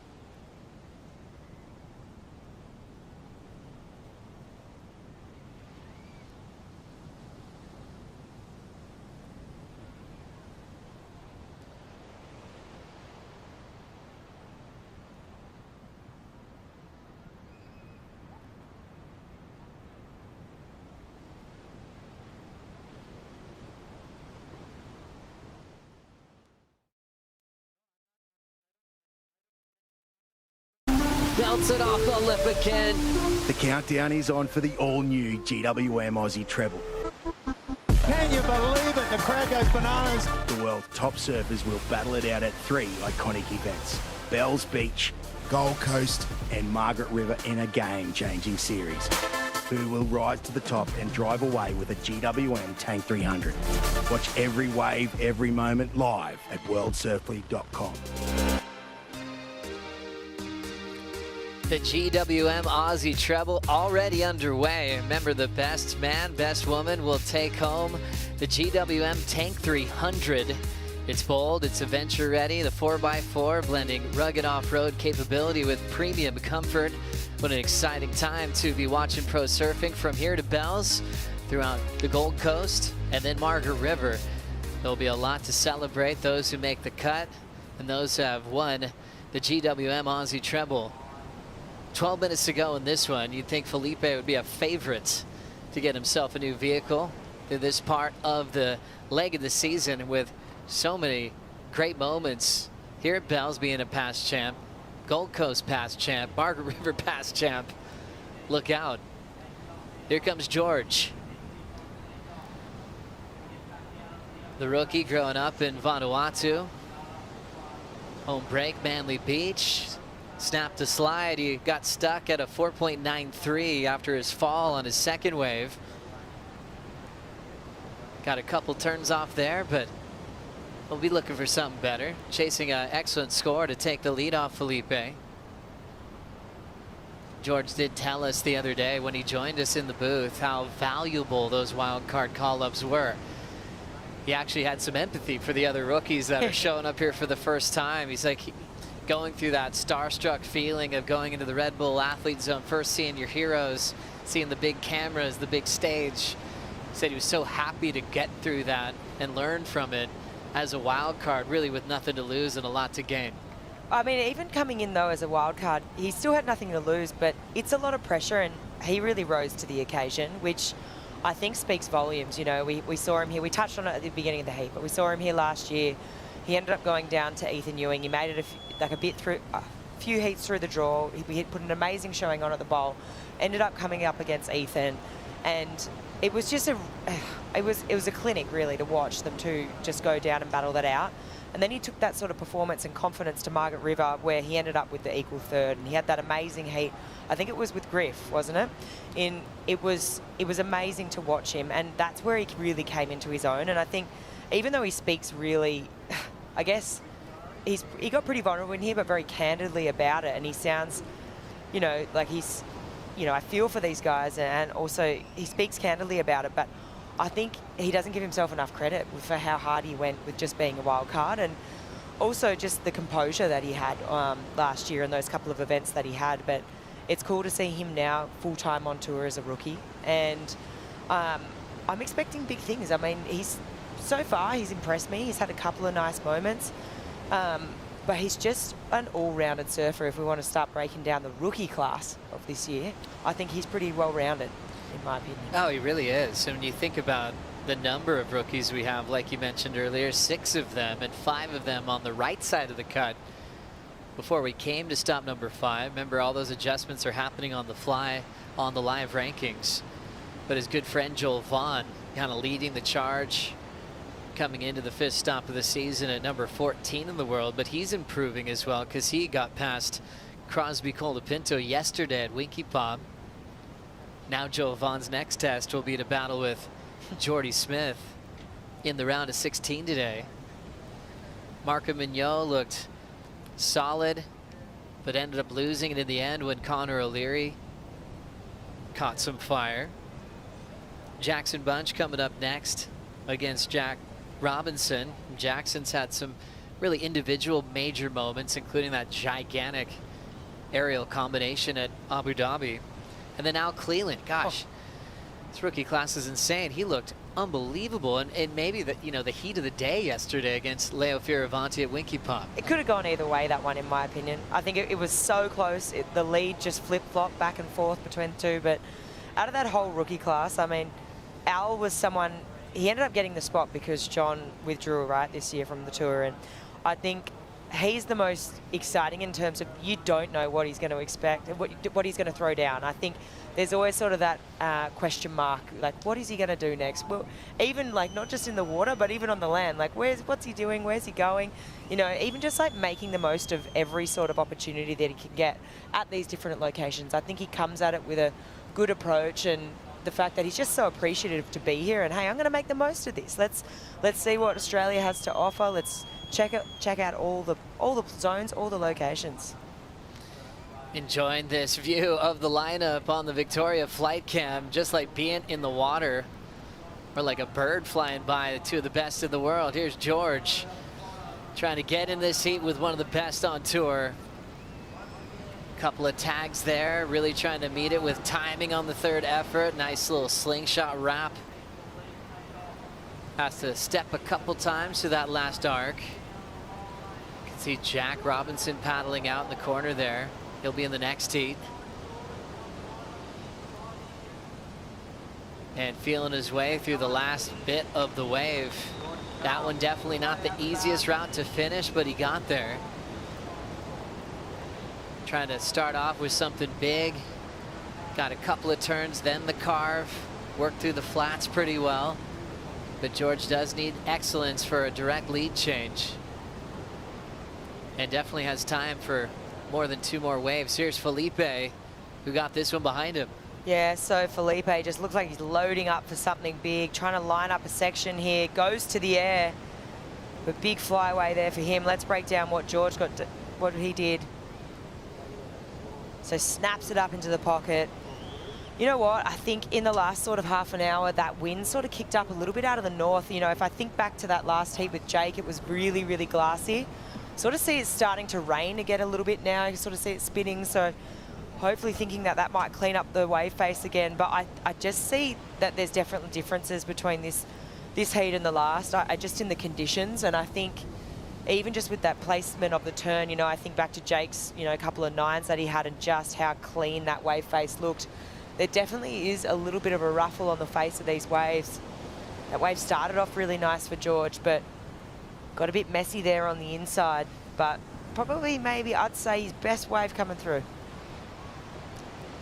George keeping his head in the game. Just built to a 6.07. His best so far, now needs a 7.77 to take the lead off Toledo. Toledo with just a flyaway punt, he was able to get priority back. Taking the year off, Felipe coming back, such a huge name that left the tour last year, especially after you've gone back-to-back with your world titles. But just making a decision for himself and his family to take that break. It makes so much sense for all the hard work that you put into a world title campaign, then to go back-to-back. And he's gonna love what he's looking at now in the Southern Ocean. Look at all those lines. Which one do you want?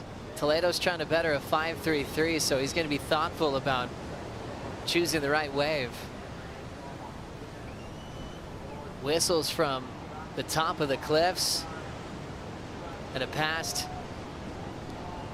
Bell's champ is going to be selective. It'll be George Petar starting things off, throwing down the wrap in the pocket, and ends up getting out of there. So feeling his way through 2 turns, and he's like, nope, I'm getting back into position. Felipe's got a duck dive that one. This is a solid set flick. Yeah, this is definitely the biggest set we've seen of the day for sure. I think, you know, George has obviously taken off and realized that one's pushed a bit off the bowl from where he wanted it to be. Felipe. So that red jersey that ducked over was Jack Robinson. Felipe was further up on the right. There's that top turn wrap. Throwing a little carve on the open face. There's still a lot of whitewater from the previous wave. So he's going to hold his line, put it all into an end section turn off the top and an air drop. That is a classic Bell's finishing move. Got a little air under his feet. That's never a problem for Felipe. So yeah, that red jersey, Jack Robinson, the heat before can paddle out in plenty of time. They always have to give these guys some room. He's got Jackson Bunch as Felipe is catching his breath. And you can see how much speed he had on that wall flick. You're going, what's he gonna do with it? And to hang off the lip line and airdrop, that's always gonna look good. This wave here for George, first wave of the set, is always going to be a tricky one to surf. Biggest set of the day so far. And he already knows, he's like, hey, this isn't the one I'm looking for. It's pushed wide off the bowl. Felipe turns around out the back. Probably, I think, second wave of the set.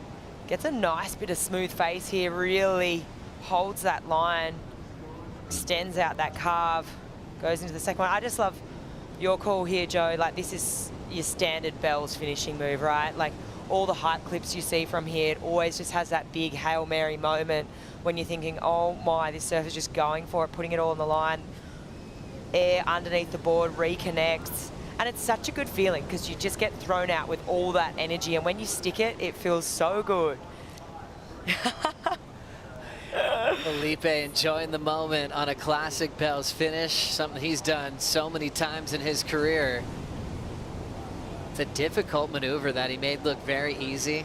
When you're actually coming down with a lip, you're not just going, okay, I'll just do a float. He's actually attacking it, then prepared for the airdrop. 7.10 to go with his 8.5.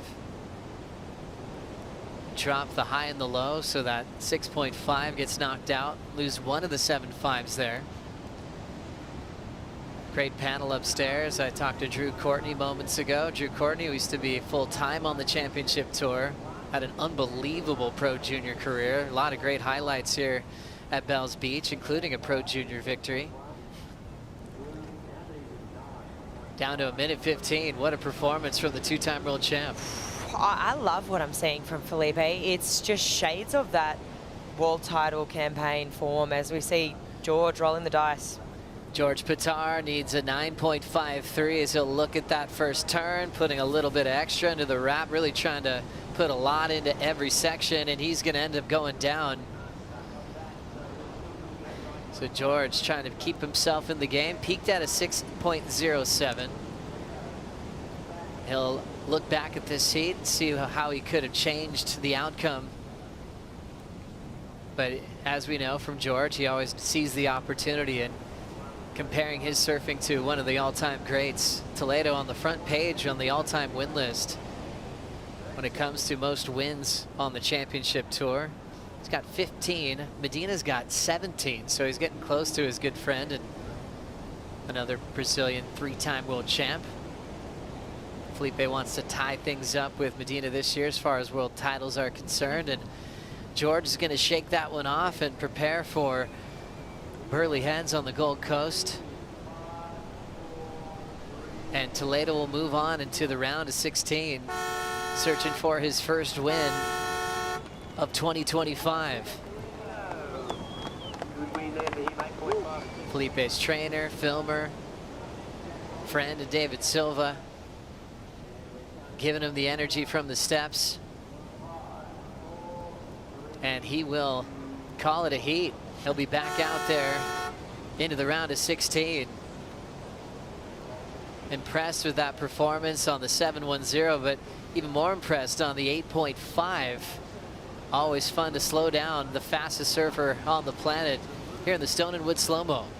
Just witnessing that beautiful technique and just how much power he met that section with. It was just such a big, meaty wave, and you really need to match that energy, and he does it so perfectly. You can see here just mixing it up, creating that variety, which is what the judges have been looking for. We saw that little pop-up come up on the screen this morning. So just mixing it up, great variety. And he's just looking deadly. It's scary for the other competitors because I've said it already, but it just reminds me of that world title form that we've seen from Felipe, and I feel like he's finding it here at Bells. And Felipe heats up and starts feeling his confidence. He tends to be unstoppable. He moves on to the round of 16. Coming up next, it'll be Jack Robinson taking on rookie Jackson Bunch. We'll be right back.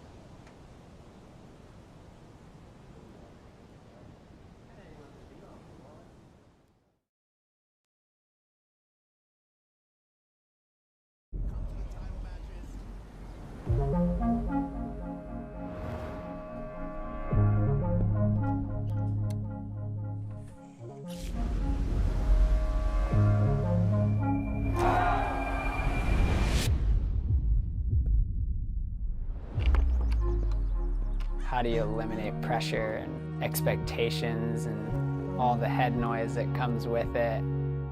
We are not from the surf industry. She has a very cool, calm exterior, but she internalizes. Drive is a big word. I think from being a single mom, he carries that weight with him. Surfing's so hard to win a contest, win a heat, win a world title. He's a little bit tortured by it, like almost destiny. He wants to put on a show. He wants to surf his best. He wants to do it for himself. He wants to do it for the fans.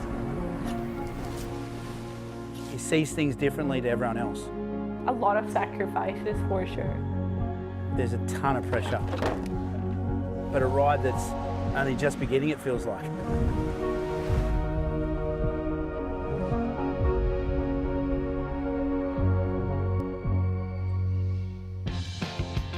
Yeah, as told by series by Yeti, Season 3 is so special to follow, which includes Jack Robinson, who's in motion right now. Down carve, hitting the lip well, representing WA and Margaret River, and has been a title threat for a number of years now. Looking for a big Bells trophy to add to his accomplishments early in the event here at round of 32, as he's going to be battling with Jackson Bunch. Robbo finding a little float over a big rock there. Didn't mind finding a cool line to stay on his feet. Nice commitment from Jack Robinson. It'll be a nice episode with Yeti and Jack Robinson dropping on the Gold Coast. Looking forward to diving into that. As we talked about the rookie class having some depth, we'll get to see a little more now. The Goofy Foot representing Maui, Jackson Bunch. He looked great the other day out here on the bowl. He looked so good, and he was just, his timing, I think, was everything. Let's break down Jack's wave. Personally, I mean, it's just great timing from the beginning. This second turn here, this carving maneuver, or sorry, the third one, it must be this one, I just absolutely loved. It reminds me of Jake Marshall, that really extended long carving maneuver, which I think the judges are absolutely loving today. They've always loved it out here at the bowl. I think, you know, just the size of the wave potentially is only the thing that might keep that score from going a bit higher. Obviously the finish not as dramatic, but that single moment right there for me, that's where a majority of these points are going to be coming from. I think it's going to be a great score to open up with for Jack. Jack Robinson, 6.5 on that first wave, is looking for his 8th win on tour. His first win came in his rookie season in Mexico in a really fun final against David Silva. That result got him to requalify for 2022, and then he just hit the go mode and just kept winning, was in the top 10, then top 5, got to compete in the world title race at lower trestles at the finals. Sunset was always a pet event when it was on tour for him. Obviously a win at Pipeline, back-to-back in his home break. We talk about wanting finals with the best at certain venues, and John Florence made main break cool again. You know, just the way he would rip that place apart. For Jack to get him in finals twice, where Jack was kind of famous for his clips at the box, just showed how well-rounded Jack is, especially on his home court. And to get Florence out there just looked impossible for most, and Jack's proven that now multiple times. Yeah, it is a really interesting story, that the whole Margaret River, Jack, John narrative, right? I think you nailed it, where John really made Margaret River cool.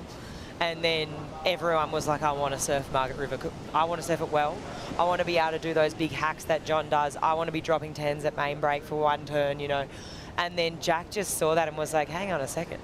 Margaret River's my home break, you know. And he spent countless hours on that reef. And Jack's the kind of surfer that isn't hoping for an easy heat draw.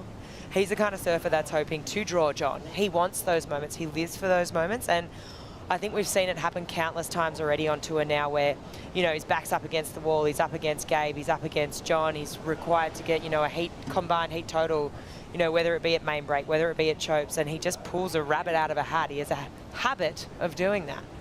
Really does. You really think about the relationship that surfers have with the ocean when you watch Jack compete. Here's the rookie from Maui, Jackson Bunch. Speed, bottom turn. What a great start on the backhand. Nice rip there in the pocket. Throws that wrap back into the power sources again, but just a brilliant opening turn to put him in motion. Manages his speed so well. And he can go upside down on a moment's notice. Guy's frame, putting it straight up on the end section. What a great answer to Jack Robinson. Took the words out of my mouth, Joey. I think that it's going to be on par. It's going to be right there. If not, those first few maneuvers, those three, they were solid. They were really well timed.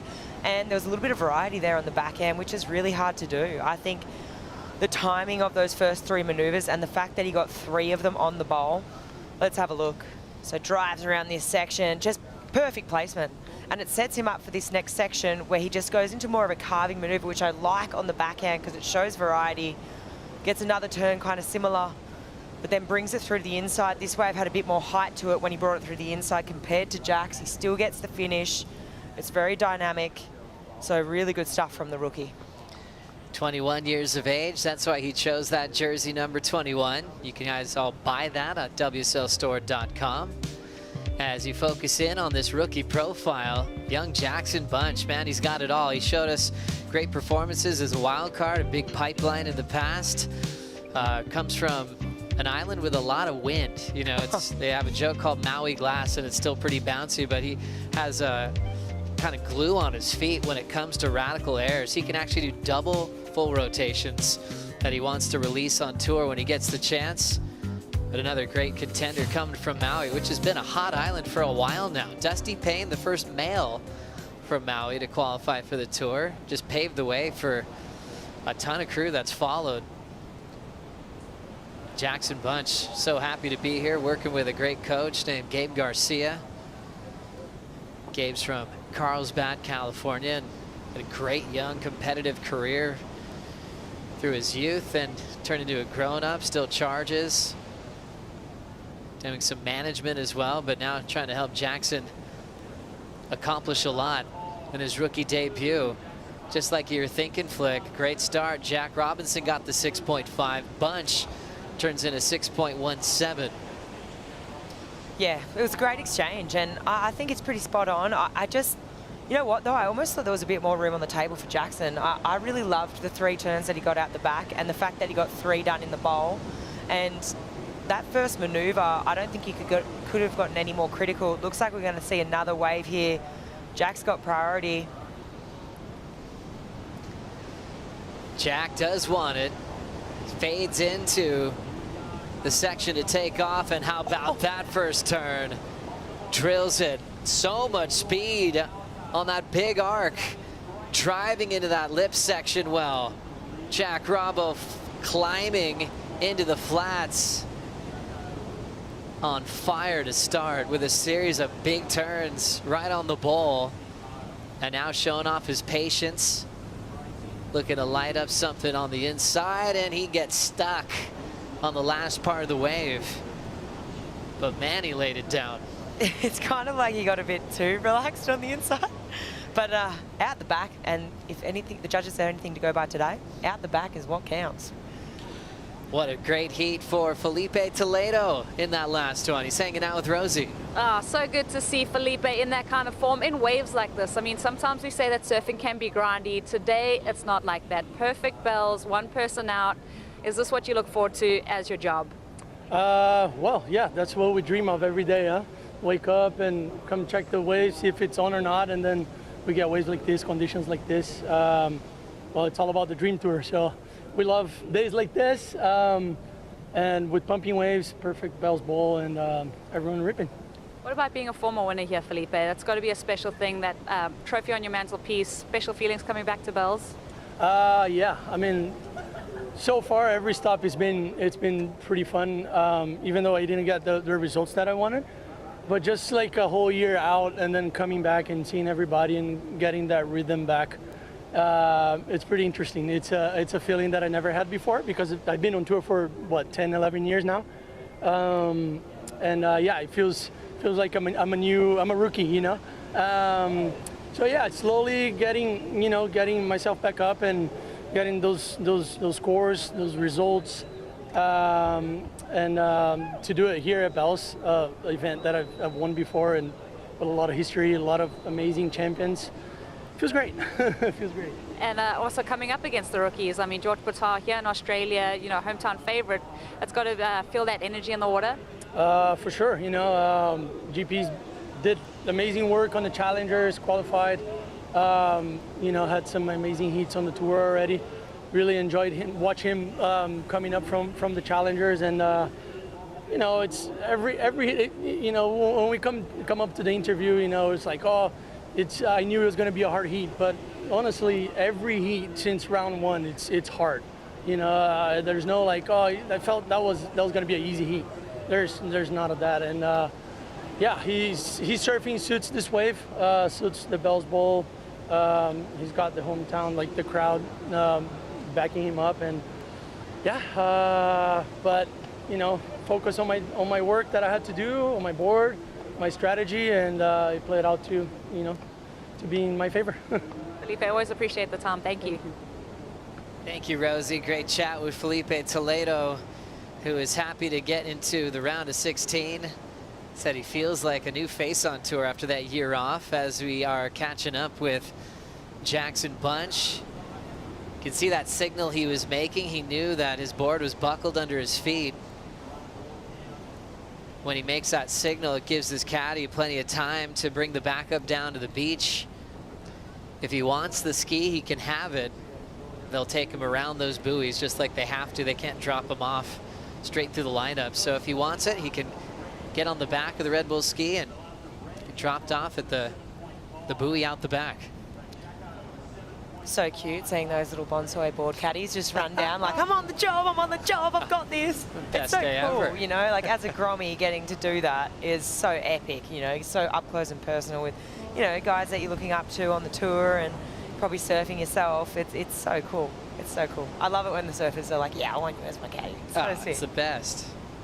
And usually they try to stick with the same little kid caddy throughout the event, as we look at Jackson on this solid one. So this is a solid wave. I wonder, there's a moment on this wave where something's happened with this board. Could have even happened on the wave previous, but skips out onto the face here. And yeah, right there, he already knows. So it could have even happened on the wave previous. I mean, he still managed to get a finishing turn there, and it wasn't bad. Let's have a look. Absolutely belts this last section, but obviously they're so in tune, they know every single, if that board's off, they're going to know straight away as soon as they stand up. So yeah, making that switch, and still drops a semi-decent score though. Yeah, it almost seemed like he felt it as he started to wrap, and it felt sticky. Just feels like your board's breaking on you, and he still was able to pick it up for a finishing move. Last score for Jackson Bunch gets stopped at a 5.17. So he'll want to ditch that one. 6.17 opener, but Jack Robinson went to town. A 7.5, really got some separation over the rookie on wave number 2. So Bunch needs a 7.83 as he's getting dropped off on the backup board. Backup board, news just in from Kale Warren. The caddy that got Jackson's board, her name's Delilah. She's from Torquay Board Riders, and she's the Victorian Open Women's Indigenous Champion, and she was actually in the trials for this event. How good is that? Oh, it's good when you got someone on the blower that's going to send you some info like that. Well, a Garami caddy with credentials. Oh, love it. Waves still pumping here at Bell's. Glassy after a big rain squall. The rain's gone, and it's just been raining with big power turns on the bowl. Nice clean bottom turn and a wrap for the Australian. Jack Robinson digging in, lays a bit more into the open face, getting really loose on that carve. Just playing with the bowl a bit on that second effort. He's got that real easy, comfortable style. Springing into a nice snap. Finding a nice section to finish up in. Wow, his last wave was a 7.5. Where are we going with that one?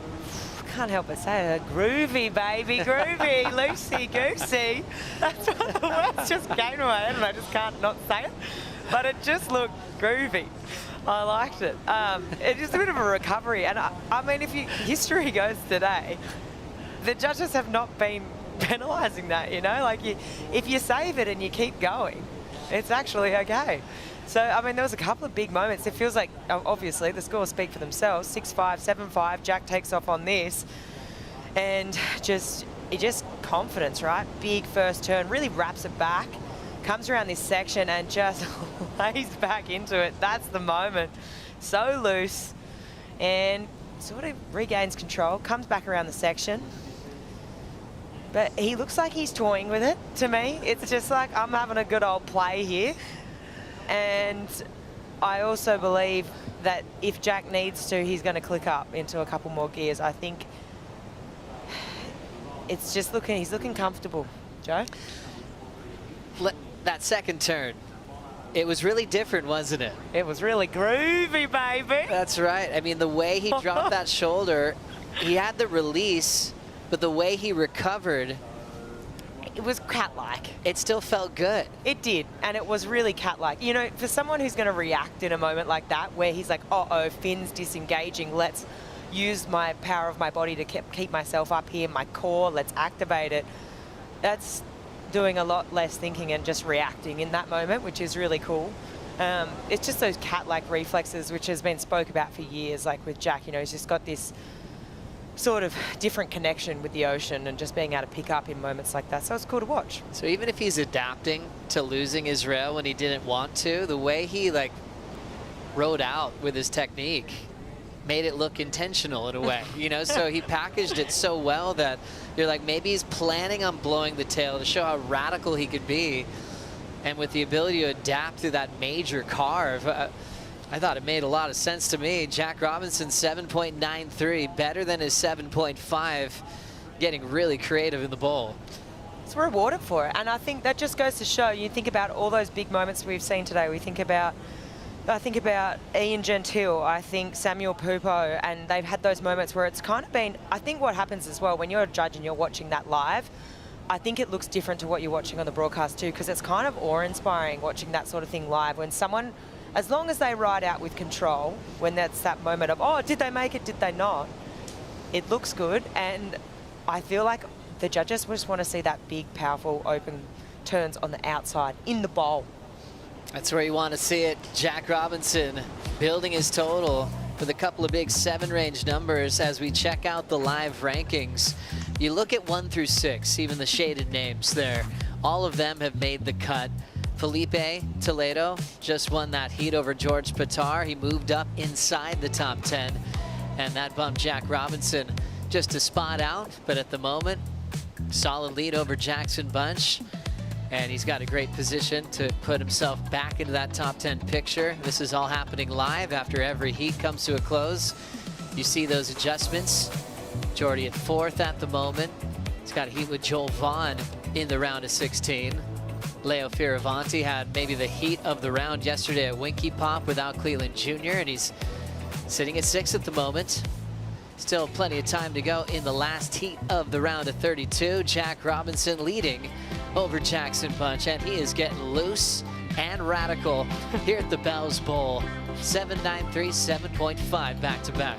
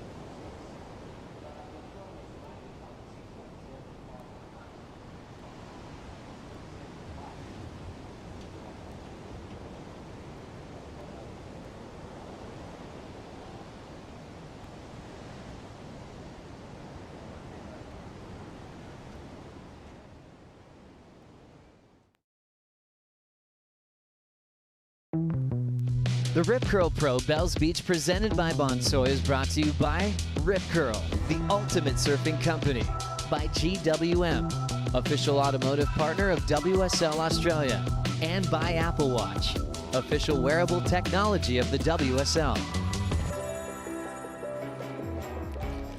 Felipe Toledo happy to get that win, said he's got some new feelings this year in his career after 10 years on tour. And he's got his caddy Finn there. It is, huh? That's so cute. Like, because you see the other, like Jack's board, it's pretty big and big. It's different. Everybody rides different things, different boards. You're with FCS, aren't you? Yeah, I ride FCS. I met that grommet the other day. One of the most polite kids I've ever met, to be honest. And he's been frothing every single morning down here, meeting his heroes. And what a great experience for a two-time world champion, one of the best on tour, to invite him into the Red Bull Athlete Zone.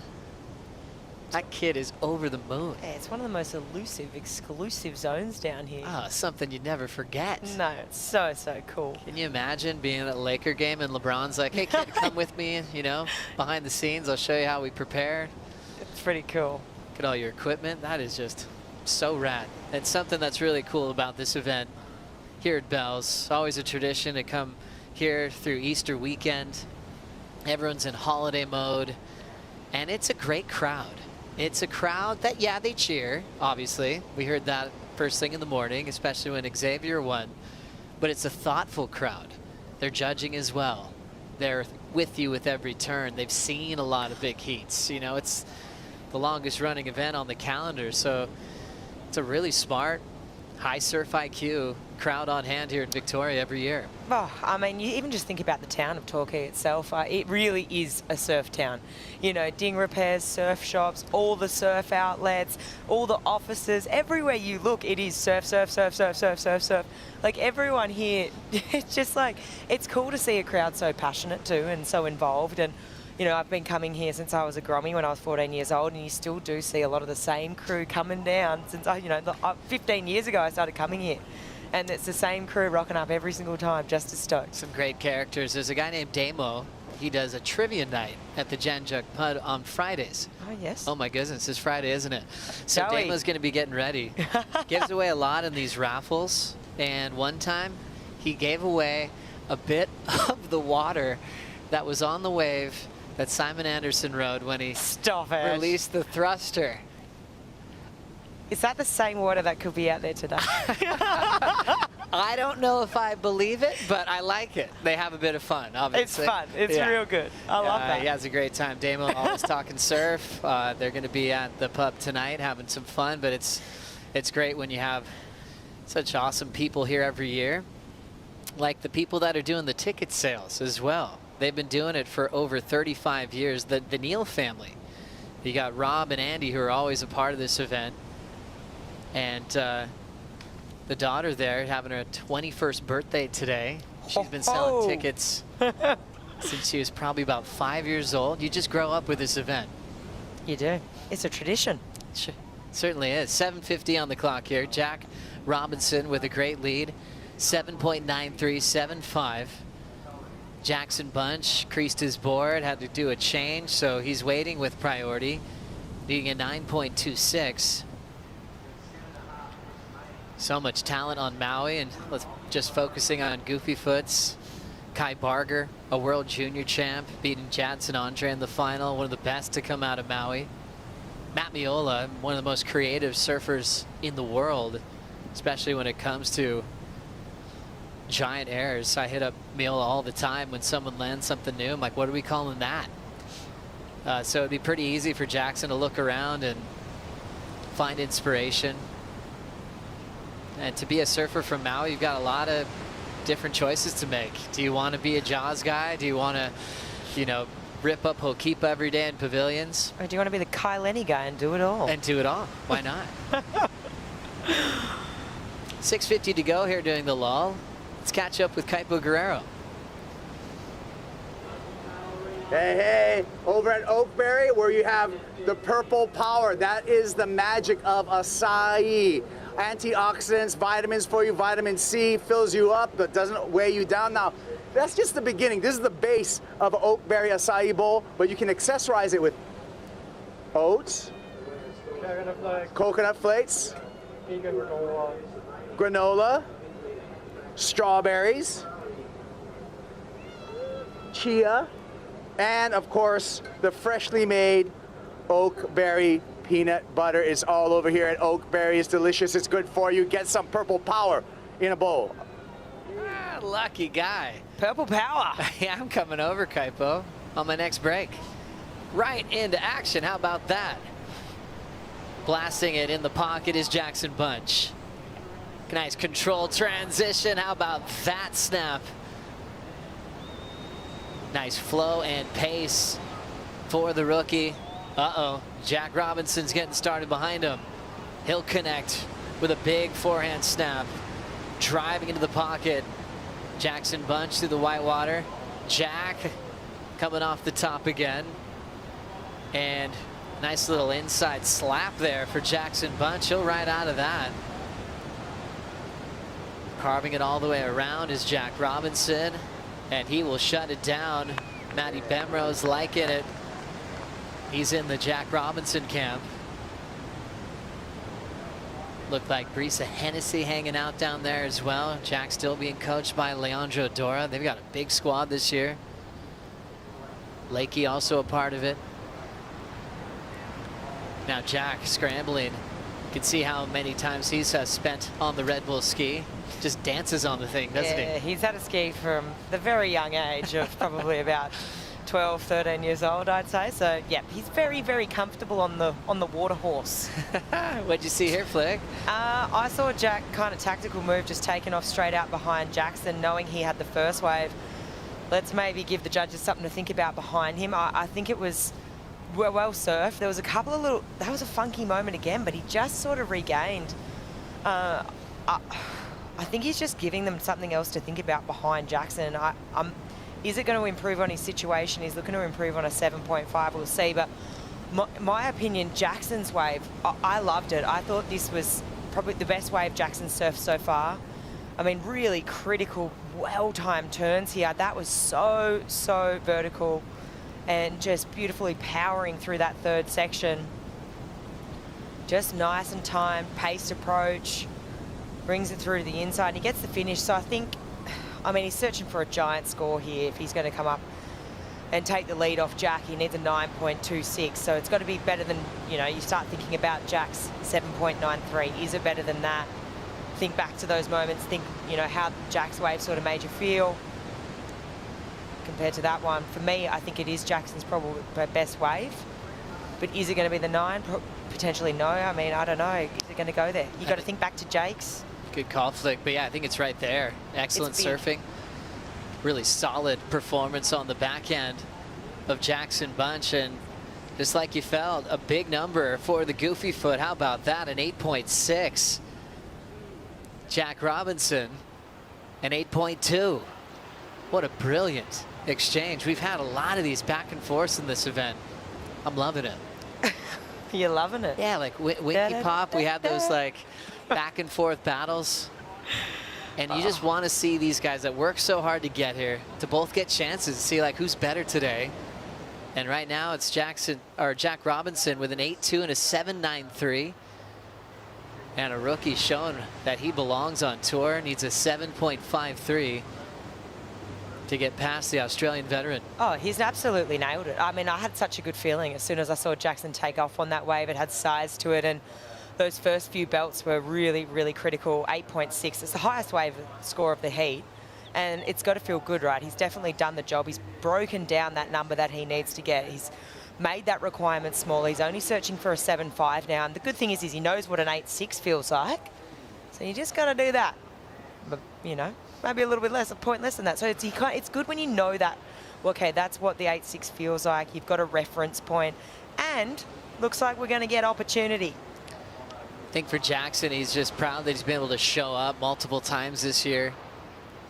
Show what he's made of. That's hard to do as a rookie. Just hard to even get out of round one and avoid the elimination round, and he's just in an absolute battle to try to catch this wave, getting in so late, and he'll eject. Big effort to try to find some scoring potential underneath Jack Robinson's watch. Robbo's on the next one, checks out the Apple Watch, is like, you know what, I don't need it.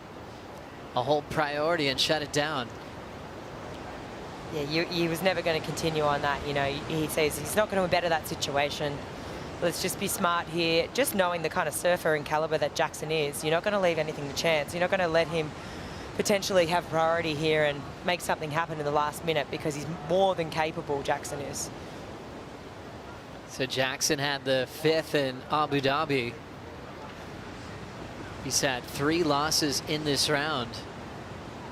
And then this one with a giant combined heat total, and still with 45 seconds on the clock. We are transitioning into the round of 16 after this. Ethan Ewing taking on Connor O'Leary.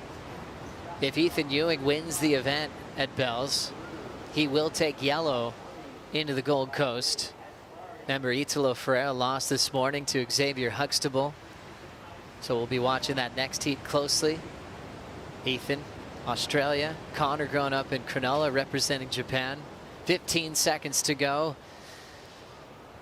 Jackson Bunch with the highest single score of the matchup. Turned in some brilliant maneuvers on the backhand on the Bells Bowl, but ultimately runs out of time and loses with a 14.77 combined total. Great showing from the rookie, but it is Jack moving on to the round of 16, where he will have a matchup with Felipe Toledo.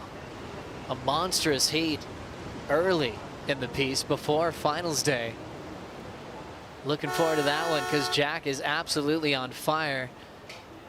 35-minute heats scored on your top 2. Ethan Ewing looking for a second bell, and Connor O'Leary looking for some big points on the backhand on the bowl. That is an enormous matchup with great conditions.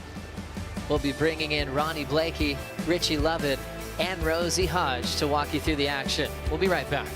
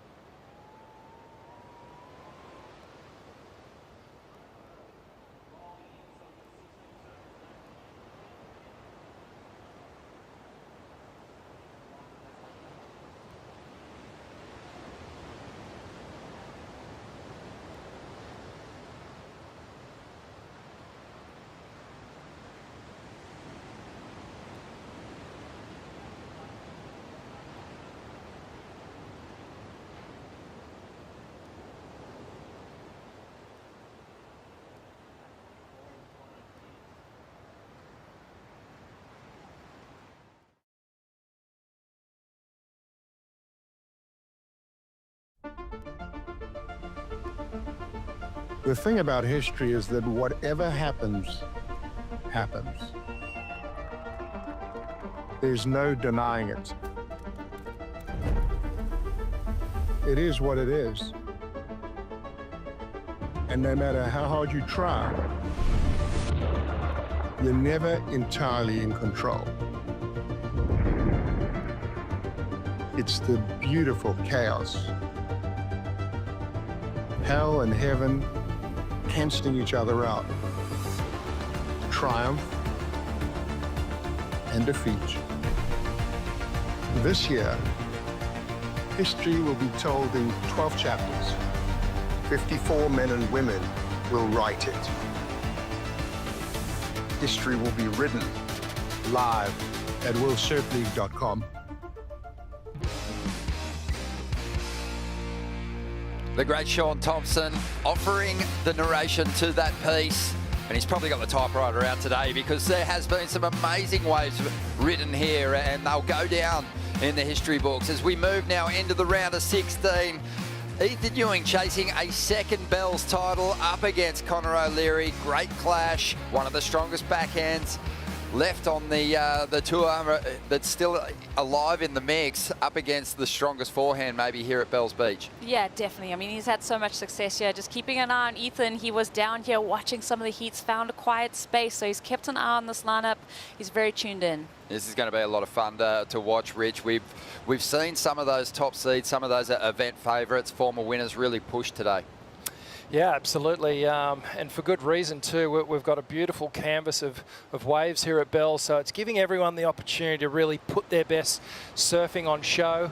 And well, we've seen some amazing rides already, and I think this heat is shaping up to be an absolute classic. You know, Ethan is, you know, undeniable out here on the Bells Bowl, and he would be firmly placed in a lot of people's fantasy surfer team as their double whammy surfer.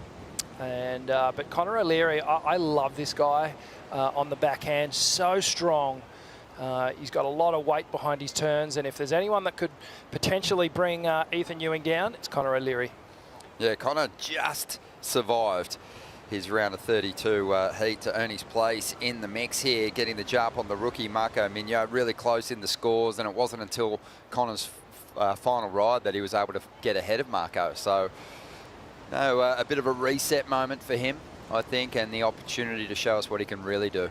Yeah, and he was honest about it in his post-heat interview. Said he had a couple of mistakes and falls, and he's going to have to tighten up moving through this round. I mean, you know, Marco started early with that one. I think those moments when you feel them on the sand, you feel that pressure, you hear that number coming in, you're like, okay, I can't let that happen again. I've got to be controlling from the beginning, and I've got to tidy up those mistakes. We got a new name holding on to the yellow jersey on the women's side. Gabriella Bryan getting into that colour for the next stop. An opportunity for Ethan, if he can go on and win a second Bells title, he'll be wearing yellow when he gets to the Gold Coast. So a big opportunity for him here. And Italo, with such a strong runaway start to the year, could potentially be reeled in here at Bells Beach now, falling out of the mix in the first heat of the day.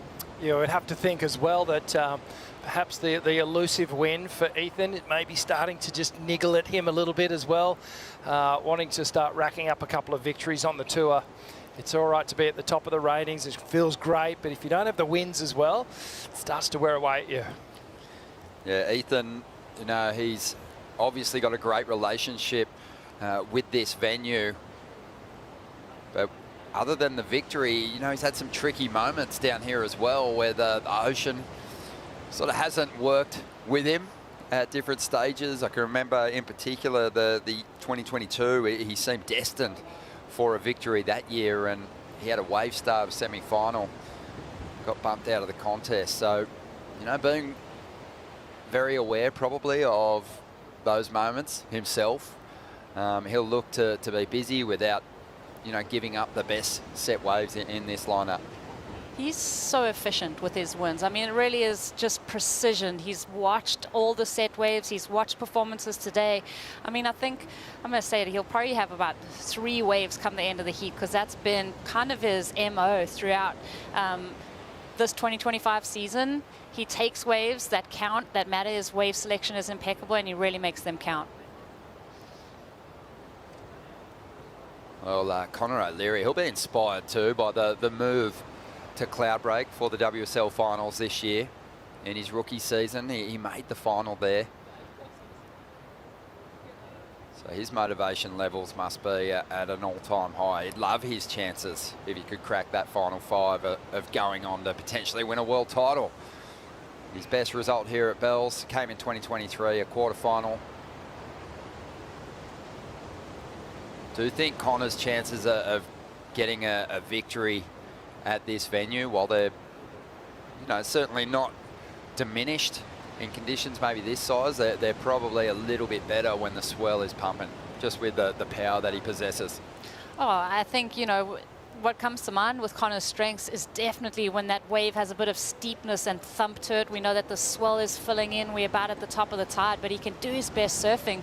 He's such a big statured guy, and on that backhand looks so powerful when he's got a little bit of height to the face of the wave. Yeah, he's a thumper. He's a thumper. And we've got a set wave approaching here. He's going to have to give the pocket a really big clout up against Ethan, because Ethan's going to get him on variety. That forehand's remarkable. Big calves, big layback jams. Connor's got to get that vertical approach happening. Just biding his time to kick this right off. The competitor's sitting deep though, so we'll still have the opportunity to attack the bowl a couple of times here. Clean conditions on Anzac Day, and great performance being thrown down by each of our competitors so far. Some very close battles, and hopefully another one here. Ethan on the outside gets started with a big float as Connor brings it through to the inside, takes a fall. Ethan on his way to winning this opening exchange. Bit more work on the outer section. And this wave, it's carrying its height all the way through to the inside now. As Ethan gets his board over that final section, arrived a little late, but did well to bring it back down. Wow. Great stuff from Ethan Ewing. And I was going to say, Rosie, when you were talking about the strengths of Connor O'Leary, one of his weaknesses is that he falls.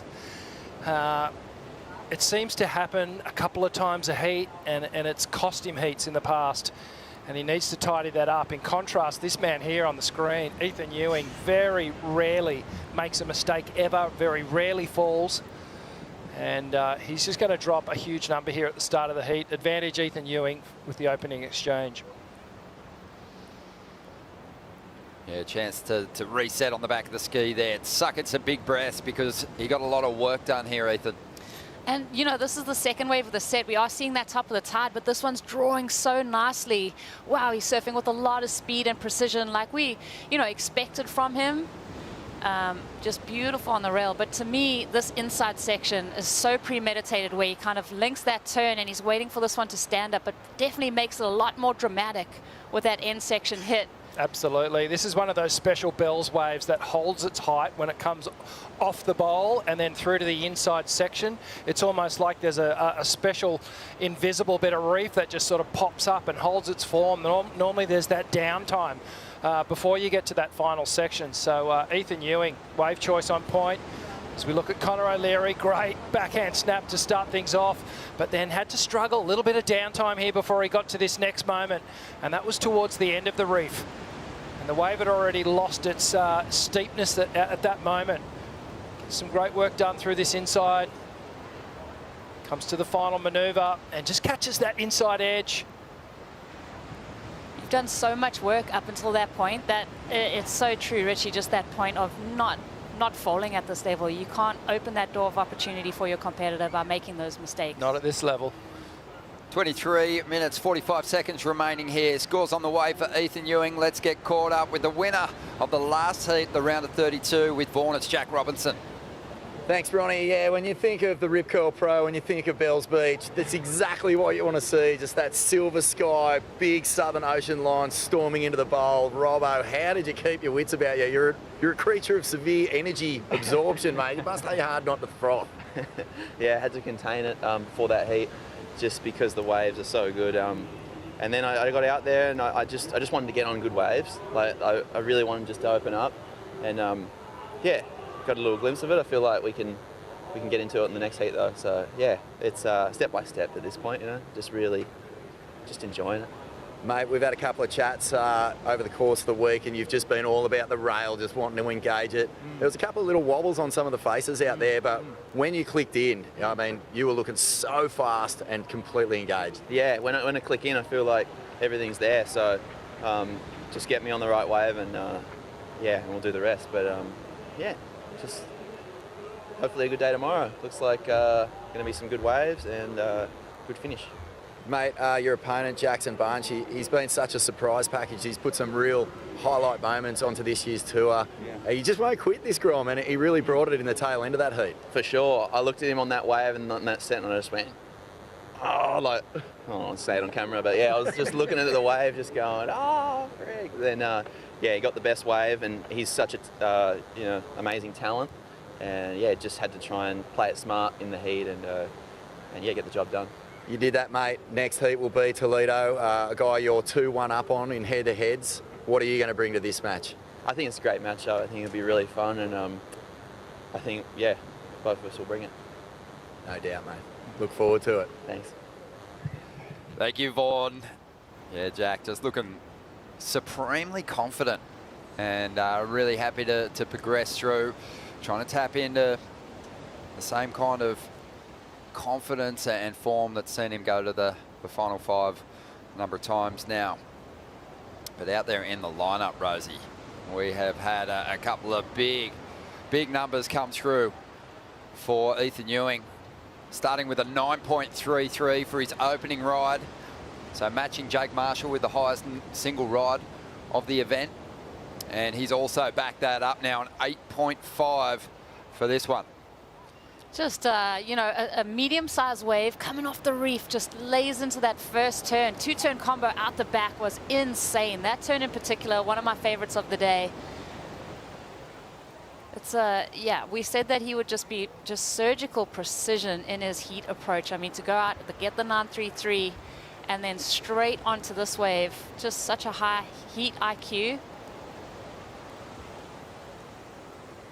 And then again, just finishing with that layback. It's effortless, the way he goes about these turns. Almost a little skid on the first one, but I agree with you, Rosie. That was just a critical pocket jam.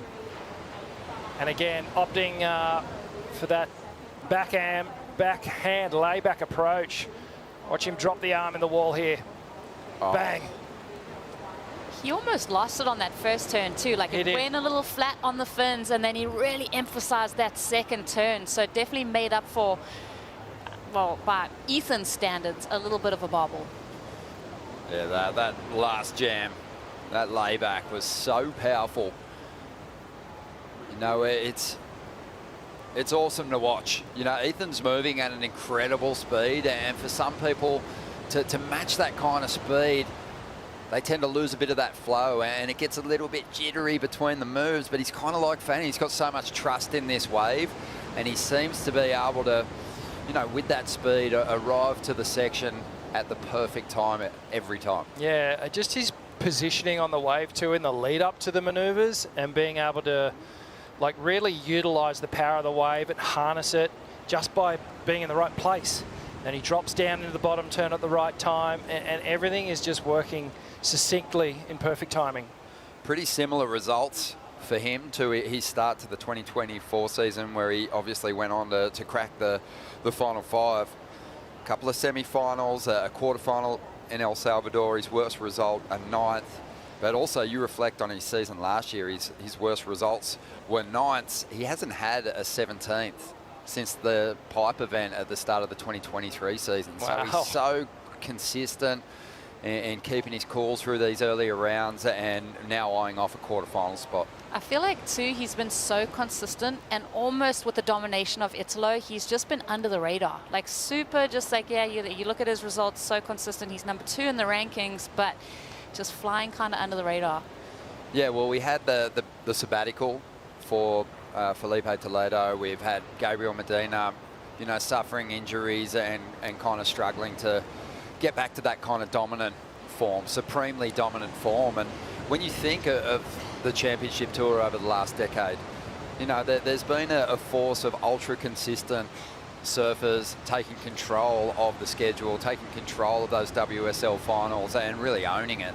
Medina, John, Felipe, Italo, and Ethan's kind of been there along with Jack Robinson. But with Medina not here, with John not here, with Felipe, you know, warming up today for sure, but not really in that picture at the moment.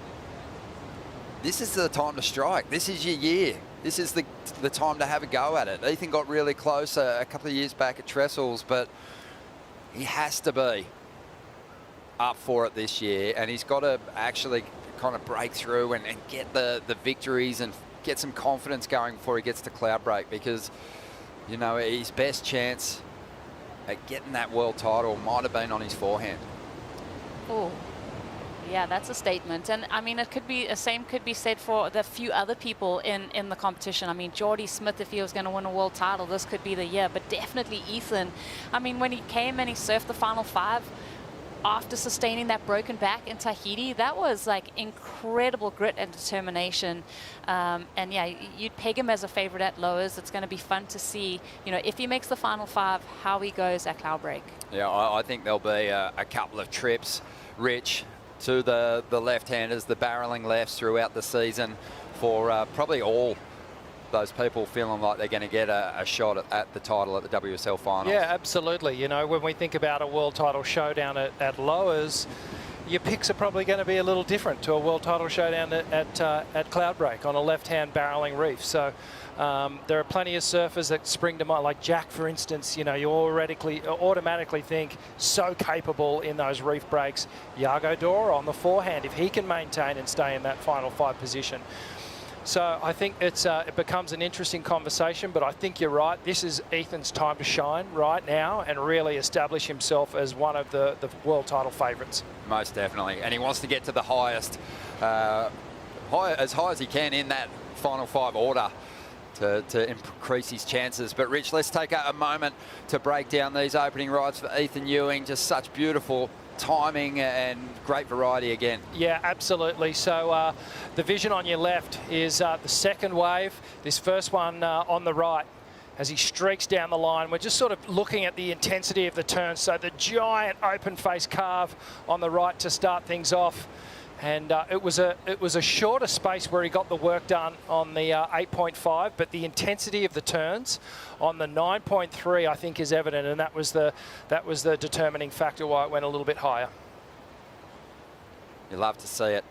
So Connor O'Leary with a whole lot of work to do. 15 minutes to go though, and just give him a set wave and you'll see the kind of backhand surfing that has helped some of the greats claim victory here, and he's got some inspiration from his hometown where he grew up. The Shire around Cronulla there, Richard Dogmarsh finaled here, Mark Occhilupo, synonymous with this location. So he's got some great goofy-footed inspiration. And he'd be itching for an answer back to Ethan. I think that's the thing as the competitor, because you're just sitting there and you start to like stew in that. You get mad, you get excited to get a wave, and now it's just about you know, willing that opportunity away. You don't want your legs to turn to cement. You want to get going. You want to get this campaign started. Yeah, well, the start of the heat, Connor actually had the inside position. And Ethan's done a great job of just putting 2 absolute hammers in his scoreline and built a giant score already, 17.83, some of the biggest of the day. So Connor, he's got a lot of work to do. 14 minutes remaining here. Ethan Ewing already with a couple of excellent numbers and a huge heat score total of 17.93. And we're going to take a Bonsoy brew break. We've got more of this to look forward to on the other side.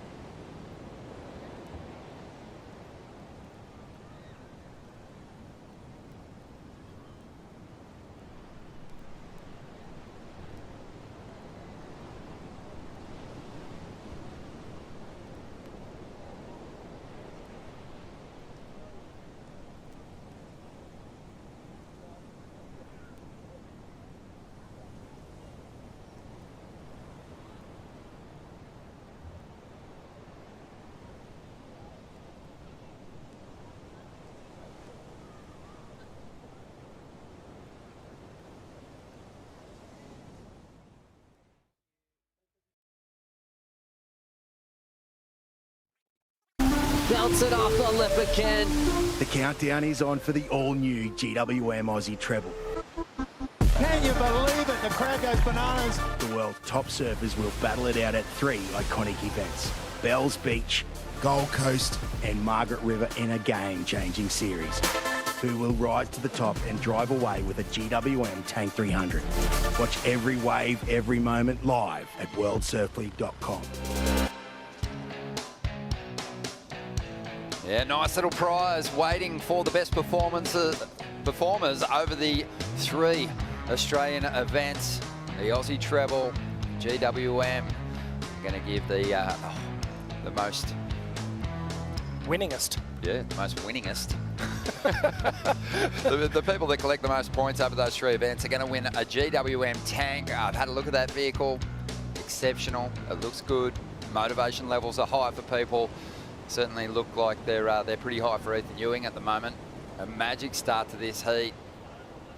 Much like Jake Marshall earlier on, just getting complete control of this clash in the early stages, and Conor O'Leary just forced to wait for a set wave now to give himself a solid shot. He's going to pull the trigger on this one, drive up into this first section and blitzes the lip. Absolutely hammers it, and again just gets upside down. A great combination on the outside, 3 huge turns, and this is a great response. He'll need the finish on the inside. We've got excellent scores on the board for Ethan Ewing, but Conor O'Leary on his way. Powerful work on the outside. Not rushing it, just really wants to time this well. It lays down a little bit the section, but he greets it with a nice little backhand hit. And that's exactly what he needed. Richard Dogmarsh, he loves it. That was impressive stuff. Really good surfing. One big hammer into the next. Those 3 belts out the back, that's the best backhand surfing I've seen today. Agree. Yeah, some of the best backhand surfing we've seen in the event so far. The goofy footers have really struggled this year. On the women's side, we've got no goofies left in the mix. On the men's side, we've got just a couple. Yago and Connor. Let's have a look at it again, Rich. Beautiful pace. Connects with the first turn, sets himself up. Vertical approach on the second. Drives round on the third, and again, gets nice and vertical. Just the consistency on the backhand for Connor on this wave.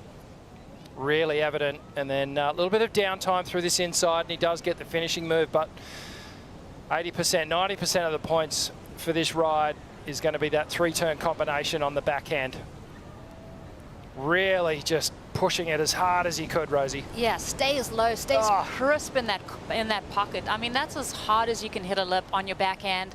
A lot of the surfers coming in saying, you know, the lip line on the waves today is really hard to judge, and Connor just eyes us off perfectly. Look at his eye line. He knows exactly where he wants to put his board. Beyond 12 o'clock there, drifts the tail, stays low and compressed on his backhand.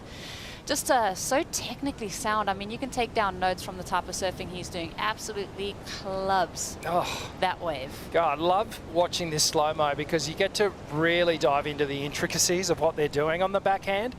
I didn't quite pick up just how much tail release he was getting through those turns, and to do that on the backhand and have that little millisecond of sort of weightlessness through the lip and while keeping control is, God, testament to how good this guy is.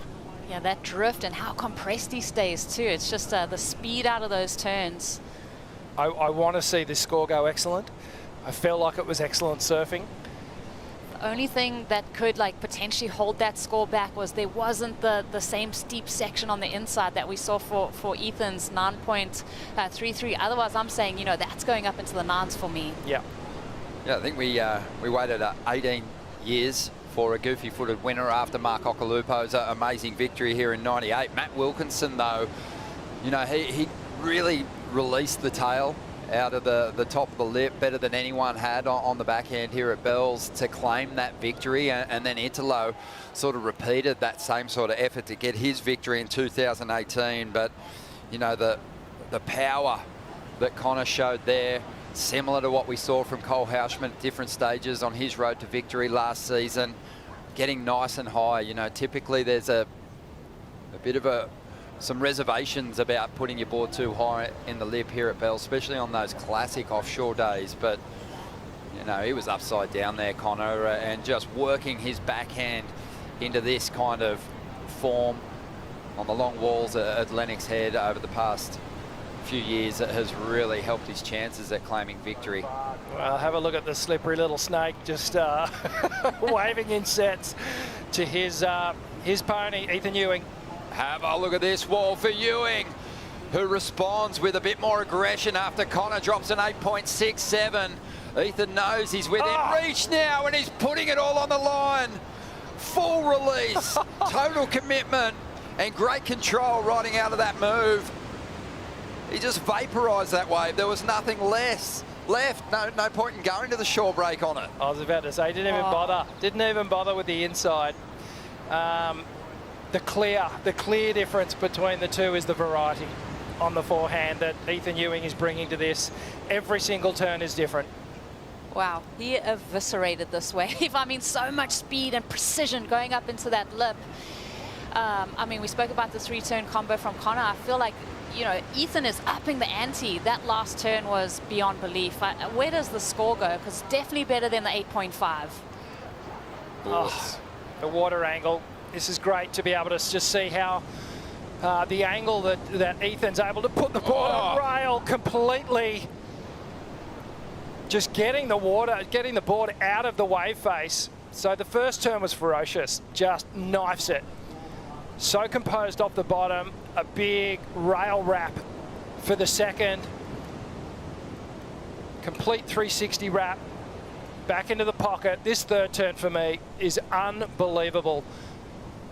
The board completely disconnects, and the ability to just shove it straight back under his feet again, re-engage, just mind-blowing.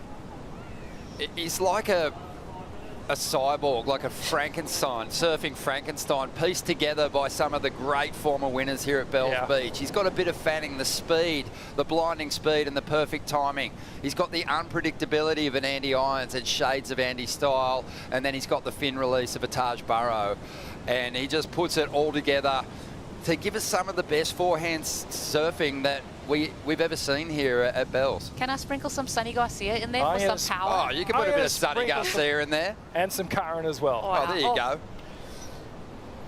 Yeah, well, he might have Sonny's quads because he really puts everything into it. Amazing stuff.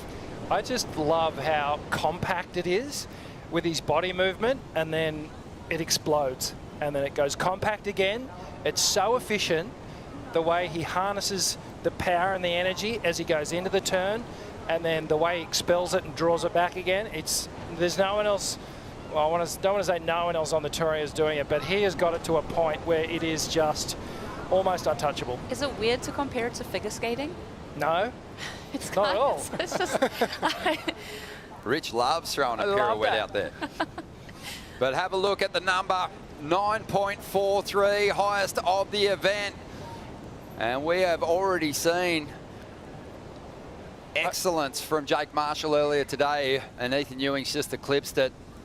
I wonder if the 0.57 was just left at the tail end of that ride, and the judges are just going, well, you didn't ride it to the shore, so we're going to keep it from a 10. Blasting off the top for the first turn. Committed carve on the second. Technique perfect. Nice and high. And this third turn, this is mastery right here. Just grabs onto the wave face with both his arms. Incredible core strength to regain control. Put the board straight back under his feet again. Wow. A new standard in performance surfing being set here for the 2025 season. We've seen some amazing barrel riding, obviously, at that first event, the Pipe Pro. But this has been tidy work from Ethan. 9.43, highest single score of the contest so far. Didn't even need the final quarter of the wave. Rode it 3/4 of the way in, kicked out, and just went back to the takeoff zone. So cool. Connor O'Leary comboed, even though he just dropped an 8.67. It's really innovative power surfing, isn't it? Without You know, you're just putting a cross through the aerial elements that he could bring, and he's maximising the power. He's just the king of the combo as we go to the GWM heat recap here. Just links it all together so well. Blasting this lip line. I mean, a 933 to open up with that number, you're in such a commanding position. I mean, Connor's onto back, incredible backhand surfing, the best that we've seen all event. The 3-turn combination on the back of this wave was insane, but not enough, Richie. Oh no, it's just too good at the moment. Ethan Ewing, he's picking the gems as well that are allowing him to do this style of surfing. It's full accelerator to the floor, power surfing, committed, but there's flair about it, there's innovation about it. He put a hole in the floor. He's doing the Freddie Flintstone at this point. He's running on the road. But no, it's been remarkable stuff, and this is what's kind of been missing from Ethan's performances, the opportunity to do his work in clean conditions here on the Bells Bowl. That's why his heat score average is a little lower than Geordie's, a little lower than Felipe's, because he's kind of had to scrap his way to his big results here at Bells. He hasn't had it in the primo conditions, but wow. Well, even his win came at Winky Pop. Like, those conditions still amazing. Great to see him take out the win, but to see him in absolutely pristine conditions at the Bells Bowl, that's just such a great marriage. I think back to Ethan even just a couple of years ago where we did have good conditions at Bells Bowl. He was good then, you know, amazing then. But this is a new version of Ethan again. Like, he's pushed it even further. Yeah, it looks super focused too. I mean, that's a stunning performance, but still, you know, you're in the round of 16. Like, you're only into the quarterfinals. There's still some work to do to achieve that big dream of a second Bells title. And you can tell he's not getting overwhelmed emotionally by that performance, which is, you know, amazing. That would be the heat of a lot of competitors' lives. And let's give some credit here to one of the big goofy footers on the tour. An amazing performance from Connor O'Leary as well. Some great surfing on the backhand, but just coming up against a force today, unfortunately. Yeah, I mean, the 8.67 was remarkable. And he would have thought in his head, all right, you want a heat? Let's go. And then all of a sudden he was in combination, chasing two near perfect rides. But the heat score totals, impressive. Ethan Ewing, one of the highest heat score totals this year, of course. And Connor O'Leary, he dropped an 8.67 of his own. He can hold his head up high. Another big clash around the corner. Kanoa Igarashi will take on Seth Muniz when we return.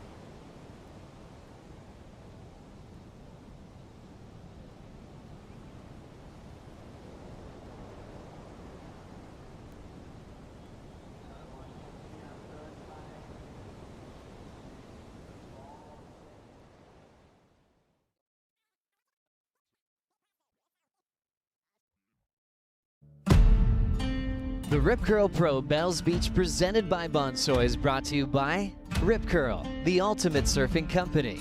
By Visit Victoria, Melbourne, every bit different.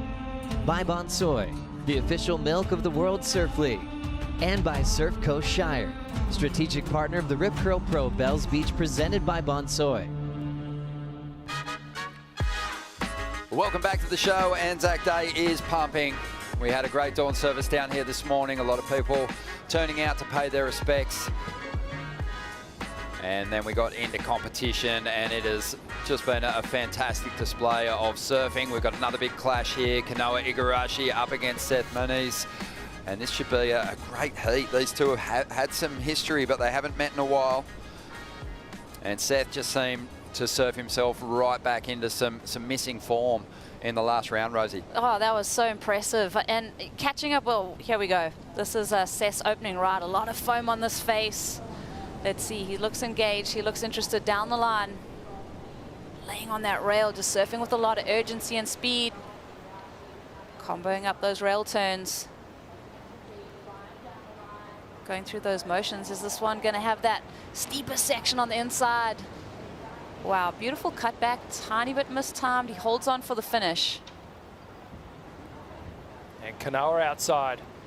Smaller wave, streaking down the line, telegraphing for something here. Goes for the big, I don't even know what you call that, alley-oop. Oh, the big corrupt flip. Didn't quite stick it.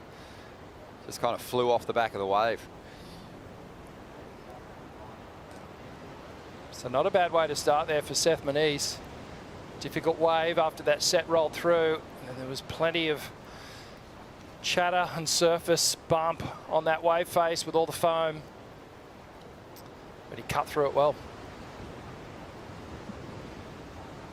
On the back of the ski there.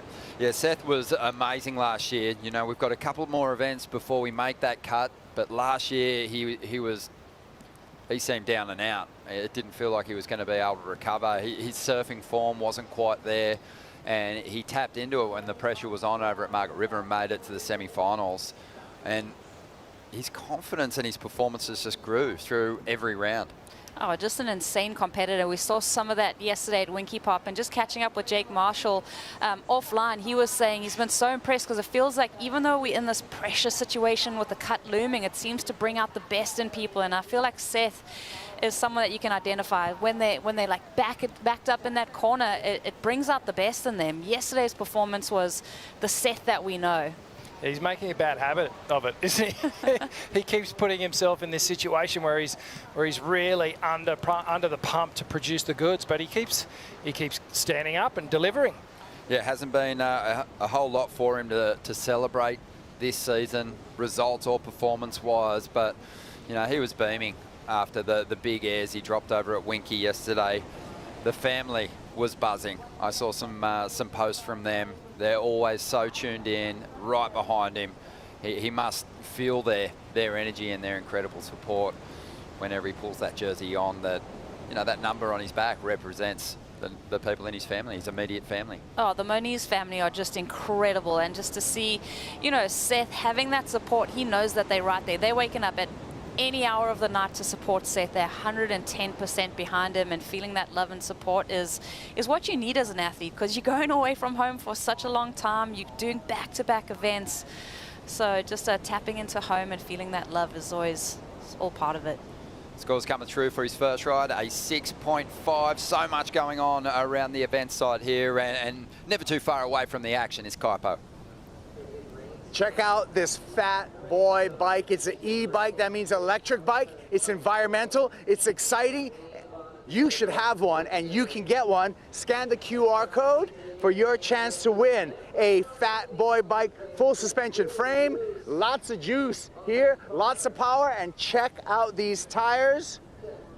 Road play, dirt play, or even in the sand, fat boy eats it all up. Check it out.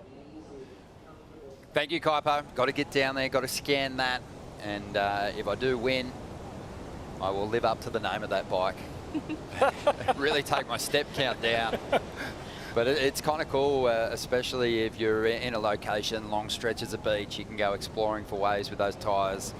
Great to have Fat Boy getting involved in the event and giving all the visitors here to Jurok the opportunity to potentially win that machine.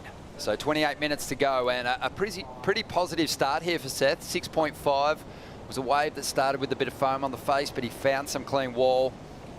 and sunk his teeth into it. Yeah, good little start for him. Good wave to settle him in. I think always just having that advantage on the first exchange. We've seen it throughout the morning. It really has come down to being that first person to not make a mistake, to start strong. Kanoa obviously falling off on that first wave, maybe choosing a wave that didn't really live up to the sets that we've been seeing pouring into this Bells Bowl. We've been talking a little bit about Seth's results for Kanoa too. Not by his standards a great start to the year. His best result came over in Abu Dhabi, a quarterfinal finish there. Other than that, a couple of 9th and a 17th. And Kanoa's kind of drifted out into the mid-teens on the rankings the past couple of seasons. This is a surfer that, you know, when he's on, can take down anyone. He's had that big championship tour win, but that was some time ago now over there in Bali, back in 2019. He's had a few runner-up finishes in CT events, you know, dotted around the schedule too. So he's got it done in pretty tough locations. So well-rounded. I mean, he made the final at Pipeline. You mentioned his win at Karamas, like 2 completely different playing grounds.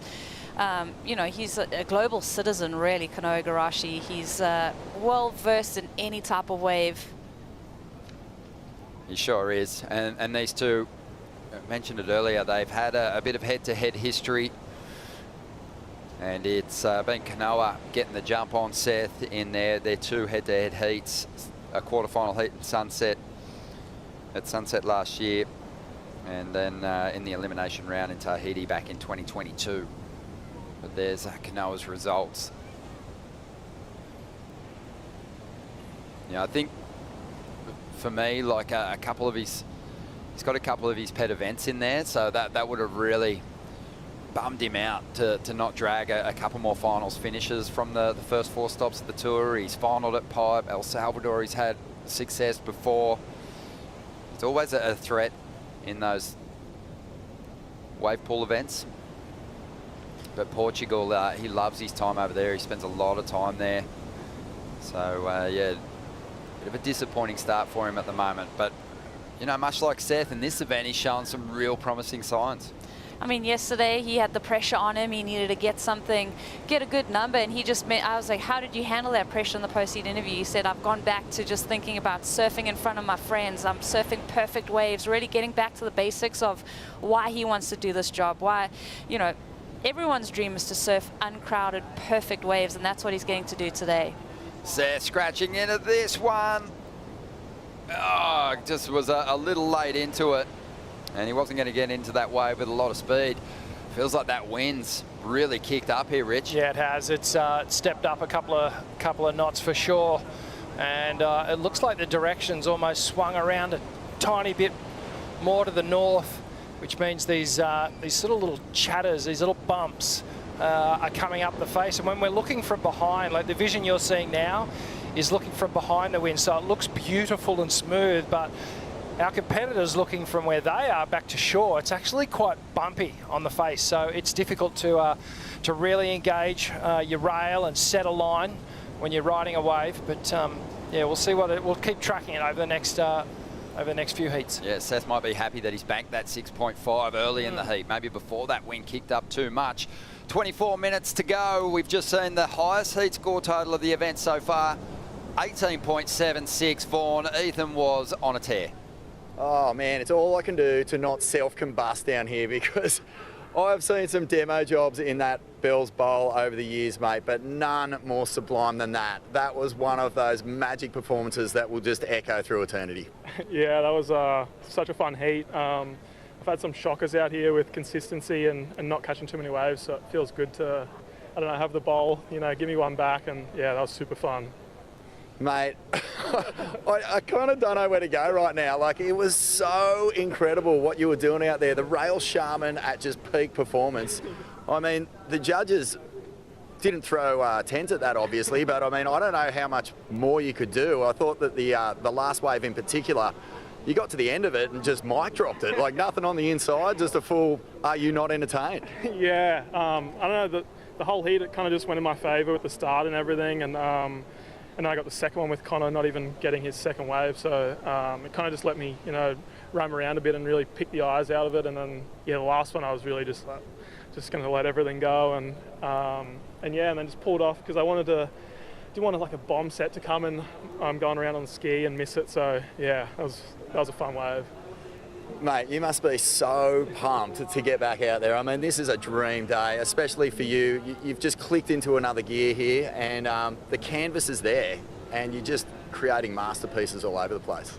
Yeah, like I said, I've had some shockers out here with only catching like one wave in a few heats and that, so it just feels good to be in rhythm out here. And I've had a lot of heats at Winky, but to be surfing out here with the crowd here and everything, it's just, it's like at the top for us in this sport. So yeah, just want to get as many heats out here as possible and just try and surf my best. Congratulations, mate. I don't know what to say, really. That was just so mind-blowing. It was a real joy to experience that on Anzac Day down here with such a big crowd. And I know that all over the world, fans of pure rail surfing were just singing at full voice. Thank you. That was unreal. No, thank you, guys. And yeah, everyone for Anzac Day, lest we forget. And yeah, thanks so much for all the support. Nice work, Lee. Thank you. Good on you, Vaughan. If anyone was going to put the jumper leads on Ethan and get the emotions flowing, give us a little bit of a smile there, it was going to be Vaughano, and he did a great job. And just good to hear Ethan, let that out and just really be feeling so positive about his performances. It's one of the great performances that we've seen here on the Bells Bowl, and the score's reflecting that. As we see Kanoa, we saw Seth get a wave during the interview, took a fall, and Kanoa now gets his opportunity to bank his best number and get himself back in this heat. Just gliding across the top of this one, has so many big turns he can go to on this final section, and puts together a nice little combo there. You're never guaranteed what you're going to get, much like the end section at Margaret River here, so you just have to be nimble and adapt. Nothing is promised, definitely on that end section here at Bells. You got to just hit and hope, but definitely the work that he did on that outside, that second or third turn in particular, was knife sharp. Yeah, and I think that's, when you think of Kanoa's weapons, it's that ability to be adaptable, to be knife sharp on his turns. And I did notice on that wave, I think he's done a really good reply to Seth's 6.5, but he didn't oversurf it. And again, with the conditions the way they are at the moment, you do need to show a little bit more restraint and make sure you stay connected to the wave face. And that's exactly what he does here. Beautiful top turn. Comes around for the second and just lays in on that quick rail turn, pivots nice and high. And just some beautiful work through the inside. Gets the two hit combination to finish off. Yeah, it's going to be a good score for Kanoa. As you said, Rich didn't get tangled up with the lip, but still, applied some pressure to the tail, accelerated out of those turns. Rosie, it feels like the equipment move for Kanoa has reinvigorated his performance. Definitely that fresh feeling under your feet, that bit of speed, and just something new, I think, too. When you've been doing this for so long, getting a fresh feeling, a fresh connection to your equipment can do everything for you. I mean, this wind is whipping at the moment. We know that swell is pushing in. So just for him to overcome all of those elements on that wave was super impressive. Yeah, it's like driving an F1 car with the wrong tyres on it. When the wind comes up like this, you need to stay connected to the track. And there's a point where if you go too high on that carve and that turn, you'll just get blown off the back and you'll get held up. So he did really well at just picking the perfect line as he took that first and second turn on the outside. Just edges ahead of Seth with his 6.5, 6.53. Nice close battle between these two at the moment. 18.5 minutes to go. I think, just based on the surfing that we've seen so far this season, the form without the performance from Seth in the last round, you'd say, Kanoa's going to have a real edge here. But got to go back to the performance at Margaret's last year. Like, once Seth tapped in to that kind of winning feeling, he was away, he was gone, and he's right in this heat right now. But we've got a mad rain squall just pounding the lineup and the competitors at the moment. It's going to make it pretty difficult to see. So if the wind wasn't enough, how about some rain in your face as well? I like it. It feels a bit more like Bells now. It's been balmy down here. We've been getting around in shorts and shirts. And, you're coming to Bells for Easter typically was like packing for a snow trip. Isn't this looking like the movie Point Break right now? 50-year storm, Rosie, it's coming. Bodie's out there somewhere. You know he never came back. Kaipo's loving it. He's always dressed for weather like this. He's ready. Get him back out there. 17.5 minutes to go out there in the lineup. And the next exchange is going to be a really interesting one. You know, who's going to surf with that freedom? Who's going to attack to get the lead and take control of the later stages of this heat? We're going to find out. Right now, though, we're going to take a quick break.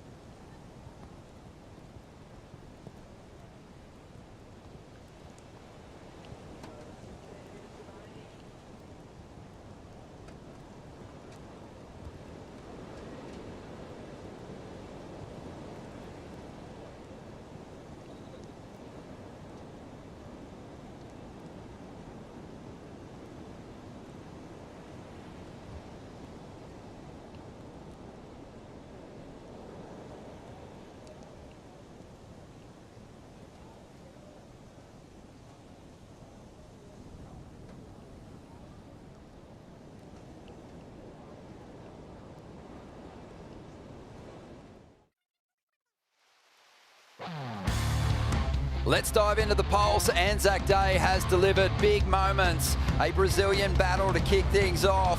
Muniz and Dora both buckling boards, but absolutely fighting to the final stages, Rich. Yeah, absolutely. Dora, this was a real blow-for-blow exchange here, but on the backhand, took to the air, showed us some of that progressive surfing that we're used to seeing from Dora, and he eventually walks away with the win. He looks so sharp, but you've got to command the fight from the veteran. He's back on the CT. He doesn't want to go anywhere. He narrowly missed out on the score on this last opportunity, Muniz, so heartbreak for him. But we'll see him in the next event of the Aussie treble. He's got a lot of fight, and he won't give up. He'll give it his all as we move through stop 6 and 7. Dora, the world number 3, buzzing to make it into the round of 16. A beautiful performance, poetry in motion from Jake Marshall. Yeah, this was when things really started to heat up. The conditions picture perfect, and Jake Marshall delivering in a big way, dropping pocket 9s and some of the best surfing we've ever seen from him on the tour. The heat of his life so far.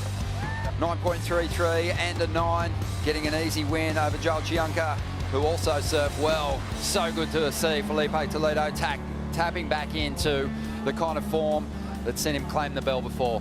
Just a former champ out here, finding that rhythm with the ocean and laying into these waves. Good to see a smile on his face and competing at this level again. Absolutely. Jack Robinson had a tough draw up against Jackson Bunch, whose backhand's been incredible throughout the contest, but Jack, he's after a big result, Rich, to get himself back to where he's used to being at the top end of the rankings. Absolutely. He wants to get rid of those double digits and move up into the 5s. For sure, and place himself in contention to make the final 5 and a chance at a world title.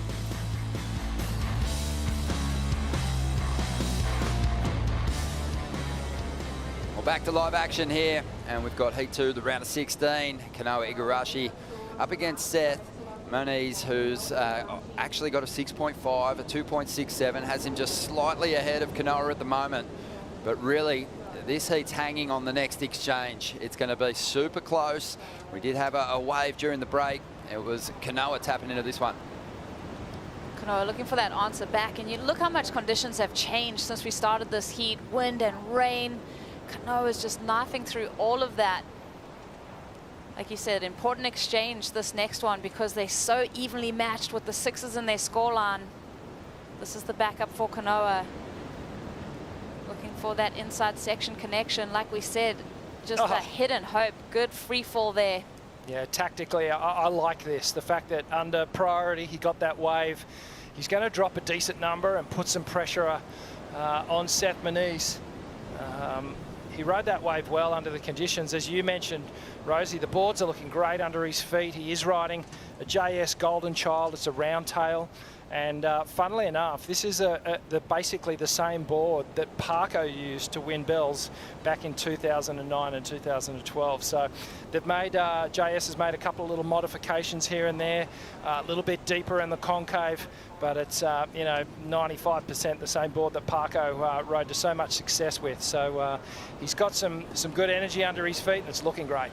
It's an awesome template, that board, the Golden Child. You put it under your arm and, you know, you're starting to feel like Parko. That round pin too just fits so nicely in the pocket of this wave. Saw JS walking around the event site a few days ago.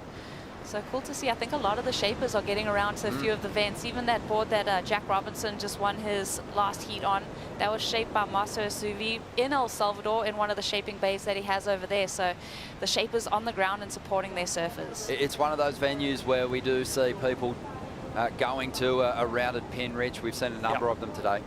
Yeah, I was just thinking then possibly 90% of the field, maybe even more on the rounded pintail. And what that does, it just allows the tail of the board to sit a little bit deeper into the wave, get that bite through those longer turns. And you see those jams that they're doing up high in the wave, and it allows you to pivot, gives you really good rail-to-rail transitions as well. You know, a real favourite down here at Bells. I think the only other surfer that's sort of deviated from that has been Felipe with the, I think it was a swallowtail, because he went for the quad setup, and he's been the only one to ride a quad today as well. 7.07 for Kanoa, gets himself into the lead here. Seth now after a 7.1, out there with priority at the moment. Jeez, it's been a fun day. Well, like, I know we've still got big heats coming, but already looking forward to the Stone and Wood post-show for obvious reasons. There's a lot to celebrate. There is indeed. Well, this is, again, another little psychological win for Kanoa Igarashi. He's picked up under priority and got the best score of the heat so far. Such a good point. Just having that little edge on your competitor, and even just the way that he's sitting out in the lineup too, just in Seth's space. Seth has that priority and obviously looking for that answer back. Yeah, he's not really kind of had that sort of swagger and confidence that we've seen from him in earlier stages of his career, the past couple of seasons, Kanoa. But if he can find it this year, at some point, you could see him going on a magic run. He is a really strong-minded individual, can hold his nerve against the big names, has overcome most of the big names on the CT in head-to-head matchups. But right now he's got his hands full with a battler, someone that's desperate for a result, that needs to get themselves above that cut line.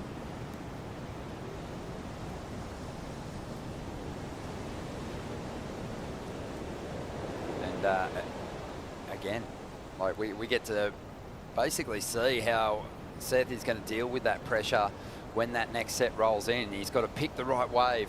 He's got to surf now as good as he possibly can to overcome Kanoa here. He's going to maybe need to go excellent. So Seth has got himself up the ratings just a little already as we look at the live rankings, already jumping 5 spots. So he's making his move at the right time. Yeah, absolutely. And Jake Marshall just ahead of him, still in the event. Big move for Griffin Colapinto as well. Like, he was down around 26 or something like that, and he's jumped up 6 spots inside the cut line, which is, again, another little mental win as we're going into the next event. Oh, I can hear the stomping in the grandstands. They're starting to cheer and whistle. Big set approaching here. It looks like it's got quite a few waves in it. And we're going to see Seth up first. Draws off the bottom into that first section. kind of transitioning to get himself into this meatier, steeper wall. Climbs up over the final section, 3 turns on the outside. Feels like he might need to really make something exciting happen on this final section to turn this into something substantial, and it's not going to happen. He knows it. It's a bumpy, lumpy, ugly situation on the inside for him, unfortunately. Yeah, I think Seth, just knowing that the rhythm, the timing of the manoeuvres on that wave, even through the bowl section, were just a little bit off. It was almost a result of this first set-up turn here. So he almost steers this first turn instead of ripping through it with a lot of power and energy. Second turn, nice and clean, wraps it back into the pocket, and it kind of, by the time he got to that third one, it was a little off-putting. And now Kanoa, well, he's on a much bigger wall. There's still more set waves rolling in, but Kanoa's so focused on what he's got to do here. A couple of nice combinations on the outside, mixing it up, goes to the grab rail. Rolling through, keeps that speed. This board, it just glides over these flatter sections. Gets a little bogged down there, but still has the speed to get a couple of turns done here on the inside, just tweaking on that tail, pushing for all the points he can get out of this wave, trying to better a 6.53 to increase his lead here. Yeah, solid. Almost looks like he's riding a slightly longer board than normal, maybe an inch and a half longer. And I like having that extra bit of equipment, that extra bit of length in the surfboard out in front of you, just elongating that turn almost helps to accentuate the pathway of the turn. Looks good.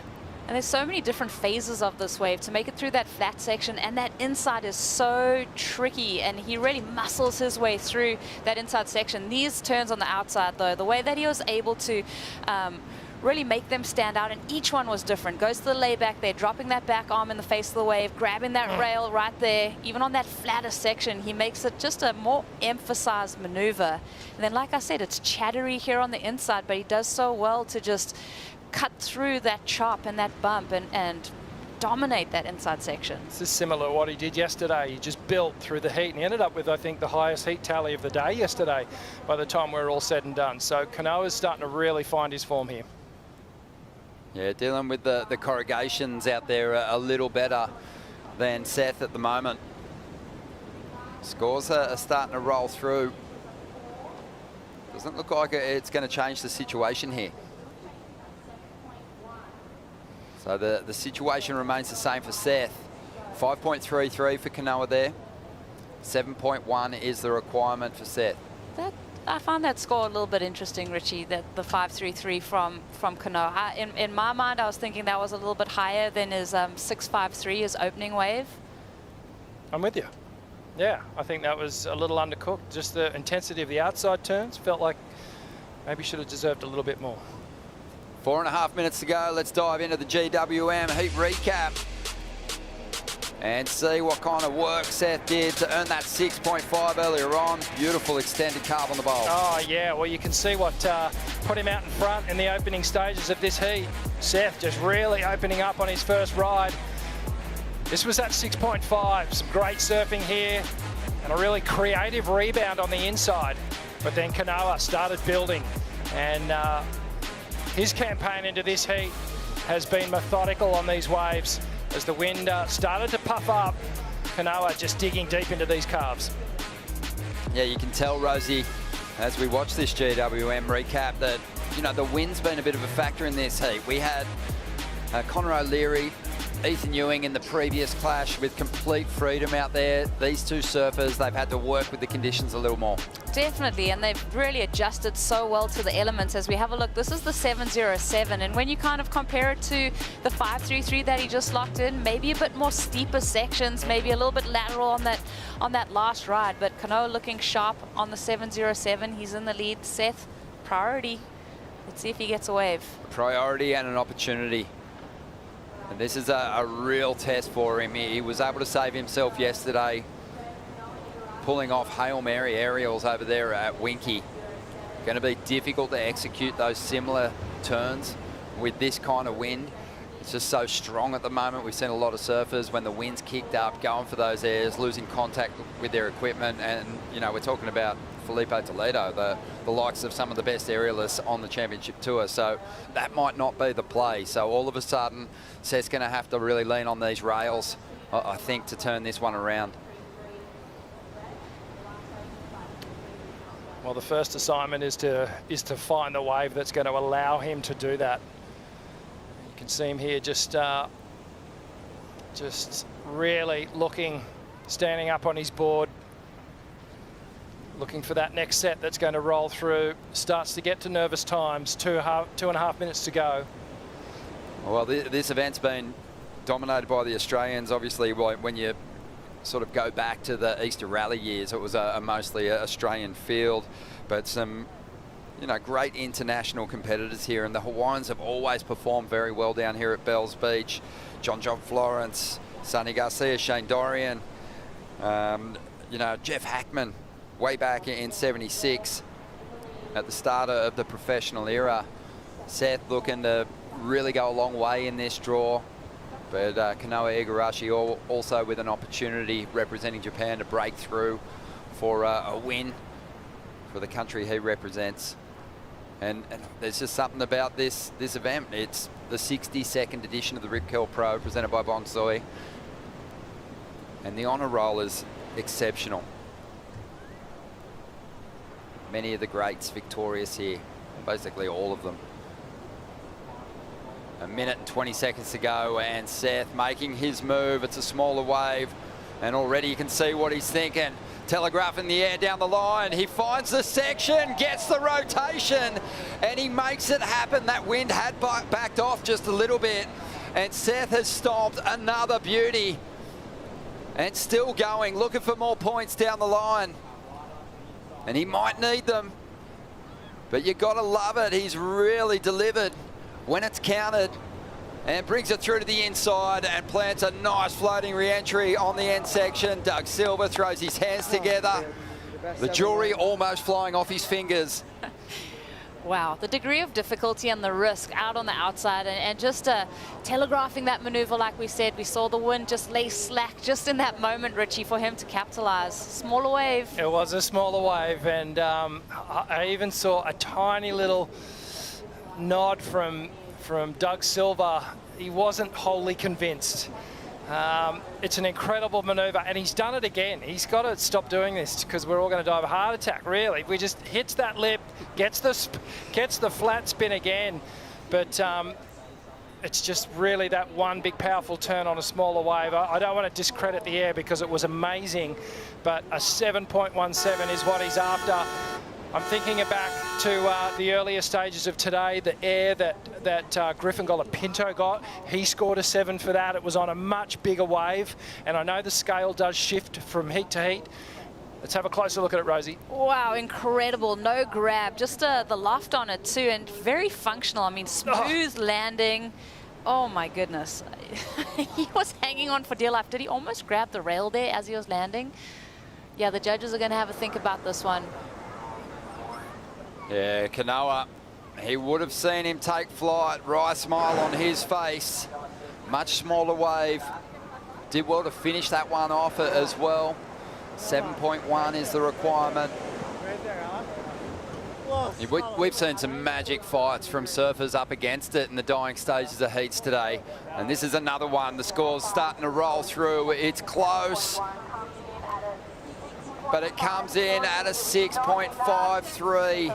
Just a little over half a point shy. Kanoa Igarashi celebrates on the outside. It would have been nervous times for him, but well done to Seth. It feels like he's starting to connect with the sort of form that saw him save himself on the CT last year.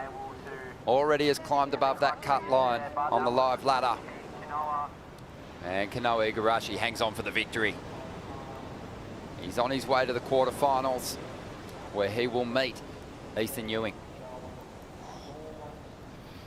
Well, that is going to be an incredible heat. And unfortunately for Seth Muniz, just not quite able to pull it off in the final moments. Another big clash around the corner. Geordie Smith taking on Joel Vaughan. Will bring in Joe and Flick for the call.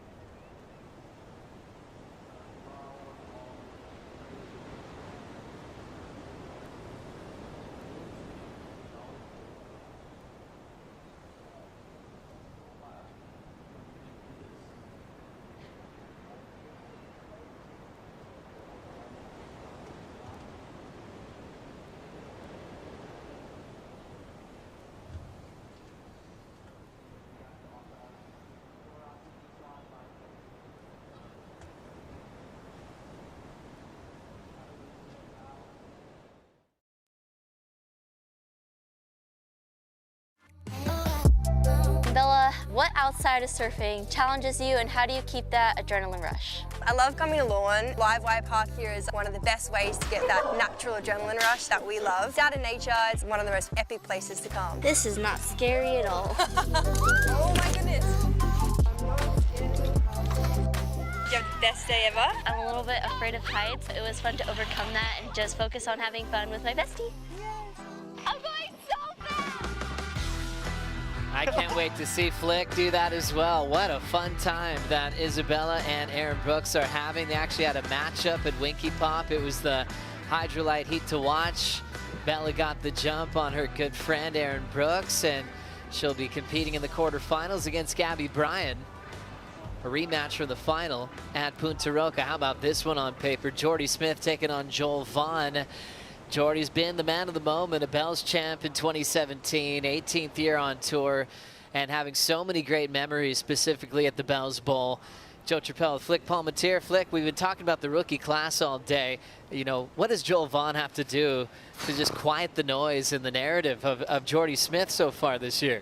For me, it's his strength, and that is going to the air. I mean, there's a bit of wind out there. We just saw Seth go to the air, and he stuck it, full rotation. I mean, it's not without the question. I think that's his advantage here. Going into this, obviously, you know, the cards are stacked against him. He's got a really hard opponent here in Jordy. So much experience out here, the most experienced surfer on tour. Joel did speak about this the other day. I can't remember if it was Rosie or Vaughan who had him on the glass once he got that heat win, and they said, do you know you're coming up against Jordy? And he said, yeah, I do. And I'm excited for it. You know, these are the moments. He said he's looked up to Jordy his whole life. So he's super excited for this moment. But obviously, if he wants to take down the big dog, you got to go big. And I think that for Joel, it's going to the air, because trying to match that power of Jordy is going to be tough. So true. And it's cool when you have rookies just with that kind of headspace that know the opportunity to be able to be on tour at the same time as a guy like Jordy Smith. Jordy not even peaking yet in all these years on tour, winning the Bell in 2017, and it was a solid role that he had at this event where he actually made the final the year before, came back the following year and got the big Bell. You have a runner-up Bell that's considerably smaller, and Jordy chipped his tooth on it in celebration, went straight to Rich Hata, a great dentist in Southern California. He's like, I'll fix it for you and get back on tour. Jordy reflecting on that memory recently of getting the bell, and he actually started doing a ringing the bell claim. Morning of the finals, on the way to that victory, he felt that good. He knew it was going to happen when he woke up that morning on finals day. Isn't it weird when you do get in the flow that you can, it almost feels that you can predict what is about to happen. You get those certain surfers on tour, you know, it's like there's almost a premonition, and you're about to live it, right? And that was a pretty spooky sort of thing that he just basically did. It's pretty, let's just say, it's pretty ballsy to be doing that and making those sort of claims before it's even happened. But it's sort of like what is it? You walk the walk, you talk the talk. You're doing the talking and not a lot of walking yet, and it's just ballsy to do it, you know? It is, and it's worked for Jordy more than once. Yeah. We saw him do that in Brazil when he was just having fun, doing all sorts of claims, and it took him to victory. When he keeps it loose and fun, that's where it's at. And his mantra this year in interviews has really just been, I love surfing. Just that's it. He's kind of been laughing. He's like, I've told you guys everything, you know, for 18 years, and he's simplifying it all. He loves his job. He loves competing against the best in the world. And he still wants to win a world title. And when you look at a guy that's called one of the greats at Bells, it's great to catch up with the greats that have battled with him over the years. Caught up with Mick Fanning. Mick, with 4 Bells trophies, has had a lot of battles with Jordy here on the bowl. In fact, they had 5 matchups over the years. Mick up 1 on Jordy, 3-2. But a lot of them were quarters, semifinals with enormous heat totals. They always brought the best out in each other. And Mick was saying just Jordy's big advantage is his size. His massive range out of his top turns, and Mick was like, when he's on at Bells, it's extremely hard to stop him because his surfing just suits Bells down to the ground. His patience and tempo of style is what the magic is. He's got that tenfold, and when he mixes it up with wraps, Larrys, and big carves along with his flow, it really sets him apart from the rest. Joe Parkinson, 3-time Bells champ, went on to say it's like Jordy's home break at J-Bay. It's about timing, speed management, and Parker also appreciates how he can stay shallow on the bottom turn. And now you see him at 37. Also still a clear favorite to try to win this event. And we've seen a lot of great performances that got to be heating him up. Let's see a beautiful sailboat timing their way out of the rain squall to join the action. Yeah, it's a stunning shot right there. A lot of wind out there. Good day for it. Yeah, great day for it. Now just lines here in the Southern Ocean, waiting to get things started. Jordy versus Joel Vaughn here. Jordy Smith's the one to start things early. He's been loving that, controlling heats lately, especially at these point breaks on tour. Already rapid fire surfing from the big man, crushing that section. He has been waiting all day for this. A little bit distracted because he heard Joel Vaughn's name on the loudspeaker from John Ray Gay Ellis. And now Jordy still committing to his last couple of points there to kick out of a long one.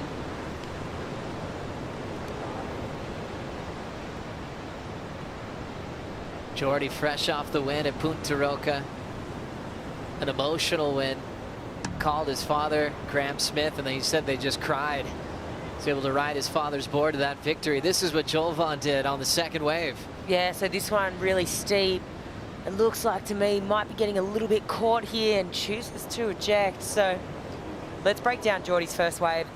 This he does so well. He's incredibly deep here. He has a lot of room to get around. And just how late he was to that first turn to then project up into that lip. He was playing catch up, but he didn't make it look like he was, which was pretty impressive. I mean, the level of surfing, obviously it caters to the experience that Jordy has out here, the wave selection. He obviously, I mean, typically you're not really going that first wave of the set, but Jordy obviously saw something on that one that he really, identified that he wanted. It was a great, it was a well-surfed wave. He was just behind that whole time, but he never made it look like he really was. I think it was a real art to that. And the way that board, Mayhem, I think this one is projecting out, and the technique of Jordy is absolutely incredible because that wave was moving at a really fast pace. Jordy had a Mayhem at El Salvador as well. He actually switched from the Mayhem to then his father's board, Graham Smith, G-Force. He's been shaping a long time, so he mixed it up a little bit, and Matt Biolis was really just wanting to put it back towards the Smith family. Matt made a beautiful post saying, in fact, he won on his father's board.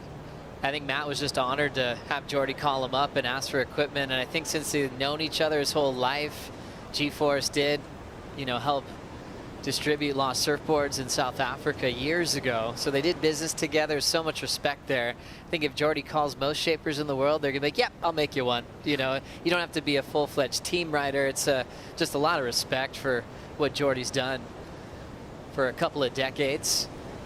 Wow, we've gone through some weather, some wind, and Kaipo back in the water for the reporting for a very great heat with Jordy and Joel Vaughn. Kaipo, how you feeling?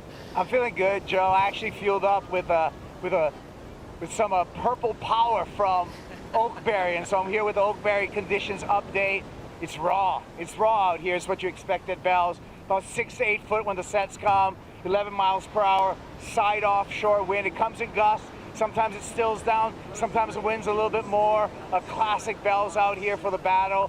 Jordy Smith looks like he's fitting in just fine, and I'm having a good time. And thank you again for the purple power at Oakberry. Gosh, I was so jealous, Kaipo, when you're getting hooked up there, and now even more that you're in the lineup here for such a classic. A man like Jordy Smith that you've seen grow up and go through multiple world title showdowns. I mean, how rad is this as a surf fan to see him in this form at 37 years of age? I'm a giant fan, and I've tracked Jordy's entire career, and he's just one of those guys that, to me, is due a world title. And I would love to see him continue on with the momentum that he's coming off of El Salvador, build that through the back half of the year. I mean, the Big Brew is getting the job done, and I feel like his energy is very light too, and that lightness in his energy, I think, translates to great great surfing. Definitely does. Thanks, Kipes. Kaipo's been reflecting on a lot of his favorite Bell's victories over the years, especially with some of his favorite surfers that he was close to as well in his lifetime. We always mention Sonny Garcia at this venue specifically for so many great finals and Bell's victories. One over John Schmulka at Winky Pop back in the day. And Shmoo and Sonny were sparring partners. Sonny got a 10, looked over at Shmoo and just went, ha! Yeah, I always loved when Shmoo would tell that story. Miss him deeply. One of the great power surfers that wrote their name all over this event. And that's one of those cool parts about coming here. You know, you look at these sandstone cliffs and all those memories and stories are just all within the bluffs. You can feel them when you walk down the stairs. It means a lot to Jordy as a veteran. It means a lot to a rookie like Joel Vaughn. Definitely. We've spoken about it so much, but there's those certain iconic events on tour you want to win, and your idols have all won them, you know. And Joel mentioned it the other day in that post interview. He's like, you know, Jordy's my idol. He's won out here before, and this is something that, you know, it's going to be a real test for me, but I can't wait. You know, I think every surfer who gets a berth into this event, whether it's a wild card, you know, as a replacement surfer, a spot on the tour, you just know, I guess, the honour that comes with wearing that jersey and looking back at those sandstone cliffs and just how beautiful this area is, and you know, the coastline. It's amazing to be down here, and especially on a day like today to surf the bowl when it's pretty beautiful and pretty pumping. Big start for Jordy with the 7.17, way out front over the rookie. Let's see what Vaughn Blakey's up to. Well, the Rip Curl Pro is a marquee event and it attracts marquee legends like this guy, the Australian entertainment royalty, Glenn Robbins, famous for roles such as Kel Knight, well done. Uncle Arthur, Well done. and Russell Coit. Welcome back to Bells, mate. Well, we met in a toilet in Queensland. You might like to explain that, where we met. And you said some beautiful words to me then, and I thought, these are good people, these are my people. So very proud to be here again today. We've both got weak bladders. That's the excuse. No, we met at Mick Fanning's golf charity day. golf day. That's Yeah, right, yeah, mate. yeah. Mate, you've surfed in this event many times over the years in the celebrity challenges Right. that would paddle out. How hard is it for you to not pull on a rash heel and paddle out again? I love it. I love it here. So proud. I've surfed out there with Barton Lynch. I've loved every minute of it. I'm so proud of Victoria. I'm proud of surfing, and I'm so happy that the waves are out there today. So bring it on, I say. And I couldn't go out there now. I'm too old now for it. No, not true, mate. I just went surfing with Ocky the other day. He's ripping. You could still go out there and take it apart. I saw Mick out there the other day. Oh my God. What a champion. What He a is a man. champion. I slept in his bedroom when I went to Queensland. That's my story that I brag about. You've got all the He good wasn't yards, there. mate. He wasn't there. Did he know you were there? Yeah, no, Yeah. he did. But yeah, his old house, we stayed there. But it was an honour to stay there with him. That's great, mate. Look, we won't keep you because the action is absolutely pumping Yeah, the out guys there, in there, they want to talk to me about a few tips. Board design. Yeah, that sort of thing. I've got to get in there, help them with, you know, all the. I'm trying to sound really. It's not really working. Oh yeah, give us your tips, mate. Who do you think is going to take this? I like out? Jack. He's looking good. Ethan and I saw Fitzgibbon, Sally the other day. Oh, she looked great, and so I'm excited for Australia and Victoria. Bring it on. Well, I'm excited to have you down here, mate, as I'm sure all Australians are. And should we dance our way back to the Oh, VIP you want to do team? Rusty Coit there? Yeah, let's do it. Okay, you put your. Here we go. Okay, hands down the front. Yep. Foot across the front like that. Then get lean in it with your shoulder. Yep. And then just go for it. And then tap behind. There you go. That's the way. That's it. That's it. Oh, Nick, man, great to see you, brother. Oh, what a legend. What a legend. Thanks, Glenn Robbins. Vaughn Blakey for that. Loving life upstairs there. Back into the ocean with Jordy Smith. He'll get caught throwing down that meat hook on the open face. So a quiet little backup to stop the lull. So they've been sitting for a bit there. It'll just be an incomplete score. 167 for Jords. Joel Vaughn with priority, who got past Crosby yesterday. Joel Vaughn went to the air, big full road. I think that's been the big part of his reputation, is huge spring-loaded punts that really helped him qualify for the championship tour.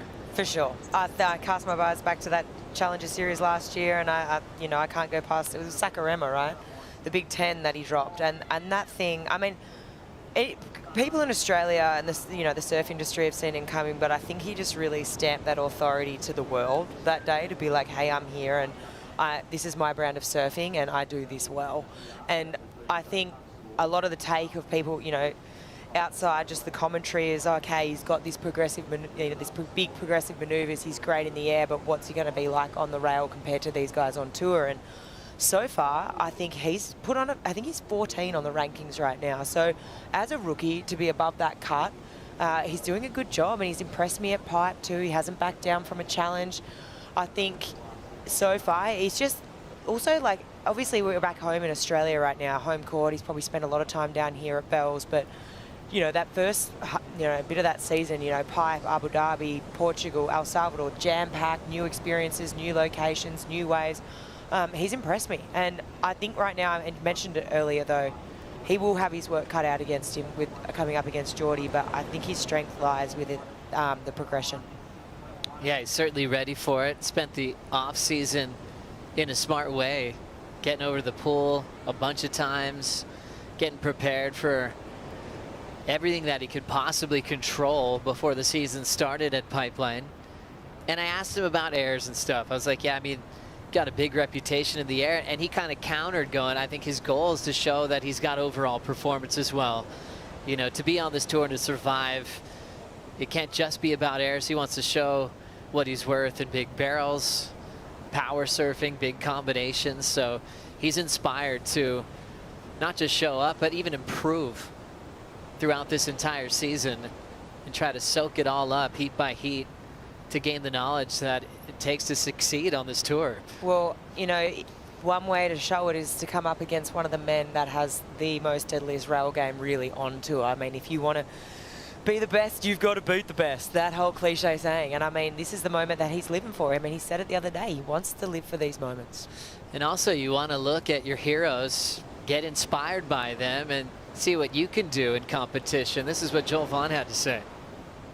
Felipe Toledo out J-Bay, and that crazy double alley-oop, on like the two alley-oops on the same wave, and then came off and absolutely ripped it to pieces afterwards. Was a big moment for me. I was sitting in my lounge room going, oh my God, that was incredible. I want to do surfing like that. So yeah, I think that was a pretty cool moment.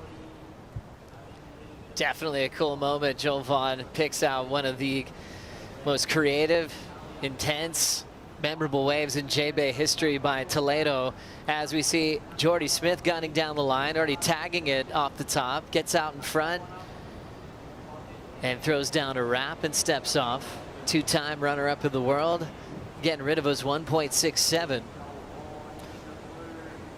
It's smart. It's just smart, It's just, as we see Joel using that priority. Vaughn just getting back into the pocket and now winding up for a little off the top. Out in front and throws down a wrapping cutback, as it looked like Jordy Smith was punching through the open face. Keeping that high line cutty. It's got a little wall growing, and then the end section that the rookie's able to tag and step off. Representing the North Shelley board riders. Growing up watching Molly Picklum turn into a world-class athlete, and with all of her accomplishments while he was on the Challenger Series, it fired him up to be competing at the same events with Molly on the championship tour. Start with Jordy's wave here. Yeah, this is just smart surfing from Jordy. He just wants to back up the 717. Nice little speed snap into a second one. A little bit caught behind here, but just that board, the way he's projecting up around and starting that bottom turn deep from, behind the foam and being able to project up in the lip has been impressive. This wave here, this was a difficult wave to surf. There was actually a little bit of lump and bump here. I think it's this section there. You can just see as that we've already approached the low tide mark. I think low tide was at 2:30. It's getting high now, so a bit more water on this reef. Sort of get that little bit of backwash every now and then, just that little bit of bump through the wave face. He gets the finish here. Nice tap on the inside. It's gonna be feeling good for Joel. Joel Vaughn moving up to 12th place on the live rankings. So coming in at 14th, like you mentioned, already growing with that result on the rankings, and he's hoping for a big upset here in the round of 16. Let's catch up with Kanoa Igarashi with Vano. Thanks, Joey. Yeah, Kanoa, in the 2012 Rip Curl Pro final between Mick Fanning and Kelly Slater, Mick had a good lead, Kelly needed a score, and he pulls off that incredible Kellycopter, a full rotation. And Mick tells this great story where he swears that halfway through the rotation, his eyes just locked onto Kelly's eyes and they saw each other. Did you have that moment just then with Seth in the dying stages of that heat? Honestly, I sort of saw in the corner of my eye, and it was so windy and raining that like I kind of didn't understand what happened because there was just spray everywhere.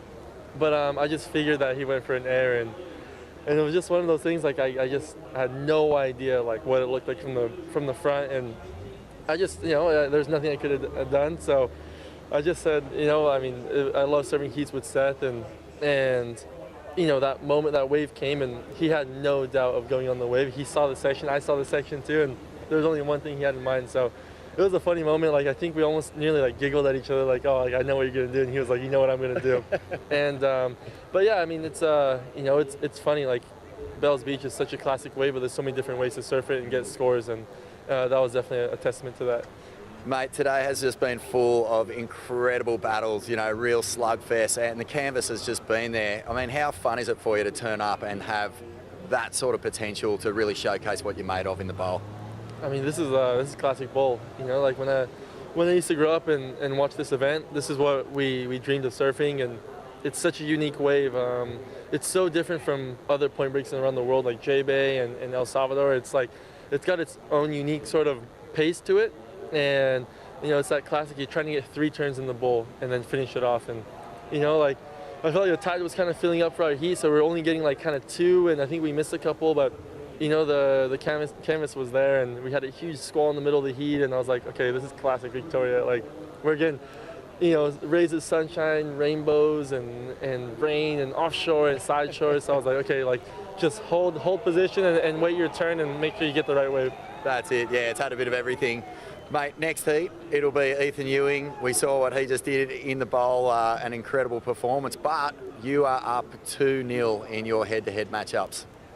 Yeah, I mean, I love that matchup. I love surfing against Ethan, and we have the same coach. We both work with Snake, so it'll be a super fun heat for him. And yeah, I mean, like, there'll be no plan. It'll just be like, hey, like, boys, go out there, and you guys know exactly what you guys are gonna do, and just try and full slugfest.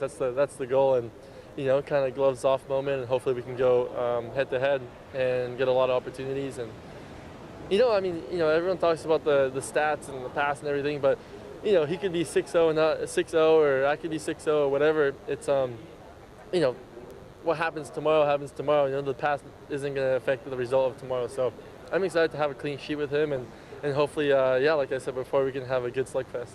Oh, mate, we can't wait to see you two take each other on. Congratulations on a great performance. Yeah, thanks, guys. Thank you, Vaughn. Thank you, Kanoa. What a matchup. Kanoa Igarashi versus Ethan Ewing.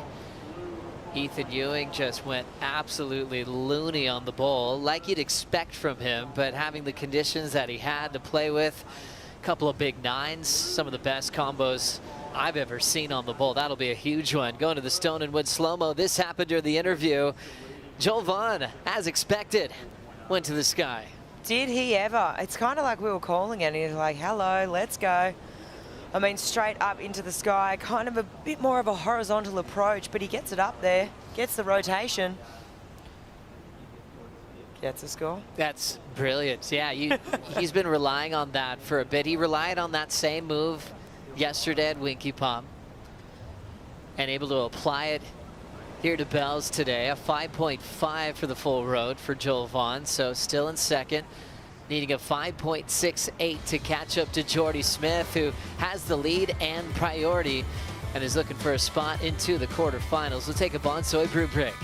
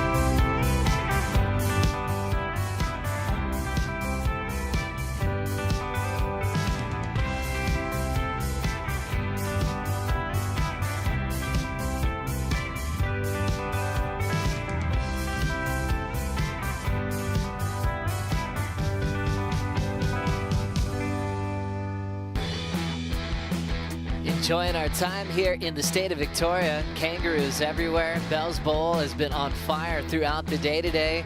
Finishing up the round of 32 and some big heats in the round of 16. And Jordy Smith, the past Bell's champ, one of the greats of this venue, still leading this heat over the rookie Joel Vaughn. Right now, Jordy, you can see, lost priority during the break, but he's able to pick up this wave.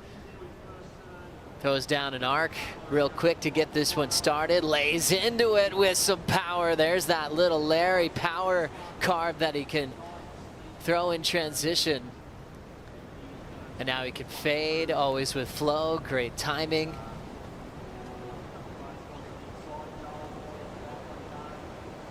And now trying to hustle through the flats. Now the wave's going to start breaking again. And Jordy's on the wind up for a little carve and steps off. So he's trying to ditch a 4.0. So having to adapt during the break. He paddled for a wave and Joel Vaughn almost got in his way. Switched priority. Jordy adapted and took that wave to try to increase his score line. Vaughn left alone. Scraps into this one. Already has a lot of speed. Nice, beautiful bottom turn, throws down the wrap. Drives into that section, hits the lip line, right into a fading cutback. And now he's going to transition with a wrap. He's got a nice little wall, just drawing those turns to stay in the pocket. There's the lip right there. Tags it again. And he will reemerge out of the whitewater. Nice paced wave for Joel Vaughn. Found a nice section to time out the back.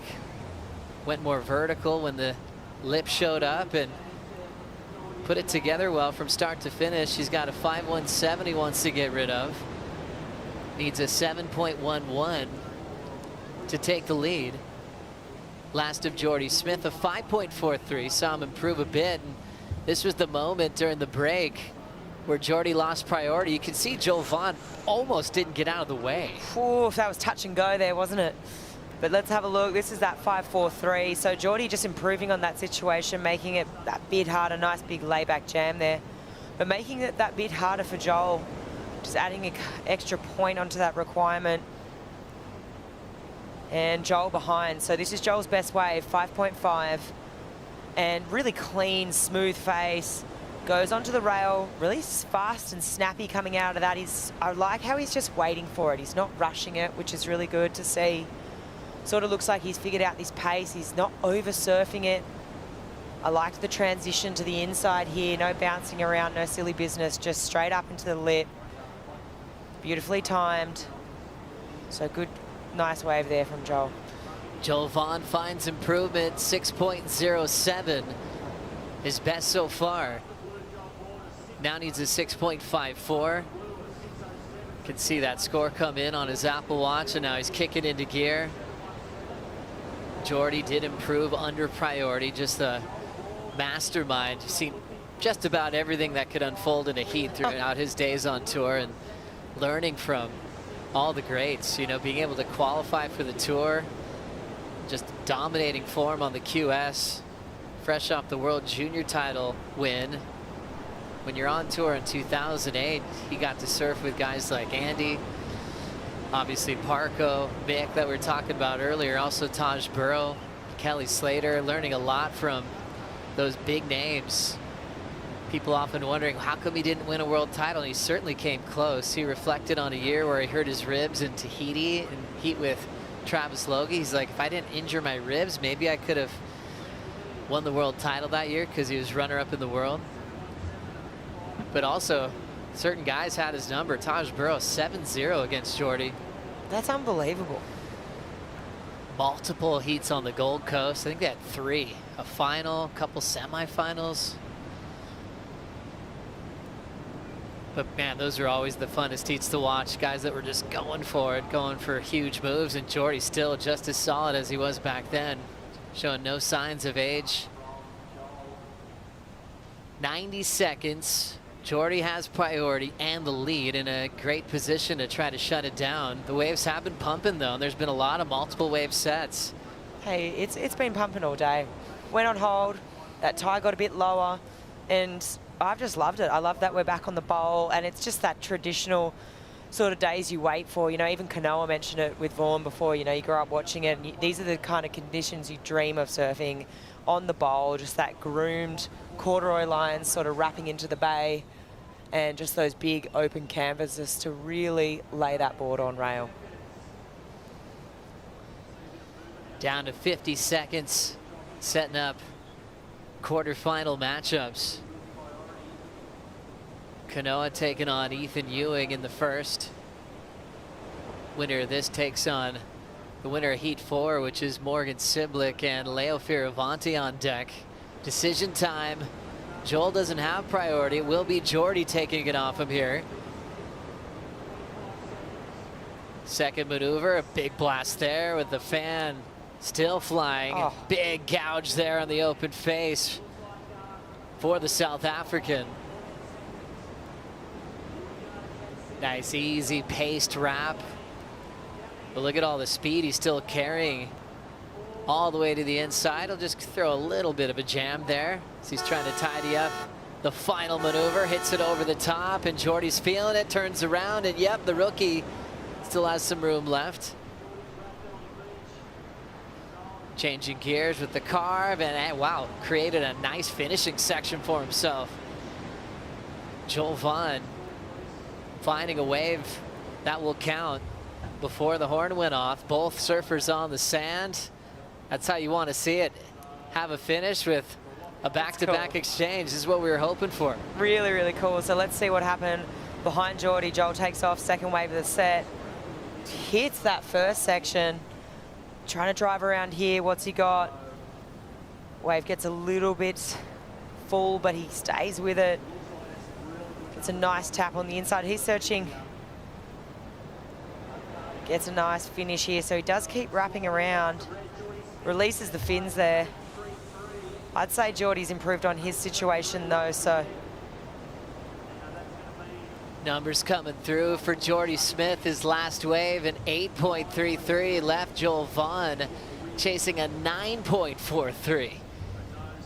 What a close for Jordy Smith. Saving his best for his last wave, and that'll leave Joel Vaughn behind, almost needing the perfect number. Let's enjoy this excellent surfing one more time. Oh, it's so good to watch. He's just obviously so much experience out here, but just the awareness to place that turn a little bit lower, not go right to the top, snapping it around here. He's just putting on a clinic and locking into that fine form. I'm excited about this season for Jordy, you know. We spoke about it on the morning show, but this is probably the best start to a season we've seen from Jordy in about, what, 10 years? It's really cool to see, and this wave where he's won before, where his surfing really fits, he is looking deadly. And he's never won 2 events in the same season. It looks like he has that kind of connection at the moment where maybe he could even go back-to-back with his wins. One of the most popular surfers in the world is going to enjoy his time there with the local grommets on the beach here at Bells. Coming up next, it will be Morgan Siblick taking on Leonardo Fioravanti. We'll be right back.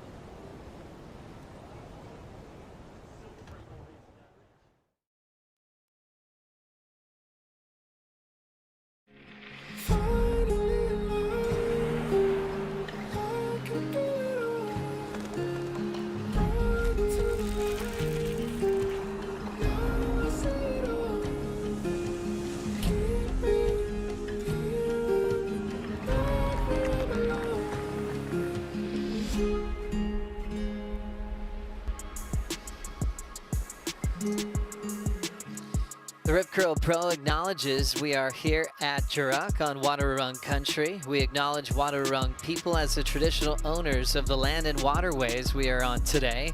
We pay our respects to Wadawurrung people, their elders past, present, and emerging, and extend this acknowledgement to First Nations people here today. And it's been a glorious one here at Bells all day. Shifted over to the bowl from the action at Winky Pop yesterday. Thrilling couple of days for pro surfing, and now this one's getting started and just going straight down as Morgan Siblick in the matchup with Leonardo Fioravanti. Morgan, world famous for a breakthrough rookie season back in 2021 where he finished 5th in the world and got a taste of what it feels like to be in the WSL Final 5. Competed at lowers, ended up finishing 5th in the world, and then fell off at the midseason cut the following season. It was challenging, it was heartbreaking, it was a little bit of everything, and Morgan's been able to share that story with us as he's grown up a lot. And he's actually thankful for it, and he's also thankful he didn't lose his jersey on that first wave. It sort of did karate chop him in his stomach, I guess, when he took off on that. Obviously the boys were really sort of jostling for position. You can see how much further that they're moving down now into the bowl now that priority's sort of been established. But yeah, back to your point, Joey, extreme highs and extreme lows for Morgan there. Like you're thinking you're getting on tour your rookie year, you crack, you know, the finals just to get to experience all of that, and then the very next season you're looking down the barrel of a Challenger Series, you're looking down the barrel of the cut, getting back on the Challenger Series, and then now still trying to fight your way back. It's crazy, and I mean, that is the roller coaster of surfing as we see Morgs. Couple of quick in and outs for Morgan. Yeah, he's still trying to reset his jersey on his back. But gosh, he's dangerous as it gets as a wild card, isn't he? Just for his experience that he's had on tour, you know, the big wins he's had against the greats like John Florence, the years trying to work his way back into the championship tour. Morgan, a couple of ups and downs early in this heat, Kaipo. Really interesting start, even almost lost his jersey off his back. Yeah, you know, and a lot of that has to do with Leo Fioravanti. He's sly. He's the sly, foxy Italian, you know what I mean? And he's just got, he takes his competitors deep. I've seen this before. And then Morgan was kind of buried. It was too deep on that wave. Took the bait, and then now Leo's just like, okay, I'm going to go to the normal takeoff spot. And because I got priority, and Leo in position right now, Joe, going to use that priority. Let's see what the Italians got here. Waits off the bottom, snaps off the top. I'll let you take it away. Good man, Kaipo. Here we go. Leo trying to settle in. You saw him kind of repositioning for that move, then goes to a tail drift. And now hunting, trying to pick up that board. You can tell he rides some blades. He's so strong. Doesn't even need that much volume to carry him. He can just push hard as he wants on his equipment. Came off maybe the heat of the day yesterday in a back and forth battle with Al Cleland Jr. And he's built for that. Leo likes to give it all he has in the 35-minute heats. Never runs out of gas. How'd you like the start? I thought it was good. This was a classic example of just working with that lump and bump that sometimes the bowl has. It's kind of like everywhere he placed his turns, that bump just accentuated a bit more, whereas sometimes it can work in an exact opposite way. You even look here on the inside, perfect timing with that bump. It could go one way or the other, but Leo just had the perfect read on that wave, I think. Tenacious competitors, Leo Fioravanti. And when he had a heat with Ryan Callanan in El Salvador, we're like, hey, are they going to flip a coin? They're in the same camp with Richard Dog Marsh. And it's like, that's not going to happen. You know, for Leo, it's a big part of his game plan. He wants to own the start of a heat, and there's so much on the line. You want to let them free to do what they want to do to capitalize on these opportunities. Great time to catch up with Jordy Smith with Vaughn. Oh, yeah, Jordy. Well, the other day you said you've seen it all, you've said it all. Any surprises in that one? Yeah, the surprise I think out of that was the wind changing right before my heat. And I was talking to you about it. I was just going, oh no, here we go. Helicopter boy is about to launch. It's been 6 foot and offshore all day, and now he's just going to spin the wind. But thankfully, I got that first opening set. he paddled over it, and I was like, okay, well, let me just swing on this and see how I go. Mate, I saw you down here for most of the day watching the action unfold. I mean, it's perfect bells, really. It's pumping, just lines to the horizon every time the sets come in. How hard is it to just maintain your energy and hit the water at the exact right time? Yeah, I mean, we've seen some incredible waves today, but it's really been slow. I think, for me, I mean, like you said, I've seen a lot of it. So I think it's just trying to pick the most out of those moments and do the surfing that I can do, yeah. Still a frother, though. It's hard to watch that. Bro, I'm an all-time frother, bro. Mate, I just want to talk about your surfing in general, because this year, the plus 27 clip is one of the best things I've ever seen, and it just feels like you're just getting better and better. Like, I don't know, there's something going on where you're reaching maybe the best we've ever seen from you. Thanks, bro. Yeah, it's dad bod. Dad bod kicks in, bro. No, yeah, I just try. Sorry, I just try hard, pretty much every day. Wake up and yeah, I'm in love with surfing. I said it last week, but I'm just in love with surfing, bro. That's what I do. I love making new surfboards with my dad. Matt's made me a few here. So yeah, it's just always changing, and that's really the fun part about surfing, and it's never going to get old for me. Another quarter final, mate. Must feel good. Absolutely, bro. I've had I think 2 nights before that. That was an irritating round, so to get into the quarters is ideal. All right, well, we're going to go and have a chat about how to get a dad bod working at maximum capacity, because mine sore isn't doing anything like you're doing, mate. Thanks, bro. Love it, Vaughn. Always a great catch-up with Jordy Smith, who's enjoying his time on tour in his 18th season and giving us so much entertainment. But that's what it is, the recipe of falling in love with riding waves, you know, and for all the travel and the pain you could go through, broken boards or tough results, you know, there's a lot that can change that flow, but that relationship is something that you build on time after time again. And I think one thing Jordy's done so well is created balance.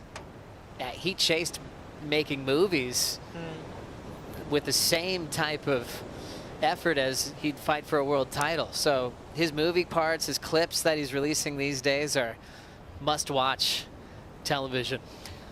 I think the best thing that I got from that, and you know, he said it, he's like, I just love surfing. And I think the older you get, the more maturity you have, the more experience you live through in life, you just simplify it. Because I think throughout your whole career, you can kind of make things complicated, and you can be trying to, I don't know, if you do often add too many ingredients to the pot, you're thinking, how, you know, there's a lot of head noise, there's so much going on, and you get to a point in your career like where Jordy's at, you know, the most experienced person on tour, you've had a few laps around the sun, you're thinking, hang on a second, at the core of it all, I just love surfing, and that's all I want to do, and I just love where he's at. His headspace sounds very positive to me, and it just sounds like he's very content. And everything he says, he's speaking with conviction, and I don't know, it just sounds dangerous to me. Looking like a great year for Jordy Smith in the quarterfinals. A chance to maybe go back-to-back with his victories. That happens sometimes on tour. You get that winning feeling, and you can repeat it. Leo Fioravanti always loves to battle for that first wave. Morgan tried to outdo him and just went up and down. Leo turned in a 5.5. Both these guys well aware of the history of this event. Leo's stepdad, Stephen Bell, famous in surfing circles for working with guys like Kelly Slater for many years. Belly's from here. Obviously, they all live in Europe these days.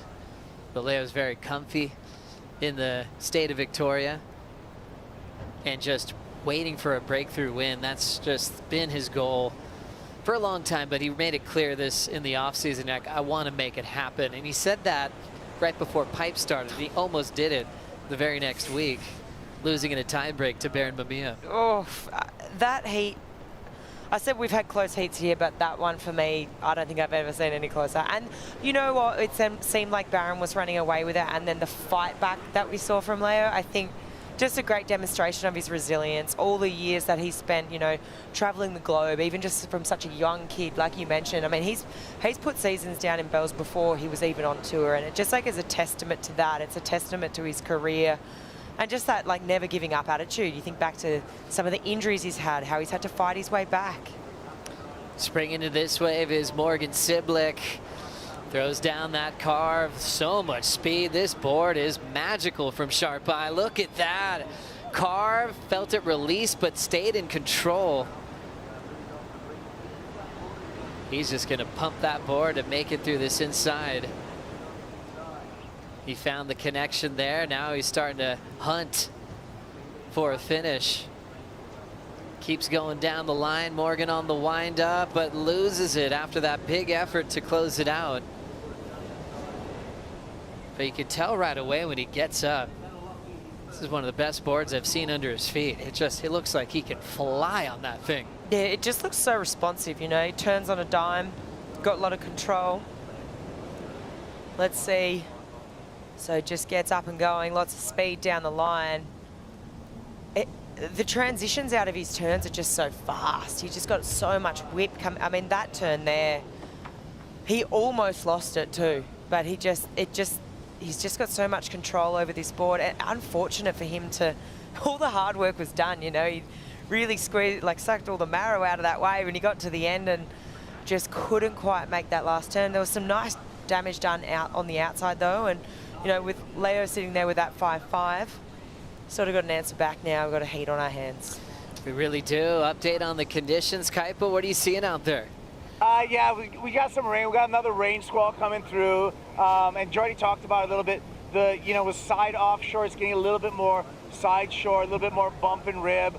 So sometimes, getting all the information out to the ocean, you need a backup plan. And that's where the Apple Watch comes in for the competitors. They got the competitor app. It updates them on, everything going on. I see a 5.08 for Morgan Siblick. I think we're waiting for another score for him. Got 20 minutes left. So a key tool is the Apple Watch. And then speaking of Apple Watches, Rip Curl has a new search app out right now. You can download it to your Apple Watch, your iOS, and that new app tracks your waves, your speed, how far you paddle. You can compare yourself to your friends and groups or to some of Rip Curl's pros. So a lot of information right here on my wrist. Love that. So much information. And look where we are in 2025, taking advantage of great technology. There's a great human being named Monazul. We miss him deeply, but he started bringing that live scoring system to professional surfing, where back in the day it was all silent. I was actually talking to Bobby Owens about this the other day. It's like you were surfing your heat at Bells and you were going, I wonder how I did. You felt good, but you had to wait, for everyone to, do the math, add up their scoring sheets. Then the computers came in, then scores were coming in real time. And then they're like, okay, now we can relay these scores to our competitors. And that changed everything. Now they can actually sit and wait, then make their game plan. There's no secrets now on how your opponent's doing. It's like they know in the moment. Now little kids at the Grom contests are waving their hands to the loudspeaker going, I need an update as soon as they kick out. I know. Classic. It's so cool. I mean, it's a total game changer. And then once again with the Apple Watch, you get the scores directly to your watch. Like Hype said, the elements here can get tough. Sometimes you can't hear the beach announcer, and all you have to do is just look down at your wrist and you're like, okay, that's my requirement. I have priority. Thank you very much. Here we go. It's rare to say you're at an event that's seen every change in pro surfing, but here we are. Going back to the early 60s, seeing the shortboard revolution, seeing the thruster, the 3-fin setup that Simon Anderson brought in '81. I was just talking to Terry Richardson, amazing surfer, fastest goofy foots in his time. He had a semi-final with MR in 1980, ripping on a twin fin in that one. As we watch this wave set up, a solid one for Morgan Siblick. Flying into that first section, pushing hard off the bottom. It was vibrating there, but he has control, just springing out in front again.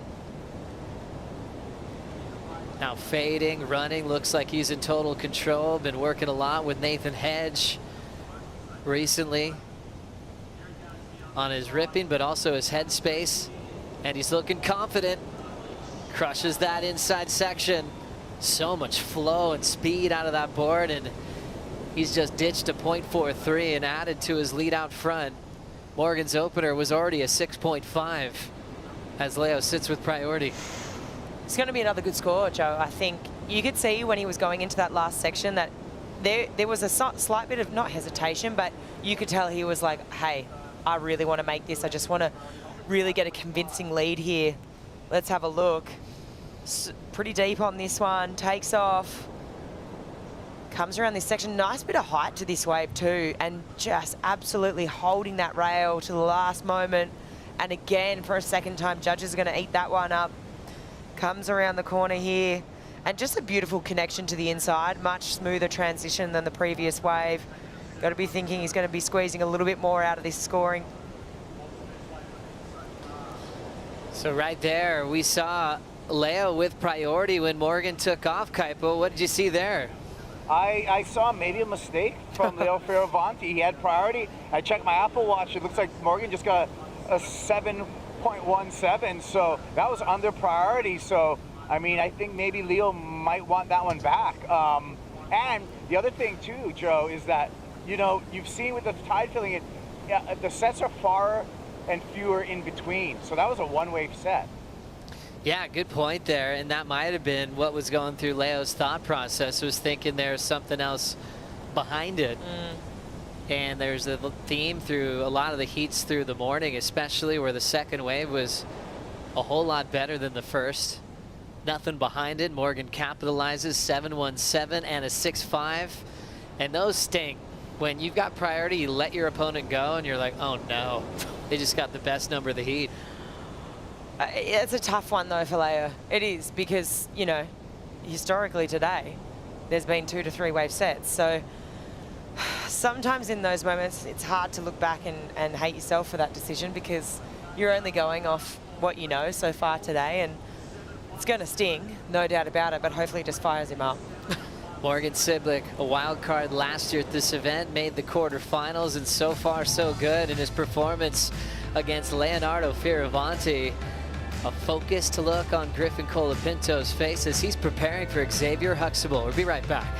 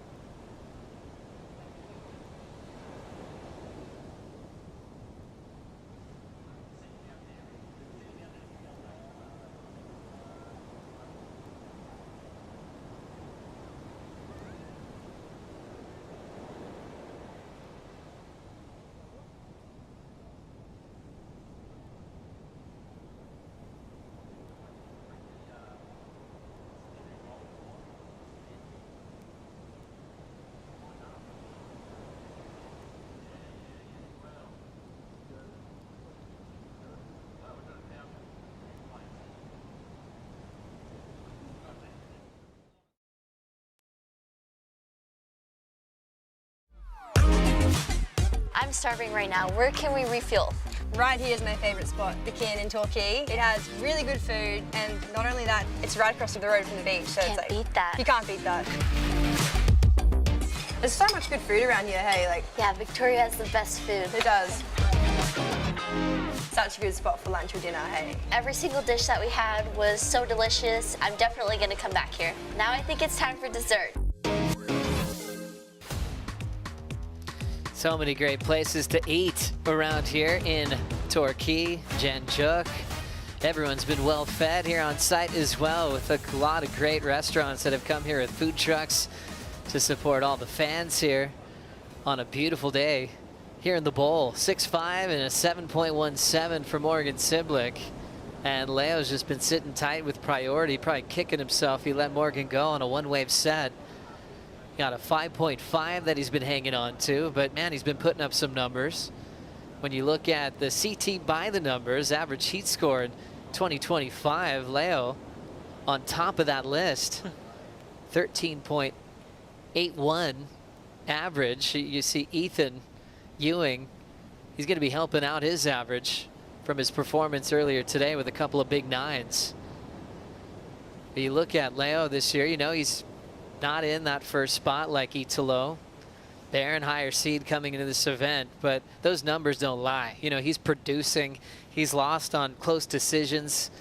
He's had to move through those close ones and just keep his eyes on the marathon, not the sprint. That is the championship tour.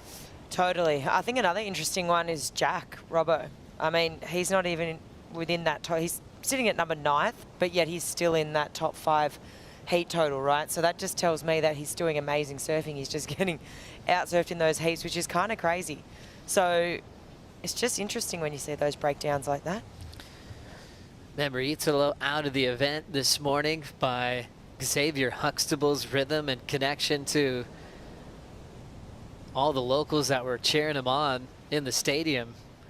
He's preparing for Griffin Colapinto coming up next. Huge one for Griff as he has had a tough start result-wise, but in great form and rhythm. So for Colapinto, he's thinking win at all costs here at Bells to really put himself in the title race. And for Xavier, he wants to go all the way. Adam Robertson got close, finishing runner-up for the Victorians as a wild card, and Xavier's got bigger plans. 10:40 to go in this one. Morgan came close to a major CT win in that rookie debut. That was in a one-off event over at Wajimup or Rottnest Island, Western Australia. Finished runner-up to Gabriel Medina. Got past his friend Liam O'Brien in the semifinals. It just went from strength to strength that year. He was on such a crazy run as a rookie on tour. The offseason, we were trying to learn how to pronounce his last name. And then he just wrote his name all over the championship tour. He was pretty funny about it. He was like, yeah, just say whatever you want. We're like, no, this is your career. I was like, you know, because some people were saying Sibilic, some were saying Sibilich. And he was like, yeah, pick one. I was like, no, come on, let's settle on some. He's like, okay, Morgan Sibilic's the best. And he's been fun to watch over the years. He even got to compete at his home break for a CT venue at Meriwether Beach, which hasn't happened in a long time. So there's a lot of things that kind of went his way that year, including being able to be at home for a CT. He's going to be at home for the first Challenger Series event of the year. So that's going to be home court advantage for Morgs. It's got to be feeling good. He's had good feelings out there before. Taking down John there, right? That's right. That was huge. He did that a couple of times that season. John did get him back the following year, which ended up taking him off the tour. And he's been just getting better and better through the last few seasons. I mean, he had to earn his spot in this event too. Being a Rip Curl athlete helps in this part of the world for this event, but he had to get through a Rip Curl team rider trials. And with all the noise Dane Henry's been making in the surf news, that was a crazy final. Dane Henry getting very close to getting the wild card, finishing runner-up to Siblick. Jacob Wilcox was ripping. He was on tour in the past. He got an interference actually in the heat with Morgan on the way to that final. And from Morgan's mouth himself, he was like, oh man, Jacob was the guy to beat.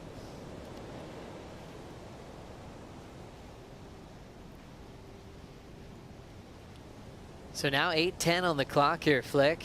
After starting with a flurry, a wild paddle battle.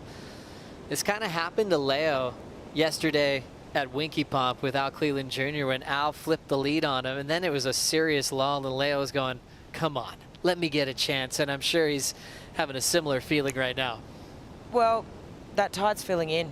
It was low at 2:30, and you know we're a few hours past that, and what's going to happen is that water's going to fill into the bowl. He's going to be less consistent. I think Kanoa was even talking about it in his post-date interview. And I mean, we're seeing it right now. I mean, I think the prime time of the day was, you know, your Ethan Ewing, your Jake Marshall. That was when it was primo, when that was really low tide. It was absolutely stomping through. You had those big corduroy lines, those 2, 3, 4 wave sets.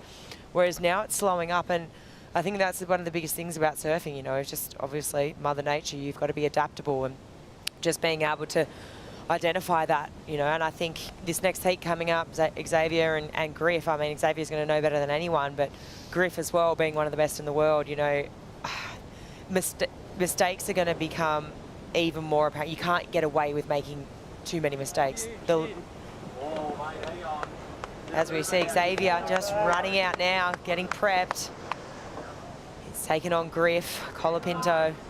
You can tell he's got a trot like an athlete. Plays AFL footy for the Lorne Dolphins. Such a solid athlete. He probably could have picked a career in AFL. Surfing's been taken over lately. He's been training with purpose and intent. He used to just rely on his talent. That story all came from Cale Bell Warren. He's like, yeah, he just would go out in heats and he was so good. He could get some key heat wins, but now that he's training with purpose, it's all coming together. And we saw that in Phillip Island recently, where we're seeing the best of Huxtable. There's Cale now, enjoying his time here. He's one of those friendly faces that we see each and every year. He actually got to be in the main event, representing his home break. And he just loves the game. He's been coaching even while he was competing on the QS and traveling. I think he just always had a mind for it. Doing a great job with Surfing Victoria. Coaching Xavier, Ellie Harrison and the crew, and then he was delivering lunches just the other I saw him few doing minutes that ago. just this morning. He's like, hang on, I got a break, got to deliver some lunches. He's doing it all. 5:30 on the clock. A lot of crazy stories throughout this event. Stop number 5, including a tough one for our Moroccan surfer on tour, the big goofy foot. Had that tough moment with Italo and Xavier as we go to a Bond University athlete health check with Ramsey Bukiam. Hurting his knee as he was walking in, waiting for the score of the matchup. He actually told me that he stepped into a hole and he couldn't move his leg, and then he got clipped there. We're wishing him the best. Right into a snap there off the top. 2 turns for Leonardo Fioravanti. And blowing the whole board out the back, staying over the top of that sharp eye. That was savvy. And now just pacing through the flats well. He's been sitting for a long time. And still looks engaged. A little tap finish for the Italian to step off. Some nice moments there for Leo Fioravanti, one of Ramsey's best friends on tour. Leo actually sprinted down the steps to check in on his friend there. Ramsey went on social media, thanked Xavier and Italo for assisting him out of the water. And the last thing he told me was he just wanted to get more reviews from doctors. Didn't really give us a complete medical report, but we're wishing him the best as we look at Leo's last wave. Yeah, so let's see, big jab in the pocket there. Drives up into the lip, and I think it's his third one. He does so well to recover. It almost, I need to see that again, and beautiful. We get to watch it one more time. The power that he had through that tail blow, it almost looked like he could kind of almost lost it there, but he regained, brings it through to the inside. I mean, this is going to be a great score. Is it going to be the 817? Initially, I'm not getting 817 feels, but it's going to be a good score. Big jab in the pocket. I think he's going to need more, but the thing that's going to be against him is the fact that Morgs has priority. It was beautiful surfing, but just lacking a tiny bit. Almost the requirement he was chasing. Yeah, great read flick. Score just came in. 7-1-0, so like you thought, great score, just not enough for the lead change. But gosh, some big moments down the line there and changing gears with variety. And there's that risky part of that wave where you're going for a third major turn and it's about to go off speed and go real full. And we've seen a lot of falls when you go for the blowtail and then the transition's full. Leo doing a good job there. Now needs a 6.58. 2:30 on the clock. We've seen some wild finishes. Let's hope we get one here.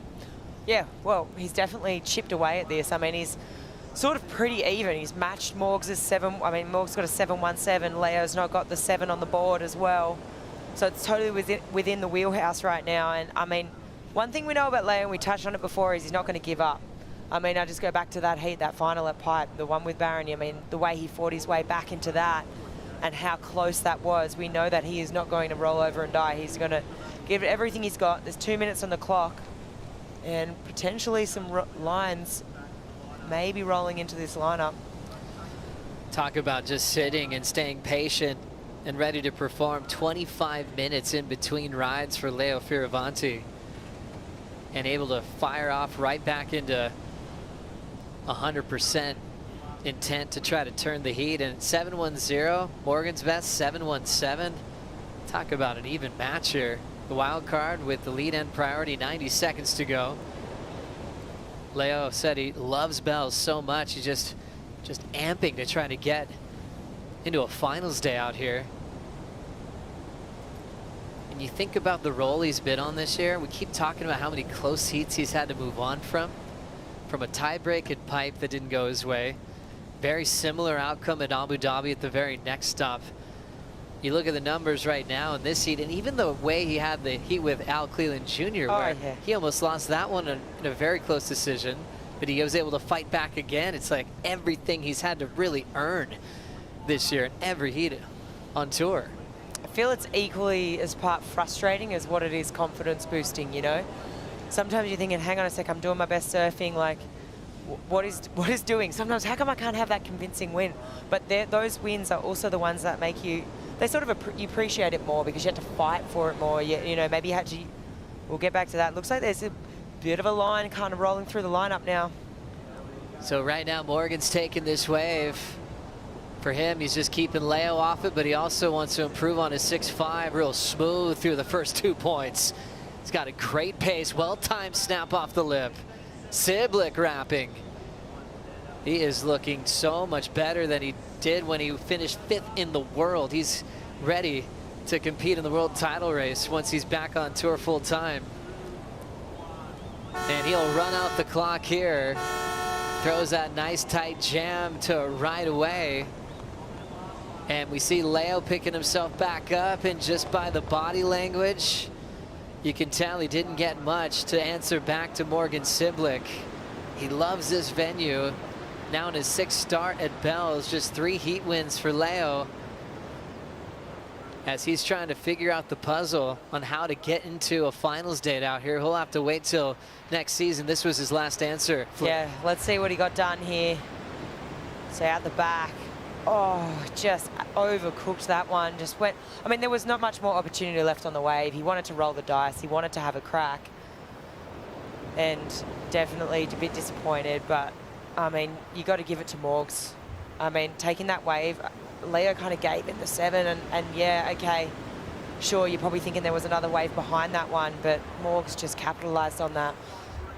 Numbers in for Morgs last wave, 6.93. He's hearing it now. Finished with priority, kept Leo off the last wave, but also turned it into a keeper. And now he's gonna have Jordy Smith in the quarterfinals.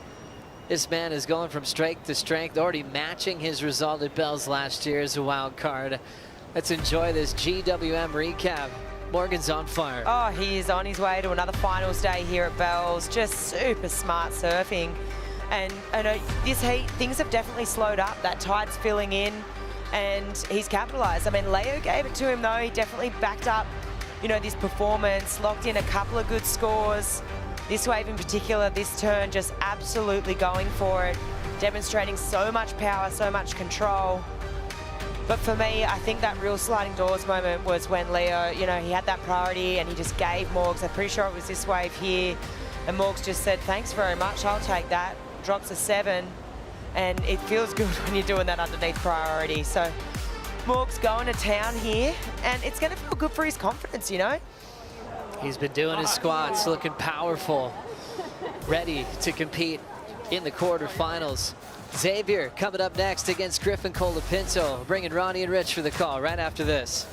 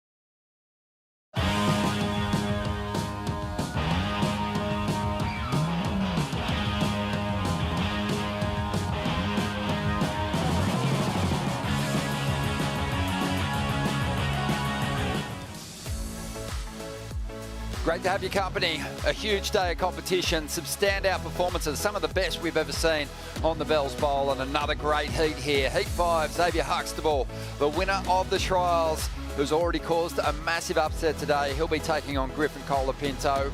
First head-to-head clash for these two. And it's a big one for Griffin, who wants to continue this rise up the rankings. Ronnie Blakey with Richie Lovett. Rich, your thoughts on Xavier's performance this morning against Italo and his chances here against Griff? Really clutch performance against Italo this morning. He did everything right. It was a little bit of a lackluster heat for Waves, but Xavier put himself on the two best waves and really performed under pressure. Took it to the world number one, and he gets another shot here at taking out one of the Tour giants. Yeah, the importance of a solid start for Xavier. No, they can't be understated. He did so well to get the jump on Italo. It's how he really set up the win. A bit of a mistake with priority midway through that heat, but still managed to close it out. Feels like a lifetime ago, actually, when it happened this morning. And let's see if he can keep that energy contained. I'm sure he's going to have all those local crew that were down here this morning. They'll be packed into the bleachers in force, and they'll be letting him know that they are there. Well, the Torquay Board Riders Club, they will be down here in force because Xavier's one of their favourite sons, represents the club so beautifully, represents this town so well. He's been in the event before. That was back in 2023, a 9th place finish there. Bit of a giant killer that year too. He got Jack Robinson early in the event, ended up losing out to Conor O'Leary. Also got the jump on Kelly Slater that year. What a fantastic run of results that he's had. Memorable results against some of the sports greats. Yeah, absolutely. And that, you know, that all bodes well for building confidence and a feeling of belonging and being in this event and being able to take down these big names. It's all come down to great surfing too, mate. The guy on the screen there is, well, you'd have to think he's a future member of the Championship Tour. The surfing's there, but he needs to make his way through that Challenger series if he wants to get a position here on the tour. We've witnessed magic wildcard runs at a lot of the venues on the CT, but the runs of the locals here are famous. The runs of wildcards at this venue are massively celebrated. Mick Fanning, probably the most famous of them all, winning his first CT here back in 2001. And, you know, being that he was surfing in his sponsors event, he had that extra support in the hometown. And, you know, Xavier's got that. He's got the backing of Rip Curl, obviously. And so far has been putting up a fantastic challenge to the world's best. Griffin Colapinto, though, second in this event last year, and he really needs to rebound. He hasn't been himself through the first 4 events of the season. No, frustrating year for Griff, and that's why we saw him sitting down in 26th position. He's already started to climb the ladder inside the cut line at number 20, and it hasn't been really through lack of form, perhaps just the numbers not falling correctly in heat results. He's had some big numbers. He's come up against some opponents that have just been on fire, and it's pushed him down into these uncharacteristic 17th finish placings. I think a 9th in there, but yeah, uncharacteristic to see such a good surfer way down in the ratings. But here we go. He's going to get things started now. A big stretched out wall. And this guy's got some amazing flow at this location. Just glides out the lip on that second move. Just sticking with it. Really wanting to max out the points on this first ride. Clean section here. He's had some amazing finishes already today on this inside section. Yeah, rock solid. He's going to get out of this one. Not too bad on the outside. I don't see this one going into the excellent range, Rich, but you know, positive signs for Griff. He'll get his feet set, and I think we can expect a lot more on his next ride. It was actually a tricky wave, but he steadied himself, and a series of good manoeuvres, which you'll see it, I think, sit around the 6-point mark. But a couple of little subtle adjustments, which you know, he almost hid them. Slicing through some of these ridges courtesy of the wind that's been blowing the last couple of hours. Great slice to start things off. Comes around this tricky section. A little missed time, but he sort of, you know, he tidied it up and got to that third carve.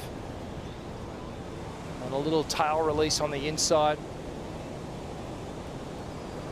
So a confidence builder as this heat gets underway. Had mum and dad here last year for that amazing run to the final, Mitch and Camille. Mitch back home this year, but obviously Crosby hanging about to cheer his brother on. Camille's here again, enjoying their time down here at Bells Beach. But Griff, he's just been a force since he joined the Tour ranks. Can remember his first event as a rookie in 2018. Had the amazing triple barrel when the Gold Coast event moved to Kirra, and got himself all the way to the quarterfinals, I believe. And yeah, he finished strong that rookie year, 18th. He's always climbed at the rankings. Oh my God. Because it stood up so tall, I'm like, oh, the second one's going to be a bomb. We just told him exactly about that guy. Nothing. Good surfing, mate. Cheers. Yeah, good job. Wow. Great sportsmanship there from Leo. Obviously heartbroken to fall out of the mix, especially with the form he's been carrying. It was a really tough draw again. There is no easy track to the quarterfinals for a wild card, but Morgan, he's proven to be a giant killer in the past. He's taken a couple of big names down today. Yeah, it's great to see him back in form, and well, Leo gracious in defeat there, just highlighting what was a mistake at the time. He didn't think it, you know, he thought he was doing the right thing, and it's been the second wave of the set, but as this swell appears to have peaked on us, the frequency of them is starting to die off a little bit, and then also we're seeing these one wave sets pop up, and that's basically what happened. It changed the whole rhythm of that heat. No one's got a closer eye on the conditions than Kaipo. He's out there. Let's get the update. That's right, it's the Oakberry conditions update. And things have slowed down just a little bit out here, Ron. But we still got 4 to 6 foot waves, occasional 8-footers. And the wind backing off a little bit. The tide obviously a little bit fuller, slowing things down. So that's the Oakberry conditions update, another update for you guys. I know I'd like to just stay out here, and we're all enjoying the show, but this is going to be the last heat of the day today. But I know we got more entertainment on the way with the Stone and Wood post-show, and the rest of this heat, we'll see if Xavier can come back up against Griffin Colapinto. Mate, we'll have an ice-cold one waiting for you when you return to the beach. Great job out there in the field, keeping an eye on conditions for us and giving us updates on just the energy out there in the lineup. Kaipo, he loves it out there. He's got good company out in the water as well. But a 6.33 for Griffin, Rich, and just before we heard Morgan and Leo talking, the Oakberry conditions report from Kaipo, we're kind of touching on the climb and the rise of Griffin Colapinto since he joined the Tour ranks. It's been swift. He's had a couple of third-place finishes on the Championship Tour ranks. The last 4 years, he's been in the top 10, just outside the 5 a couple of years prior to his third-place finishes. But this has sort of been a big test for him, the start of the 2025 season, and the first time that we've kind of potentially seen him in a position to maybe slip down out of that position. Yeah, but he is fighting back, and I love to see that. And it can be a point of frustration for someone who is considered really a world title contender every year.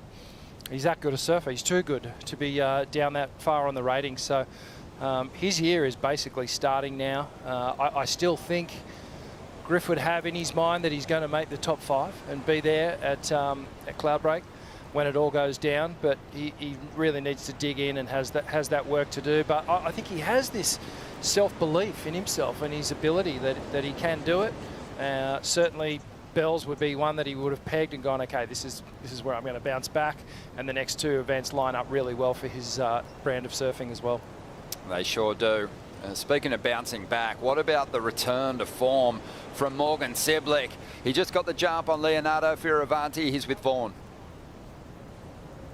Morgan, it's been an epic day here in the Bells Bowl for the Rip Curl Pro, presented by Bonsoy. And mate, you have just done a number on Leo, one of the, the #1 average heat scorer on tour this year.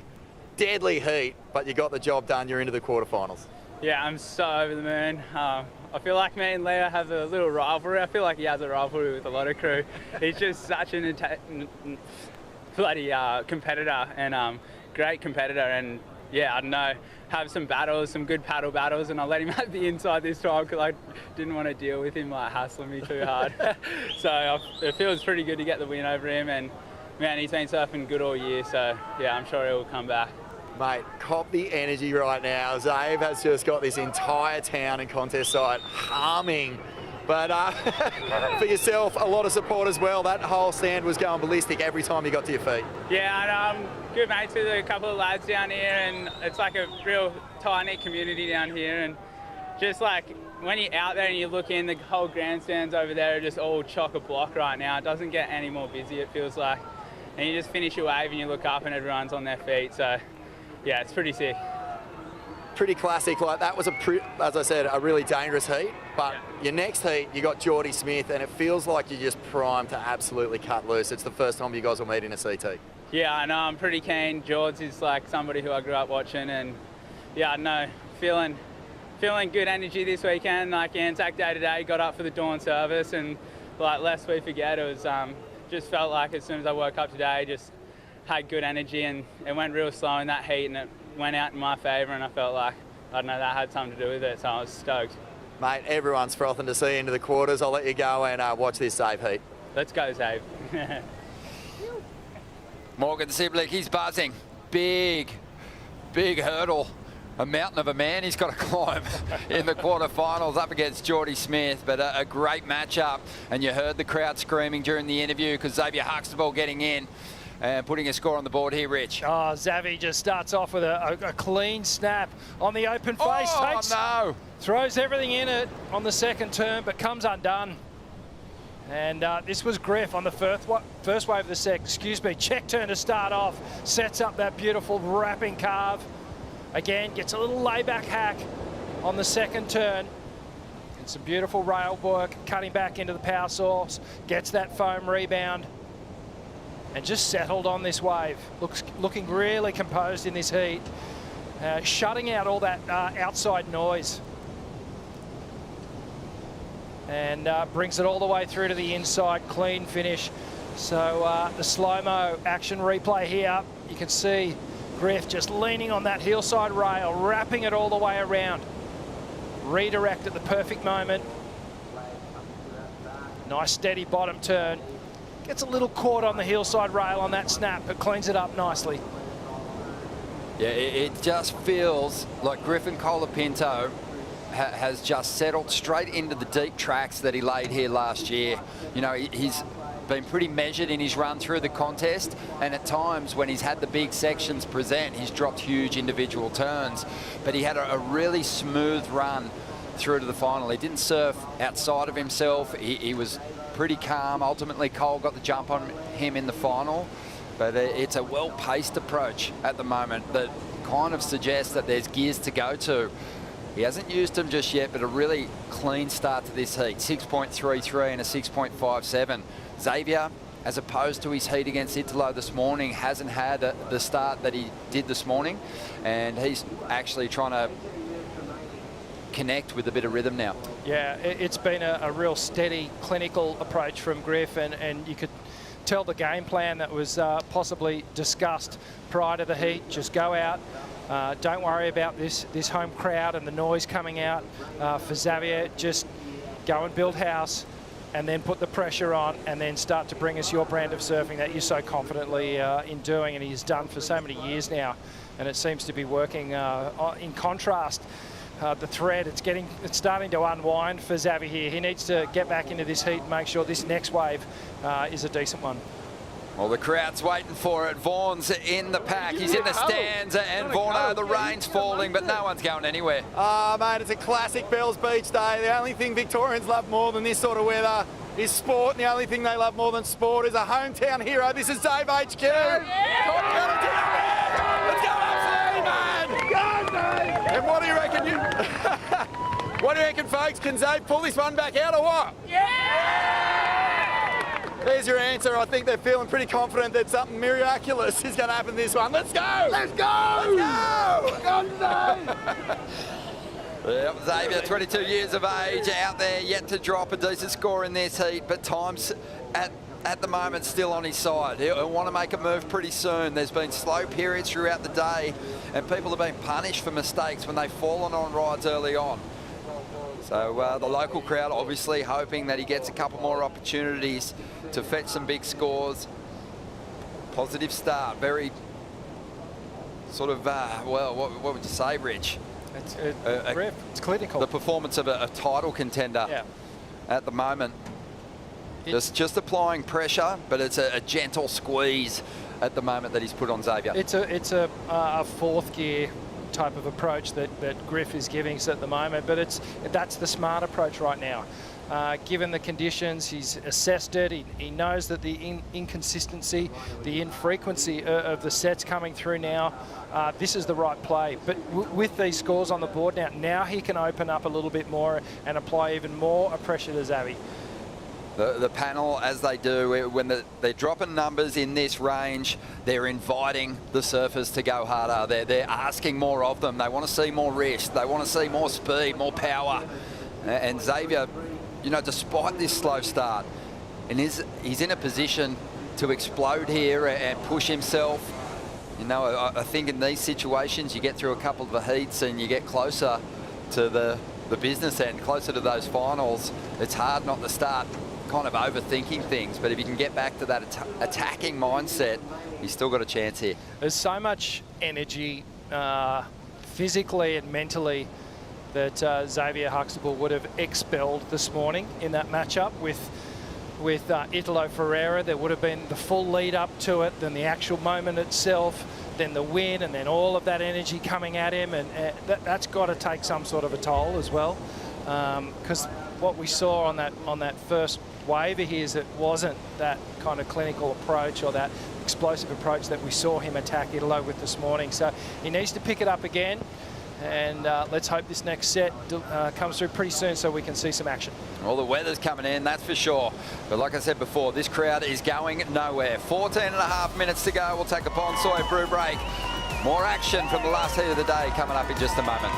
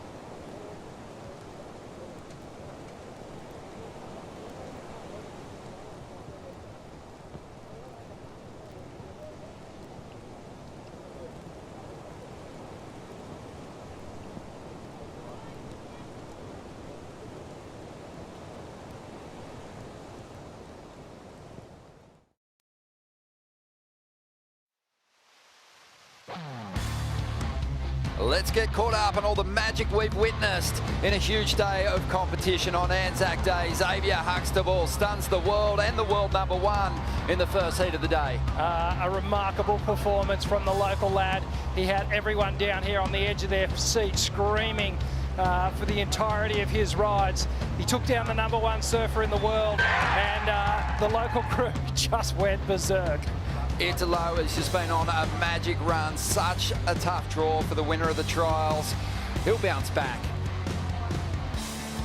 He sure will. He looked in good form. Unfortunately, just the inconsistency of the sets was the ultimate thing that sent Italo home. Bells coming to life and huge numbers were dropped. An excellent performance from Jake Marshall. A couple of surfers going high into the nines today. Career best form for Jake Marshall. Career best heat for Jake Marshall. This guy was in perfect sync with Bells. Conditions were absolutely flawless and he went to town. We also saw Felipe Toledo just give us shades of what we're used to seeing from him, and he looks like he's hungry. Someone's poked the lion now and he has woken up big time. He sure has. Great to see him exit the water with a big smile on his face, chasing a second Bells title and a third world title this year. Jack Robinson also looked in scintillating form. He had a tough matchup against Jackson Bunch, but the natural footer from WA put in some incredible rides, getting up into the 8.5 zone. A few big names have found themselves at the back end of the ratings, trying to climb up into a position to contest those WSL finals. Jack's one of them, still alive in the mix. But what about this, Rich? Ethan Ewing was on fire today, one of the best performances we've ever seen on the bowl. Yeah, he rewrote the script for how you approach perfect Bells Beach here. Ethan Ewing with the performance of the event so far. Almost perfect numbers dropping for both of his rides, and this is just put him as the man to beat for this event. Yeah, after the heat, you know, he let it all out. He was absolutely buzzing. He really connected with the bowl. He's had some wave staff clashes out here in the past, but what about this turn? It had it all. Power, progression, and style to boot. Innovative power surfing at its absolute best, showing exactly why he is where he is on the ratings. Morgan Siblick was always going to be a danger man in this contest, and today he showed why. He's right back to the form that saw him crack the WSL finals, and man, he could easily take this thing down. Yeah, look out. Morgan Siblick is back, and we'd love to see this guy regain a full-time position on the tour. With performances like this, it's only a matter of time. And unfortunately, got left a little short. Leo Fioravanti, he'll be packing his bags for the Gold Coast.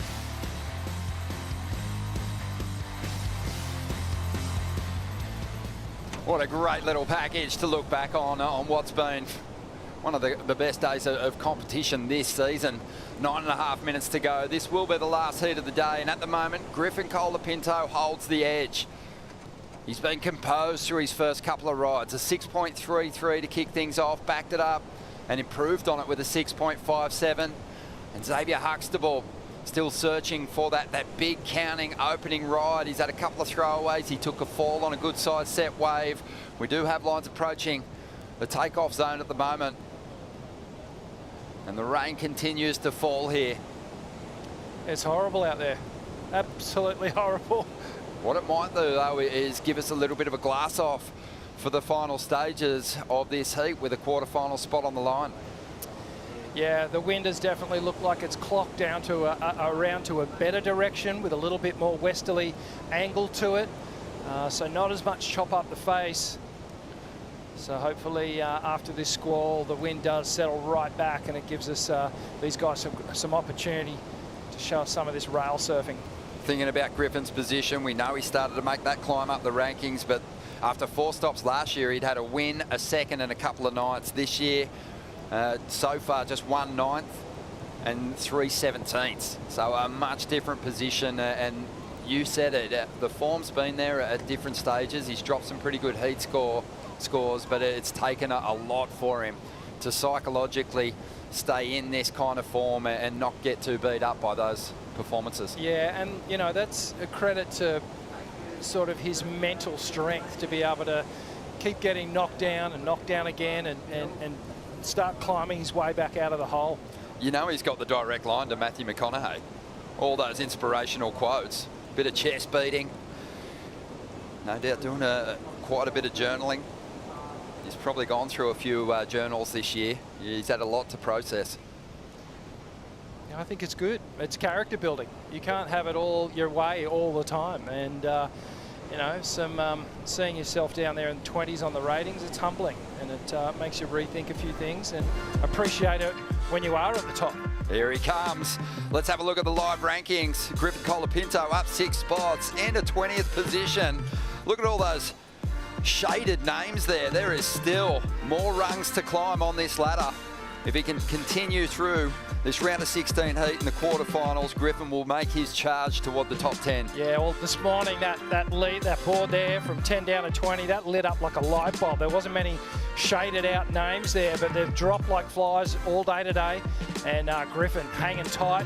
Jake Marshall, he's going to be on the rise too. And also Philippe Toledo, you have to think he's going to see himself into single digits after this event. Griff will just run across the backs of those names on his road to the top end of the rankings. Looking pretty good here at the moment. At times becoming a real issue for Xavier.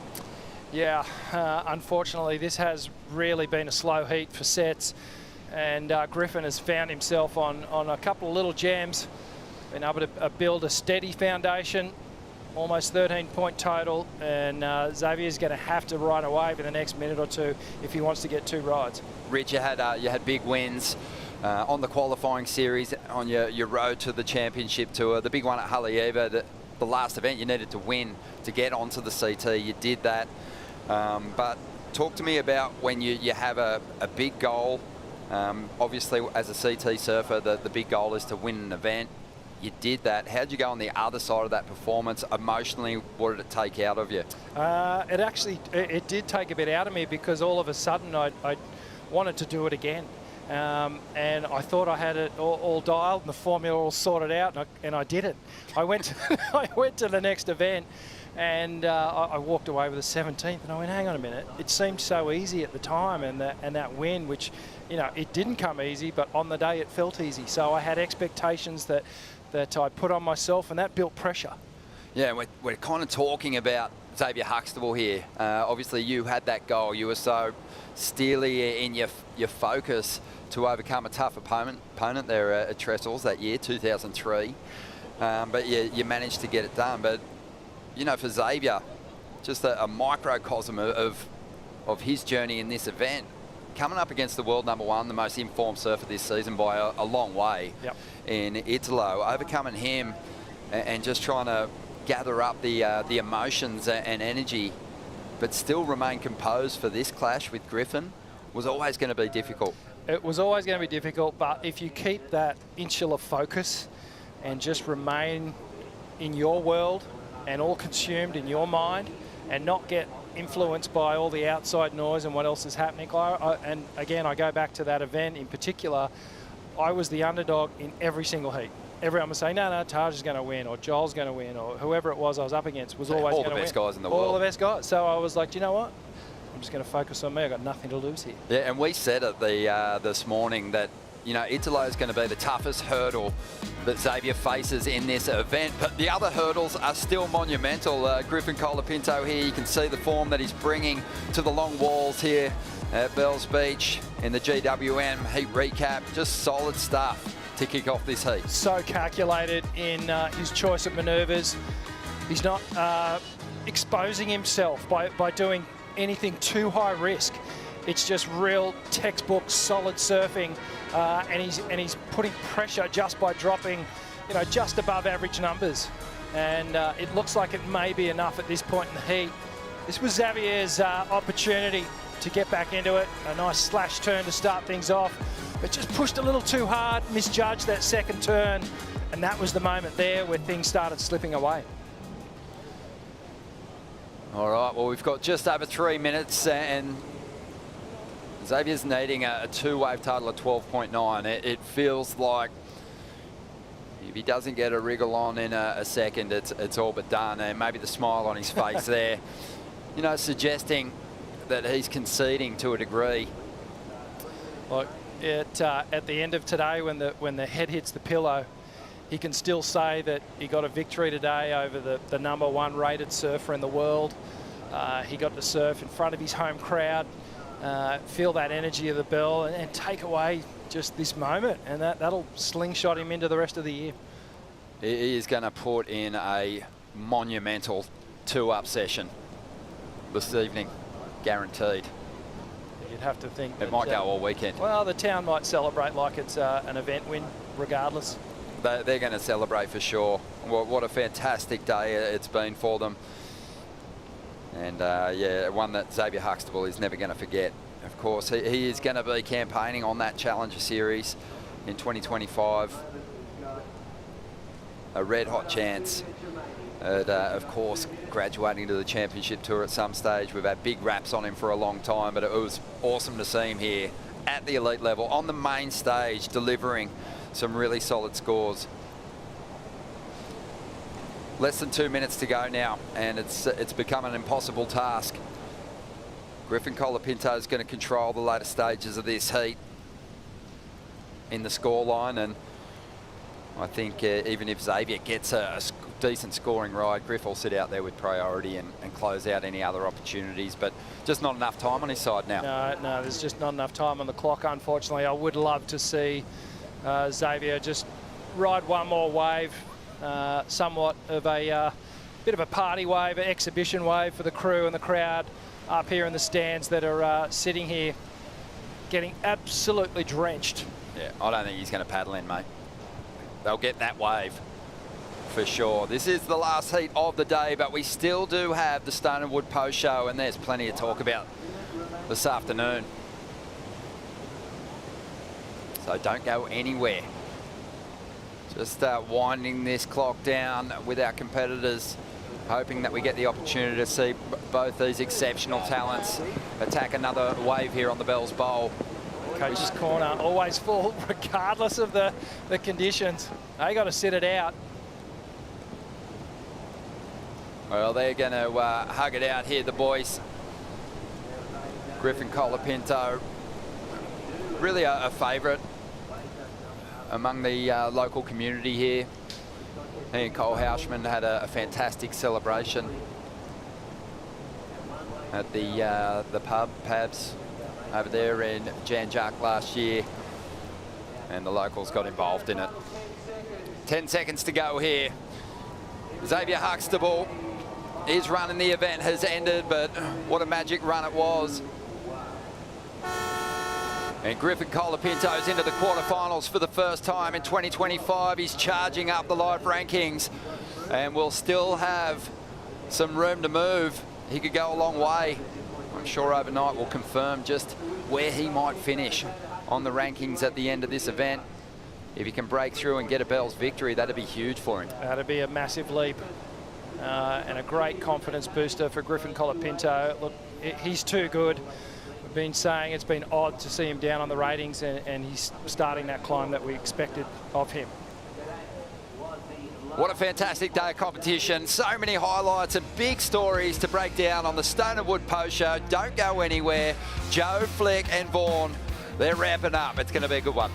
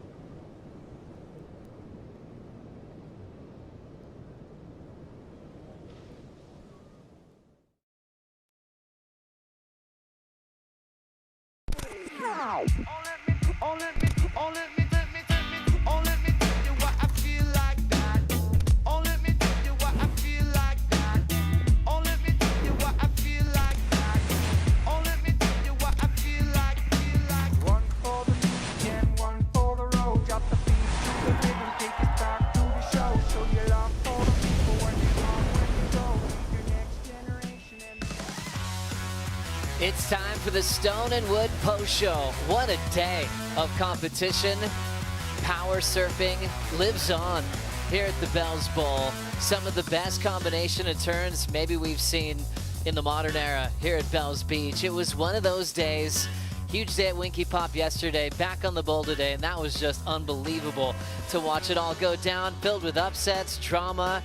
Vaughn Blakey enjoying the local crowd in that last heat of the day. Flick Palmatier, great call as well. Thanks for being with us, Vaughn. What was that feeling like being in the stadium in that last heat? Yeah, it was as good as any sporting event. Like, it's a whole different thing. Yeah, maybe not as big, maybe not 90,000 people like when you go up to the G to watch the Cats play, but that was as just intense and revved up as I've seen the crowd. And you know when even the Brazilians are going, hey, this reminds me of home, that it's serious. Because I saw a few of the crew going, this is wild. And it's a special day in Australia, so they had plenty of reason to get in behind their boy and show some fighting spirit. Yeah, remembering all those that have fallen in the past. Lest we forget, we had that beautiful celebration of life this morning with the Anzac Day, and a lot of just local Australians got to really get thrilled by power surfing on the bowl. Flick, and just returning to the Bells, you know, after a day at Winky Pop, gosh, it was just so rewarding as a surf fan. Today is one of those days that you dream about as a kid. You know, you're drawing these sketches in your notebook of those perfect corduroy lines wrapping into a bay, those beautiful offshore winds, and then to couple it up, we had some amazing power surfing. In my book, some of the best we've ever seen. Let's dive right into the Boost Mobile heat of the day, and it happened very quickly. We saw world number one, Italo Ferreira, fired up member, Bells champ of the past, taking on Xavier Huxtable. Oh, man. Well, I mean, Italo is an inferno. He is so on fire, and if you're going to put out that inferno, you've got to do it throwing buckets. And that's exactly what Xavier did, even throwing it right in the world number one's face on that second turn. But what a buzz. And as we were just discussing, this entire headland, this entire Giraffe amphitheatre was just frothing for the local lad. Every turn was just an explosion of excitement for Xavier. Italo tried to find his rhythm and flow and just wasn't able to get in the mix today. Yeah, it felt like to me that his pace was just a little bit unmatched with the wave. He had some nice moments, but Vaughn, you touched on the crowd, and Griff touched on it as well when he came in from his heat after this, and he said that he could feel the emotion, you know, it was kind of pouring out of him out there because it reminded him of his home crowd and, you know, when he'd competed at Lowers, and just how special that is to have a headland full of your friends just cheering you on like that. So yeah, day filled with a lot of emotion, a lot of big feelings. That was Tully Wiley on the celebration. Remember, he was in the main event last year. I think he even enjoyed it this year even more, just passing all the love and attention to one of his best friends, Xavier Huxtable, who has been training with purpose. Hands Italo his worst result this season, beat world number one. Last time Italo lost this early was actually to a wild card last year in El Salvador named Brian Perez. Yeah, well, Italo, him leaving this event really created a bit of a vacuum, and that just got completely filled by the surfers who came after, because all those other challenges, especially trying to pull back that yellow jersey, which he's just been running away with, they all stepped up. Everyone sensed an opportunity, and the surfing we saw after this heat went through the roof. Well, now we've got a big name out of the contest. World number one gone. That opens up the door wide for Ethan Ewing to possibly take the yellow jersey. He can do it if he wins his second bell in this event. And look, the performance today, you've got to be thinking he's the informed surfer. It does not get better than him. The numbers speak for themselves. I look down to 7 and 9, Kanoa and Jack. They've also advanced through quarters. They're inching up as well. You know, Jack's kind of uncharacteristic to find himself at number 9 at this place coming into the Aussie treble. So, good signs. What a day it was for Ethan Ewing. What a day it was for power surfing. And I loved how you were talking to Ethan Ewing on the glass. You put it into great words, Vaughn. The celebration of the rail work of this man. Well, this is one of the best performances in the Bells Bowl ever, hands down, in the history of surfing. I cannot think of a bigger demo job done with such sublime touch. Like, there's so much aggression in what he's doing, but everything is exactly where it needed to be, and I just thought that he took it to another level. And Connor O'Leary, like, I was speaking to a few of the local Victorians, they were like, you cannot surf a wave better on the bowl than Connor did in this heat, but that's what he was up against, an absolute freight train in Ethan Ewing. Oh, I agree with you, Vaughn. I personally think I was like, how is this not a 10? I just had to ask the question. I couldn't believe it. He mic drops this way. I know. I had nothing left. Like, no more emotions. No, it really was. Look, he fully just cans the whole inside wiggle going, I am not going to disgrace this wave with anything onto that shorey section. I am done. And could have been a 10 easily. There are moments at events in history that you'll always reflect on. We saw one of those today. You know, with that performance from Ethan Ewing, 9.43 and a 9.33, baptized by the bowl, christened by the cliffs. Power surfing finds its church right here at Bells Beach, and Ethan was the leader of it, knocking out O'Leary. Has a chance to get the yellow jersey if he goes on to win the event. We had that last heat come to a close. That was Griffin Colapinto getting past Xavier Huxtable. He's in the rain with Rosie right now. Oh, 2 solid heat wins for Griffin. Griffin moving 10 spots up the rankings to number 16 on the live leaderboard. Good day at the office for you. Yeah, good day for sure. That was a crazy heat, just super slow. I only caught 2 waves. Xavier only caught like 1 wave, and yeah, it felt good to be on the other side of that. And what about the noise coming from the local contingent, obviously supporting Xavier? How do you channel that energy in your favor?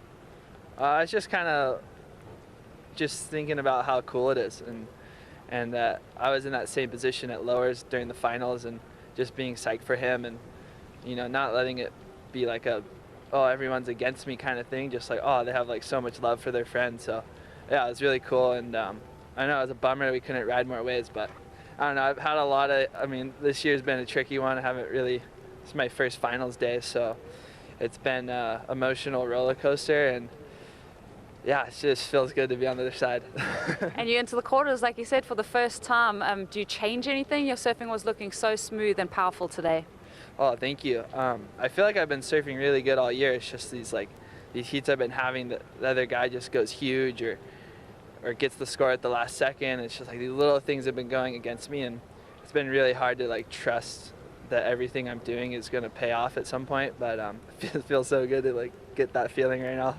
We're so stoked to see you in the quarterfinals. Griff, go rest up, and we'll see you on another big finals day here at Bells Beach. Send it back to you guys. Thank you, Rosie. What a great chat with Griffin Colapinto. He's been so open with sharing his journey with us.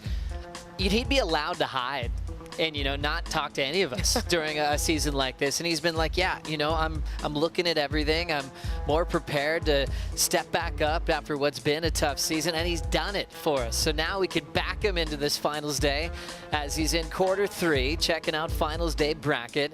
Jordy Smith versus Morgan Siblick, Ethan Ewing at the top with Kanoa Garashi. Still have a few more heats to wrap up in the round of 16, Vaughn. Yeah, we do have a few more heats, but these quarters are so mouthwatering.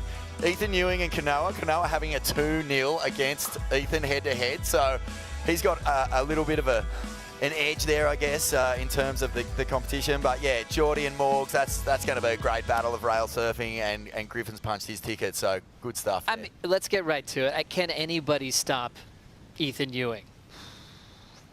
This is one of those hard things, right? And sometimes, I don't want to put it out there even into the universe, but sometimes the most informed surfer doesn't win. And that is heartbreaking. And I don't just put it out there.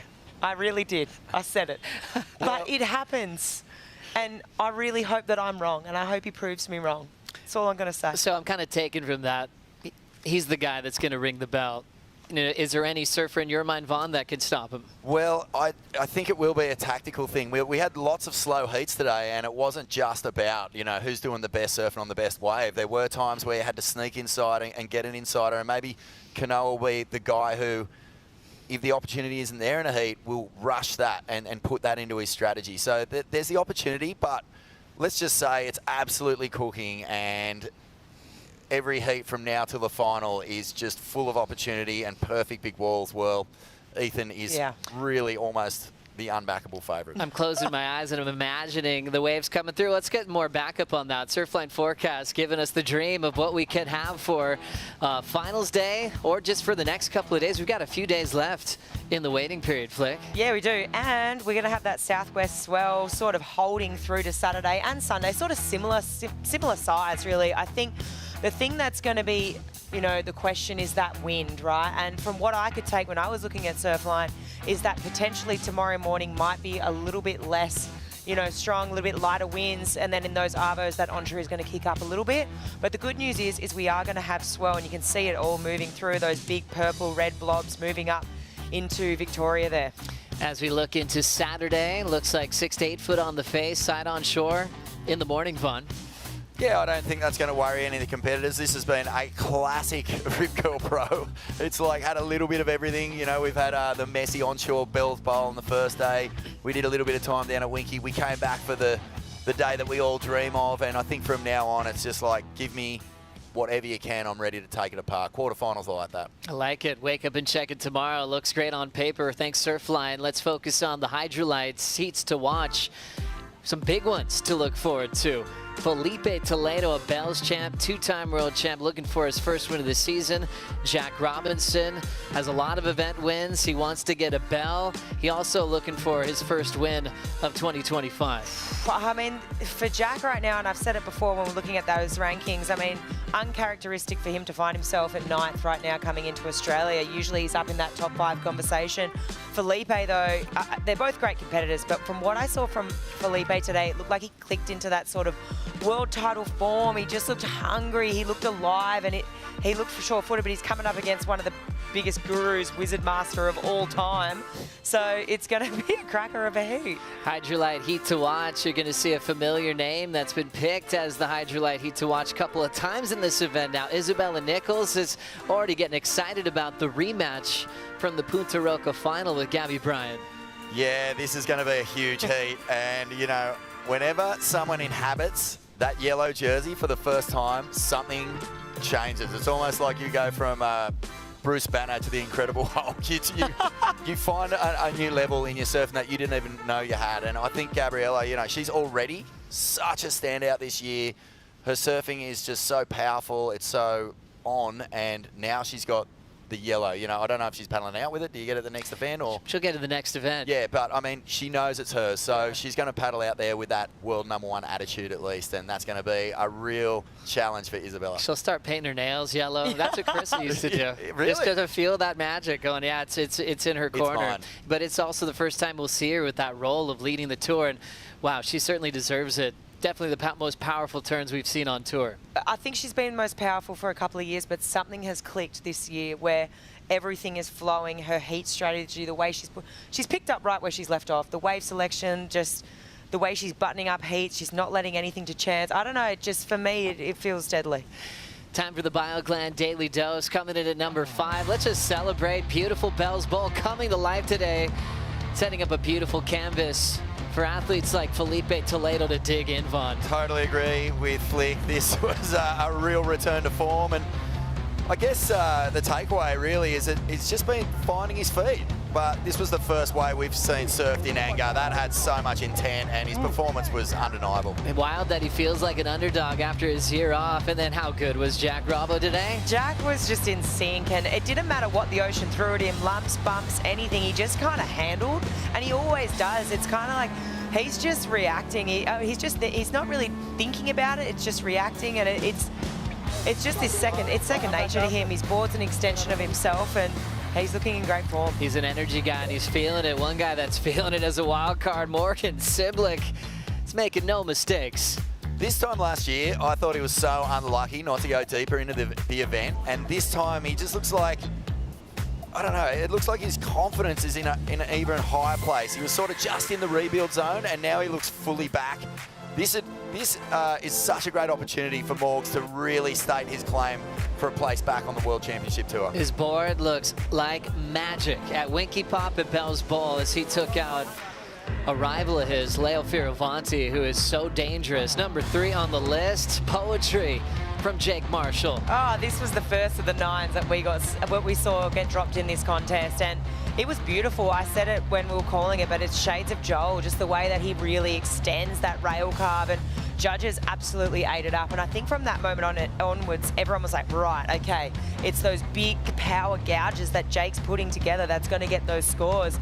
And to do, I mean, not just 1, but 2 9s. I mean, it's basically the best wave. I think he said best heat of his life as he's come in. He's just trying to process all of that and what that really means, and trying to keep a lid on it because he's continuing on in the draw. You don't want to celebrate too early. The job's not done. That's right. We're number 2 on the BioGland Daily Dose. Wild card taking out world number 1 today. This is something they're going to be celebrating in Torquay all over the place. A famous heat win, and you know, Italo, we all know just the role he's been on, how strong he's been this year. The conditions really did play to Zave. It was a little bit full this morning, and Italo just couldn't find the firepower. Yeah, it was a little bit wonky, but Zave just went out there and fully attacked. Big Larrys, right in the steep part of the wave. He was definitely on the best waves in this heat as well. And yeah, the party will just be getting started because he did get knocked this afternoon, unfortunately, but everyone will be celebrating. Crushes like a footy player, just making a tackle. And look at that celebration. Those are the moments in sport you love. Knocking out world number 1, that was radical. Open up the door for this man to maybe take the yellow jersey if he goes on to win, as he wins the Stone and Wood Post Show. Topping the list on the BioGland Daily Dose. Just unbelievable form on the bull today. I can't say it any better, but Ethan has a romance going with the Bells Bowl, and it is beautiful to watch.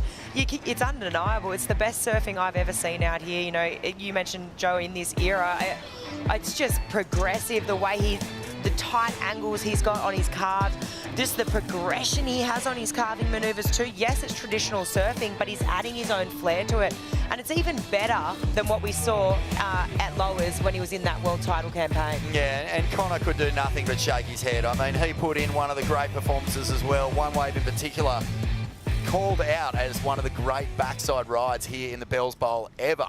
And that was in that heat. But when someone is in a mood like Ethan Ewing, I mean, it's over. And I really thought for 1 second we were going to see 10s, because I thought the wave where he kicked out early, big mic drop, no wiggle through to the inside. That was one of the all-time great rides out here. Lock it in your diary. I was there. I saw it. It was special. Well, Vaughn, we're losing it, and for good reason. And when you're talking to him, what's your take on Ethan's demeanor? Is he bottling up that energy? We know he's calm, and he says he's shy, but how does he hold it all in, you know, throughout a heat like that? Yeah, I think that's actually a great question, because there's so much mystery around Ethan and his energy and how he sort of holds onto it and where he lets go of it. But I did the post-heat interview with him down there. I was frothing. I thought my head was going to explode at one point, and I could tell that he really enjoyed that. He said that he's seldom had heats like that in his life as well, like Jake Marshall did. And, you know, when he's smiling and when he's feeling in the zone, he said his rhythm was just clicking, his board felt incredible. I feel like he allowed himself to enjoy that moment and really enjoy it, like not hold it in or bottle it up. And I think that really is a good sign for things to come. And it's a good point, too, with mentioning Jake Marshall. I mean, that was the heat of a lifetime for himself. Congrats, Jake. That was insane. His best heat before that was a 15.5 total at Sunset a year ago. He blew that out of the water. 18.33, couple of 9s.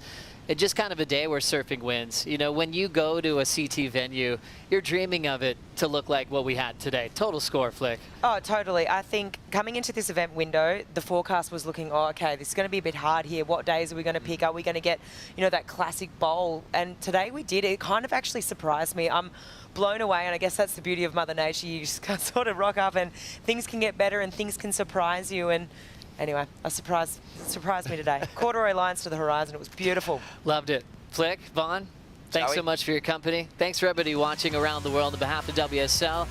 Thanks for being with us. Join us first thing in the morning. Well, we'll let you sleep in a little bit. 9:45 call tomorrow for a potential 10 a.m. start. Tide. They're looking at that high tide. There we go. These guys know what they're doing. We'll see you then. Take care. We'll leave you with a surf movie to watch. These are all the great highlights of a great day at Bells Beach. See you then.